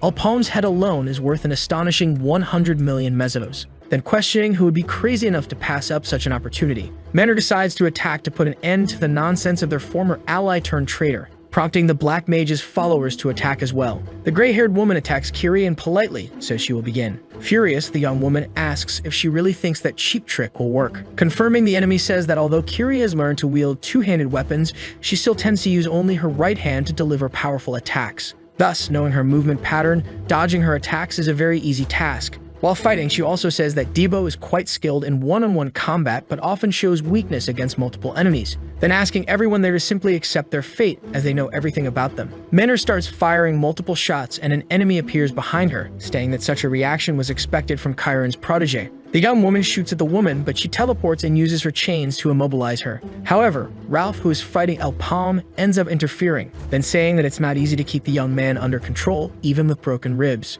Pierre is hit directly and can't even defend himself. But to the enemy's surprise, it was all just an illusion and the real Pyre wasn't there. The young man appears behind him, revealing his true location, then placing his hand on one of the symbols to activate a trap. A large hole opens in the ground and all the enemies fall in. Meanwhile, the heroes shout to each other to grab onto something and avoid falling. Debo embeds his axe into the wall and tells his friends to hold on tight. Hanging on, they prepare to enter a passage in the walls, successfully achieving their goal, though just barely. Suddenly, a door descends, sealing the hole they pass through. Meanwhile, the floor above also closes, leaving everyone trapped underground. The place they were in resembled a labyrinth, and judging by the diverging paths, they could be connected to a different area. Kiri comments that the routes through the openings in the walls would lead them there. Menor says they might find El Palm if they were lucky, but the chances were slim. While walking, she steps on a trap. Immediately, bars descend from the ceiling. The adventurers dodge them but end up separated. Now they were sure they were screwed. The girl shakes the bars and ends up blaming Debo, calling him an idiot,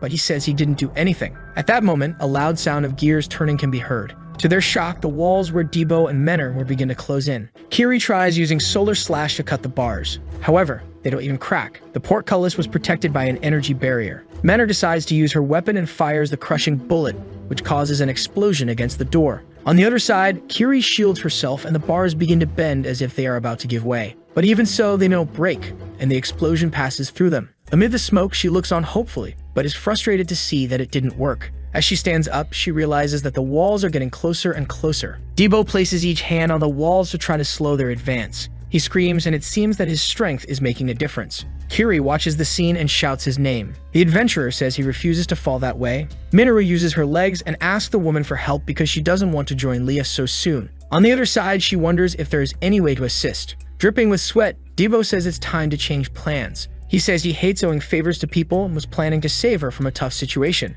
just like she did last time. But since he has no choice now, she'll have to be the knight in shining armor once again. So he asks her to save him again. Smiling, Kiri calls him an idiot for joking in that situation and grips her sword. She shouts for him to try holding on a little longer. The gate was probably operated by magic, meaning something must be supplying mana to the mechanism. Running, she tells her friend that he now owes her 2 favors and not to die before paying them back. At the same time, El Palm and Fur are fleeing from Camia, and she comments that each of them is a beast. They end up at a dead end. The labyrinth is absurd, and they wonder where they should go. Looking at their pursuers, he shouts for them to wait. Grabbing his spear, he activates his skill. To push them back, the 2 attack while retreating. Ralph yells that they shouldn't underestimate them. The woman says they have already cornered them and that they can't run forever. But above her, something appears. Causing an explosion, one of the members is hit, forcing the others to back away. She takes no damage, and the man tells her not to die until she pays what she owes him. One of them throws a knife at Fur, and she uses the protection talisman. However, her opponent enhances the weapon with a shuriken explosion. Before she is hit, a sudden yank by the neck pulls her back, away from the forming explosion. El Palm escapes with her, dragging her by the clothes while the girl complains about the pain in her neck. When they get far enough, he throws her to the ground.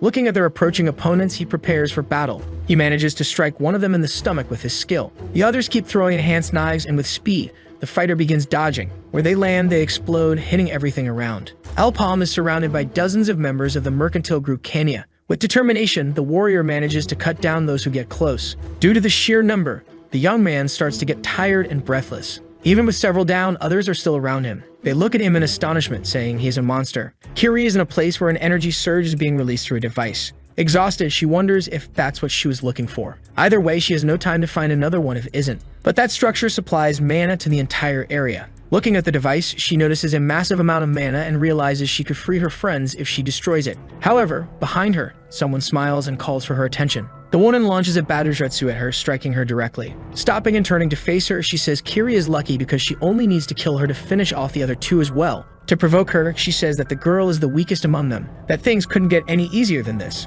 Kiri tells the woman to get out of her way because she won't waste time. Kasha introduces herself and says she can't grant her request. She asks her not to be aggressive and to discuss the situation. Grabbing her sword, Kiri uses the Rising Sun skill, telling her to be quiet and move along because she's busy. Grabbing her weapons, Kasha calls her foolish and stubborn. Throwing them all at once, she says she has no choice but to kill her. Defending herself, Kiri wonders where she keeps so many throwing knives. Then she realizes that some of them aren't real. One comes straight at her, and when she dodges, she notices the destruction they cause on the ground. This is bad because she can't tell which ones are real. While defending herself, one of the weapons moves to strike her from behind, but Kiri quickly notices and intercepts it. Kasha is changing the direction of the blades with telekinesis, and the situation is getting worse. When she looks, she notices that two of them are crossing paths. In that moment, a sword is thrown directly at her, striking her fully. To her surprise, Kiri manages to catch it with her arm before it hits her stomach. Her opponent wasn't using telekinesis, but was instead controlling the weapon's trajectories with wires. Grabbing one of them, she says she could use them to her advantage.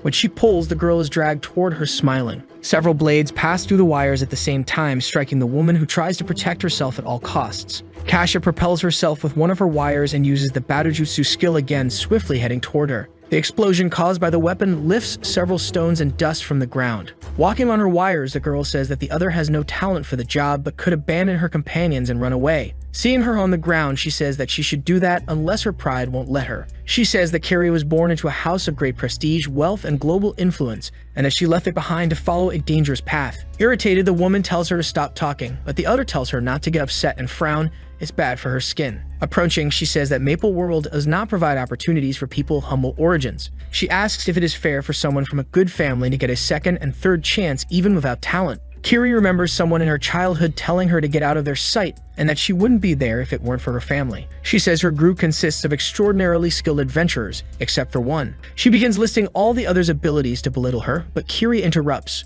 She admits she is weak and that she hasn't been able to bring a smile to her master or her parents. She still has a long way to go to reach the level of her companions. Running toward her, she says that doesn't mean the other is superior. She repeats that she should move aside and says she doesn't have time. Grabbing her sword, the opponent calls her stubborn and trash, while below, Kiri prepares to attack. Using the wires, her opponent starts maneuvering the knives to strike her. She counters with the falling moon, lunar division skill. Kasha wonders what kind of skill that is and why no one told her about it. To her surprise, her wires begin to be cut. Flying toward her, Kiri says that silly tricks won't get her far. Once again, she swiftly uses the Hitokuri 100 strikes. Remembering her childhood, someone asks her if she really believes she was chosen to be an adventurer because of her family. Slamming his hand on the ground, the man says that some people struggle to see the true value of a treasure. He tells her not to let others influence her and not to set limits on her own progress. Approaching, he says that if she truly understands, she will be able to believe in herself and become more powerful than anyone else. Kasha can't believe her opponent has matched her speed, and now they are face to face. With a single strike, Kiri manages to hit her. Counterattacking, Kasha asks how she dares, but the woman dodges her attack. Burning the enemy wasn't the only thing she could do. The power within her was like the vast universe that exists beyond. She uses the equinox cycle, unleashing a massive fireball toward her opponent. Using her sword, Kasha tries to approach and slashes through the fireball with a gust. Maybe she is starting to understand what her master meant, that she wouldn't find her true self by forcing herself to be someone she's not. But she was afraid of realizing this too late. However, she still believes in her friends who trust in her and in themselves. The Kanya members are behind them, calling them filthy rats and saying they need to find them. First, as they can't keep avoiding them with tricks like that. Looking at her companion, she asks him to hold on. They'd find them and corner them to capture them, but El Palm manages to strike down those who get too close. They go after Fur, saying she doesn't know how to fight and that she is a rookie, which offends her. Using magic to attack them, she shouts that they are underestimating her. Noticing that the enemy won't be affected, she starts crying and says she lied. She begs them to underestimate her. Behind her, two blasts of power hit the men approaching her, and looking to the side, she sees her companion amid the dust. One of them says he looks tired and swiftly strikes him in the stomach, making him spit red juice and leaving Fur worried. Even injured, El Palm extends his hand toward the enemy's face to unleash his skill on her. Where they are, a massive explosion occurs, lifting stones and dust. The woman calls him persistent, but as she moves in to attack them, she realizes they have disappeared. Rao says this is getting irritating and that they underestimated El Palm, but she says it's fine, because their prey has already been bitten. Elsewhere, Fur asks the man if he is okay when she sees him spitting his red juice. When he sees what he vomited, he notices that smoke is coming out and asks if it was poison. His enemies start running, knowing that he would last a maximum of 40 minutes. The poison that hit him was a potent substance, causing excruciating pain and fatal damage. Rao says that he won't be able to run for long. They reach two passageways and Bijou separates from them, telling him to do his job. Fur carries him through the corridor, saying she didn't expect things to be this bad and that she shouldn't have insisted on exploring the ruins. With his head down, he begins to worry. El Palm tells her not to worry because the woman's ability would have caught him sooner or later. just wasn't a trick like when he faced the twins. She was really using teleportation abilities. He says he will take care of Beiju and asks him to do what he came here to do, leaving him confused. Looking up, he says that what was above them must be the door that only a device could open. If his guess was correct, solving the puzzle would provide mana to the device. Touching the stone, she tells him to hold on because she will try her best. Fur begins assembling the puzzle. Sitting behind her, the young man says there's no need to rush because he also has something to do and begins activating his ability to look through the labyrinth's rooms. Running, Ralph tells everyone not to do anything because the young man is his. One of the members says they have no reason to listen to him. Turning around, he tells them to talk to the boss and doesn't notice a fireball heading straight for him. Lightning bolts are fired and one of the men next to him is hit. The man says he can't see him anywhere. Ralph wonders if El Palm is using the monocle to bring the entire structure within his reach. As he is thinking, one of the lightning bolts heads toward him, but he manages to escape before getting hit. At the same time, Fur completes the puzzle. Turning to the young man, she says that now the device should activate immediately. However, when she looks at him, she realizes he isn't responding and starts to panic. Something breaks behind her, and she wonders what's happening. She quickly realizes that the mana flow was cut off when someone arrived at their location.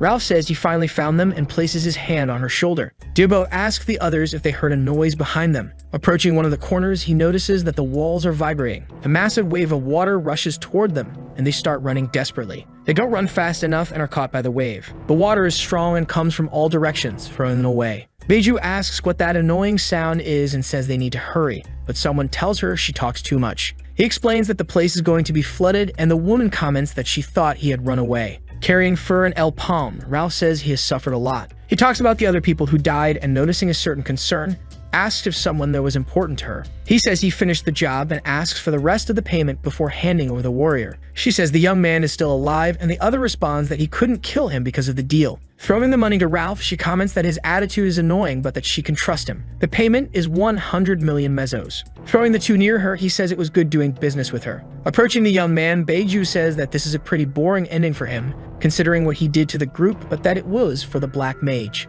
Then she corrects herself and says that it was for her master, Lord Evoke. Laughing, the woman begins destroying the bodies on the ground. But when she stops, she realizes she was destroying one of her men's bodies and not theirs. At that moment, Ralph shouts in surprise and jumps at her. She dodges the attack and says she shouldn't have trusted him. At that moment, she notices a jet of energy heading straight for her neck. Beiju keeps dodging, but the jet follows her, making her wonder how he dares to play with her. She doesn't need to worry as enough time has passed for the poison to spread through his body. She just needs to confirm the corpse. Turning around, she thanks El Palm for showing up and making her job easier, saying that he's almost dead. Behind her, the man uses his bow to launch flaming arrows at her. Looking at him, she wonders how he is still fine, but she doesn't have time as the attacks start getting stronger and a massive explosion occurs. Amid the smoke, Ralph asks them to take it easy. In front of them, the smoke wall begins to dissipate. Seeing Beiju appear, they realize how resilient she is. She asks the man why, as she thought he would do anything for money. He explains that if they won, the world would be destroyed. In that case, all the money he worked so hard to earn would turn into rolls of toilet paper, so it wouldn't help. Joining her had been his master's plan from the beginning.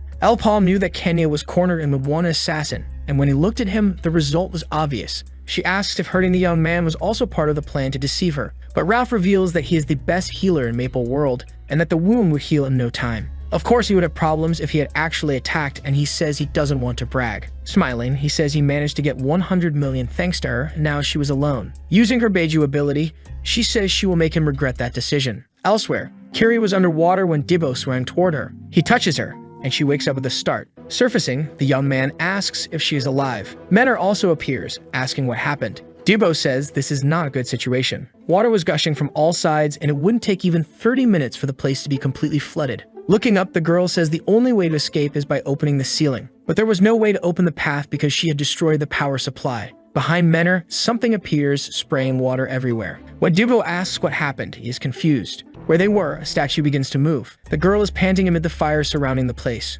Looking at the fallen body on the ground, she calls him scum. She says that hell is too good a place for trash like him, and that he merely paid the price for his actions. Behind her, a man says that her future is no better than his because she has blood on her hands. Amid the fire and all the dead bodies on the ground, he says that his revenge is over. He states that, as promised, his life now belongs to her. Beiju was destroying all of El Palm's and Ralph's clones. She wonders when they will give up and asserts that using clones is an outdated trick. Most of them are mere illusions and therefore harmless. Seeing the young man, she realizes the real problem is that some of them are actually real. Fur tells them to hurry because she can't keep using her talisman abilities forever. Elpam uses his monocle to launch several arrows toward the woman. The arrows explode upon hitting the ground. She appears behind the girl and dodging the attack counterattacks, saying she almost got her. Far away, Fur comments that she bets Bijou can't tell which one is real. Ralph also appears and punches her, asking what happened to her confidence. Bijou tries to use her chains, but the man dodges her attacks. However, due to a mistake, one of them wraps around his neck. He says it was a good attempt, but that wouldn't work. However, the chains continue to tighten more and more.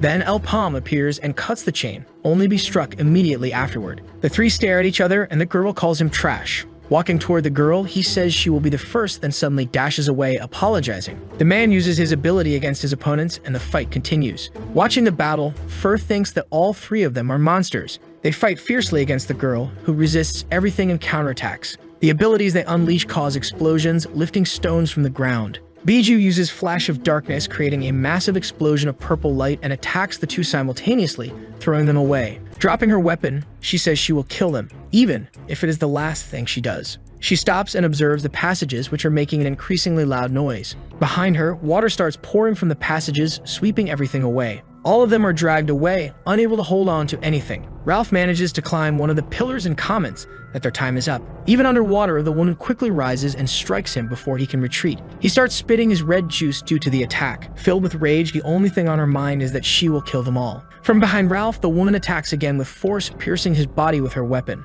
Emerging from the water, the two shout his name. Bijou and the man continue their fight, even underwater. He tries to punch her, but the woman evades. Soon he begins to feel unwell and realizes he has been poisoned. When he opens his eyes again, the only thing he can do is raise his hand in an attempt to stop her. Reaching into his pocket, he pulls out a shining object. The object glows intensely, and as she dodges an attack, the woman wonders how that was possible. She notices that it is neutralizing the poison, which means it has already healed Elpam. He starts making some movements with his back turned to his opponent, but when she tries to attack him, she realizes it doesn't work. Ralph had shouted about a sacred magic barrier. Behind it, he could attack freely, and then he clenches his fists to punch the girl, who dodges just in time, surprise. However, she notices an object in his hand that makes her uneasy. As she flees, she wonders if the man figured it out because of her movement. From inside the barrier, he says he came close but couldn't resist because she was bragging about it. About her teleportation artifact. Swimming toward his opponent, he says it's time to end this. Quickly, she dodges another punch, but then another one lands directly. Showing the object in his hand, he tells her it's useless.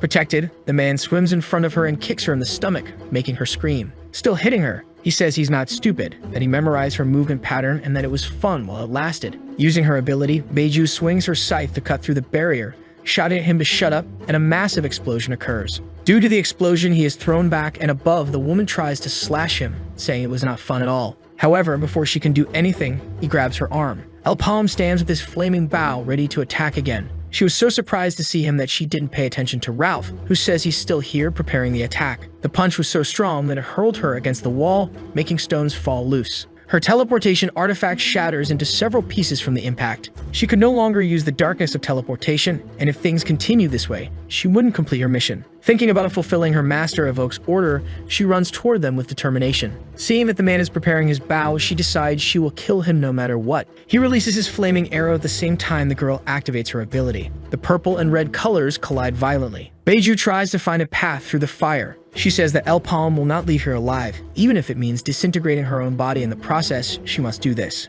When everything ends, her burning body falls toward them. With a knife between her teeth, she says she will do this for Master Evoke and rushes toward them. But the only thing she hears is the man saying it's a shame, but he has one more shot as he prepares his arrow. It is fired straight at Bijou. A massive circle of fire forms upon impact. The only thing she sees in front of her is her master, telling her she did a good job in reaching out his hand. Smiling at him, she moves toward him, apologizing, and then the fire consumes her. From the water, the statue rises. Menor uses the crushing bullet to hit, but it doesn't work, and she asks how it can move underwater. An explosion occurs where the statue stands, stirring the water around it. They get landed perfectly, but once again, it takes no damage and counterattacks. The statue shifts its form to knock her into the water, raising a massive wave around it. Dibbo manages to catch her, using his axe to hold onto the wall. Kiri manages to part the waters and unleash her power against the giant. It turns into ice, paralyzing its movements. She shouts that killing the statue is not their priority. They need a new power supply to open the ceiling, as she can only think of one thing: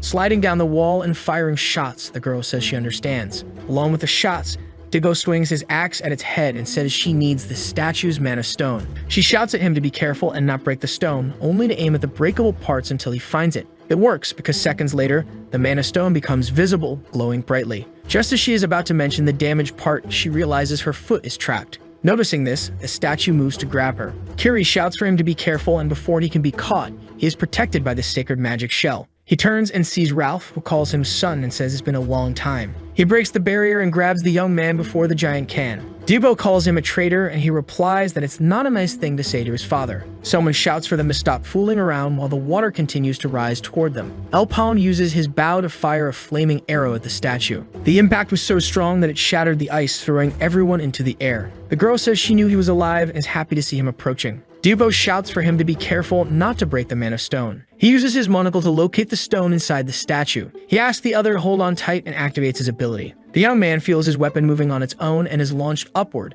screaming that he's going to get hit as he heads straight for the giant. Menor shouts that she likes the tactic and is going to help. Holding onto the weapon, the young man says he doesn't understand. The two lose their patience and yell at him to go already, calling him an idiot. Finally, Dibo understands that he will be the hero this time, and with determination, swings his axe in the right direction. The force of the impact causes an explosion where it strikes. A hole opens, revealing the mana stone inside the stone giant, so he throws himself toward it. The giant senses the movement within itself and is surprised. Ralph asks if his son's taste is any good and rushes toward him. Using his fist, he lands a punch demanding that the giant spit him out. The punch hits, breaking another part of its body. He delivers a series of punches to open another hole, this time in its stomach. When he succeeds, Dibo is sent flying away. Holding the mana stone in his hands, he declares that the statue is dead. As soon as he lands, stones begin to fall behind him. Now without mana, the stone giant can no longer move. Thus, bit by bit, its body collapses until it is completely on the ground. The problem now is that the water is nearly reaching the ceiling. He tells them not to worry, and they'll make it soon. Below them, Elpalm is swimming with a mana stone in hand. Less than 3 minutes remain, and he hopes it's not too late. With the device activated, it should open as soon as it has enough power. Using his monocle, he thinks that he needs to find the shortest route to them. Ralph is worried because they are running out of air. They begin a countdown to hold their breath. At 1, everyone submerges. Elpalm knows that, as things stand, it will be too late. It would take at least 5 minutes if he follows that path, so only one solution remains. He decides to create his own path. He starts using the power of the ring to create a vortex. He only has one chance. Quickly, he tries to break through the walls to the right room. He uses the flame orb ability to clear the way. When he finally reaches the location, he throws the mana stone into the equipment. With precision, it lands in the correct spot. The stone shatters and energy begins to flow throughout the area. The energy rises from one end to the other, connecting and passing through the pipes to the puzzle. The gears begin to turn, catching the attention of everyone underwater. A large door opens where they are. They emerge and breathe a sigh of relief. Leaving the area, the young man comments that he thought he was going to die. He is disgusted and exhausted from this place. In the room they are in, another statue appears, and Menor asks if it will move too. The other responds that she doesn't know. Dibo starts worrying about the master. Below them, Elpalm appears, swimming rapidly toward them. However, he is already running out of air, and there is still a long climb to the top. Water begins to fill his lungs, and he starts to lose consciousness. Menor jumps into the water to save him, holding his face to give him mouth-to-mouth resuscitation. When he wakes up, a woman tells him that he is overexerting himself again. Getting up, he asks where he is. The members of his old group smile and look at him. Jadam tells him that he can rest if he is getting tired. Alexis asks him not to push his limits and says he did well. Elpalm realizes that this is a memory from the past. In the past, he had also smiled and said he was fine before making that promise to them. Back to reality, he wakes up coughing up water. Wiping his mouth, he asks what happened and if Menor saved him. Dibo says he was worried because he took too long to wake up. Looking at the man, he notes that he is not injured, and Ralph comments that it's thanks to his healing ability. Turning to the girl, he asks if something is wrong, and embarrassed, she says it's nothing. Ralph explains that it was all part of the plan, except for the final part. The young man says they should have told him in advance, and the other comments that to fool the enemies, they had to fool their allies too. Elpalm starts asking about his first attack, but the man decides to change the subject. He then asks why he was carrying Beiju, and he responds that he had a promise to keep with Gaffor. At that moment, Fur suddenly starts running away, leaving everyone puzzled. Reaching a room where there was an artifact, she shouts that she found it. It was the hero's item. However, they weren't sure if it was real. Fur insists that she is certain as it matches the description exactly, and says is the key to Phantom's vault. The greatest thief in Maple World, Phantom, had a vault filled with all kinds of treasures, and the necklace was the key to it. Picking up the artifact, she thanks everyone. But at that moment, several stones begin falling on their heads. The room was collapsing, and everyone starts running. She is scolded for grabbing the item without thinking of the consequences, and she simply thanks them. The tower ahead of them had an exit, but they weren't sure if it was open. To make things worse, skeletons appear, rushing toward them. Ralph says it's his turn and charges to attack them. He uses his artifact, which causes an immense explosion of light and disintegrates the skeletons. When they ask why he didn't use it earlier, he says it consumes too much mana and that he'll be charging each person 500 mesos for it. Another armored skeleton mounted on a horse rushes toward them. They panic and beg the man to use his ability again. Unfortunately, he could only use it once, and as he runs, they call him useless. Menor steps on a weak spot and everyone falls into a hole that opens beneath them. Using her last spell, Fur manages to create a plank, allowing everyone to slide down. They fall into the water, but the knight chasing them also knows how to swim. El Palm calls out to Kiri, who knows what to do. She uses her Lunar Division ability, freezing the water to keep the knight at bay. The skeleton roars in fury. Ahead of him, Menor points her weapon and tells him to stay quiet. With an explosion, everything around is swept away, including the knight. Fur warns them that they're about to crash into a wall. Using his bow, the young man breaks the wall. They needed to be careful, because the bridge was about to collapse. They start climbing the stairs when they find the portal. Fur tells them not to stop and to jump when she gives the signal. Everyone leaps toward the portal, with the tower collapsing behind them. A spider says that it no longer senses Biju's energy and that this was yet another failure. Below it, a man says he has no excuses. He states that he will take responsibility for this with his life. The spider says it can take his life whenever it pleases, but before that, it wants to show him something. It says it's time to switch players. The Lord says there is still hope. He comments to the young master that he is alive since the portal is still active. Fortunately, they were not yet a full team, meaning 6 more people could enter the portal. He volunteers to form a rescue team. He becomes irritated and slams his fist on the table. A young man talks about a group carrying several items and having special bodyguards, just as expected from the son of the richest man in Maple World. The girl wonders if Keniev's afraid that everything will backfire. She says it's all very suspicious and that they should hire Goldrich. Churro becomes suspicious when she hears someone entering, but she stops when she hears a voice. A person opens the door, saying they couldn't let this go, and the girl becomes even more certain that she recognizes the voice. Fur asks El Palm why he can't give her the ring, and he says it's simply because he doesn't want to. Excited, the woman is now sure she recognizes him. Running over, she cries tears of joy upon recognizing him. But she stops when she hears someone yelling loudly for her to shut up. Grabbing the young man by the collar, the person demands the return of their ring, and annoyed, El Palm says he took it as promised. They continue arguing and the girl feels relieved. Good news was spreading in the newspaper. They reported that Jack Rich was trapped in the portal, and people said it made no sense, as his group was one of the best. Everyone talks about how the 150 million meso ransom amount is high, and many want to volunteer to go. Debo, reading the news, says it has become the talk of the town. Ralph says his desire to save people is burning, and the master isn't around. The other replies that he just wants the money. The two are walking down the street because their boss wants something from a store. The man says he has his plans. Stopping in front of a house, he says that they will see once they arrive. Opening the door, they find a man sitting inside. Debo asks if this is the right place because it looks dusty. Inside the establishment, one of the men calls for Gary and tells him the customers are here, so he should stop sleeping. Looking at Ralph, he immediately recognizes him, leaving his companion confused. He says he thought Ralph was dead. Pointing a knife at him, he says it's the first time he's seen him since he stabbed him, and the other man insists that he didn't do it. Seeing how the man was threatening him, the young man wonders what happened. Ralph says he had his reasons, but now he was there for another matter and pulls something from his pocket. Showing the money El Palm gave him, he says that he brought a lot of it here. The man angrily calls him a bastard, but then he suddenly hugs him and says he missed him, making the young man realize what kind of people they were dealing with. Starting the negotiations, he says he has everything, except what he doesn't have. He asks for a strengthening scroll. Pulling several out of a box, the merchant says he has them. Debo says they are just regular scrolls, and the other man asks if he is blind. They argue about it for a while. Those were items that had a chance to strengthen other items by a certain percentage.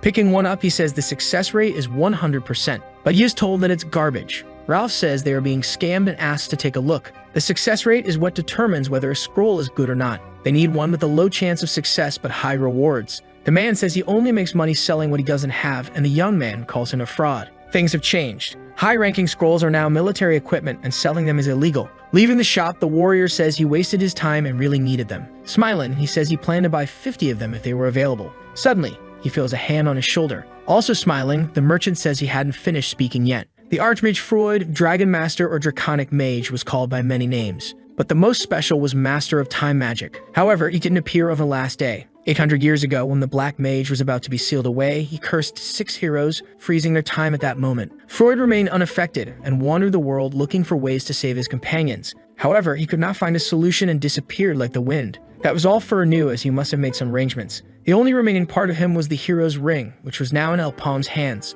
the answer to the question of why he returned. It may lie with him if he could manipulate time, and he wonders how someone 800 years old could do that. Carol says he was chosen by Freud, but wants to ask something. Then she asks why he was fighting against the followers. He says he has his reasons, but then admits that he wants to save them, at all costs. In the forest, someone is panting. Kiri is training her sword movements. The training is so intense that sweat drips from her. Dubo appears and asks if she never gets tired of doing that every day. She says she was looking for him, and he responds that he had something to tell the master, so he went to see him. A little awkwardly, the young man starts speaking, stammering. Finally, he says he needs a favor from her, leaving her intrigued. Embarrassed, he asks if she could go somewhere with him. She agrees, and the next day, the young man waits in front of a clock, wondering if he arrived too early. To his surprise, Kiri appears wearing heels and apologizes for making him wait. She then explains that Minoru made her late by deciding to dress her up, even against her will. Embarrassed, she asks why her friend is looking at her like that, and if it's because the outfit doesn't suit her. Sweating nervously, he says that actually she looks beautiful. They head toward their destination, unaware that they are being followed by the rest of the group, who are curious about why the two are meeting. Flashing back to the past, Kiri talks to Minoru and tells her that Dibbo asked her to help pick out a birthday present for his younger sister. The red-haired adventurer says that was definitely just an excuse. But her friend says that since she isn't good at choosing gifts, she would like Minoru to come along and help. Returning to the present, in a shop, the young man shows her a brass knuckle and asks what she thinks. He says it seems very useful for self-defense. The girl then asks why, in that case, he doesn't just get a sword. The day goes by as they move from stall to stall, looking for the best gift. Happy, Kiri says that going out dressed like that was easier than she thought. Since she had started her night training when she was young, she was no longer used to going out without armor or weapons. Dibbo then suggests that they check out the explosive stall, and she agrees. Meanwhile, their three friends are watching everything from hiding, and Minoru is annoyed that the two are so inexperienced in romance, even though it's obvious that they like each other. Sighing, the red-haired adventurer says that at this rate, both of them will end up alone forever. Suddenly, Dibbo's sister says that this is why people call her brother an idiot all the time. Surprised, the bearded adventurer asks how she knew they were there, and the young girl says she was the one who cried for a present. Watching the two lovebirds, the man asks if he also looked good next to that other person in the past. But Minoru says she doesn't care about his romantic stories. Jumping into the conversation, Elpalm says they are wasting time, and his friend says he only said that because he doesn't care about these things. Surprising her, the young man says that actually he does care and has even dated once or twice before, but now he has no time. Curious, the red-haired adventurer asks what happened then. But her friend says it's all in the past and that his love is not even alive anymore. Thinking further, he remembers that he went back in time and realizes that maybe she actually is alive. Night falls, and Dibbo thanks Kiri for her help. Saying that he thinks Denev will like the gift, the young woman smiles and says she's happy to have helped. She says goodbye and prepares to leave, but the young man calls her to wait. However, when she turns around, he says it's nothing and that he will see her the next day. Overjoyed, the adventurer, with a big smile, tells him to let her know if he ever needs help again. When the young man enters his house, he finds his sister and his friends and asks what they are doing there. Meanwhile, elsewhere, someone screams for help. A hooded young man tells the monster to stop because he won't let it pass. However, a man with the mark of the wicked and a snake on his back unleashes his power, easily entering the place where there is a stone that seems to be his final objective. Smiling, he says that he has finally gotten his hands on the sealing stone of the hero Freud, which holds the power of time. But when he picks up the object, to his surprise, he doesn't feel any magic coming from it. Furious, he starts breaking the place apart while questioning who dared to do something like that, concluding that he must find the person responsible at all costs. So the video ends here. If you don't want to miss the next part, activate the notification bell, and see you next time on Tob's channel.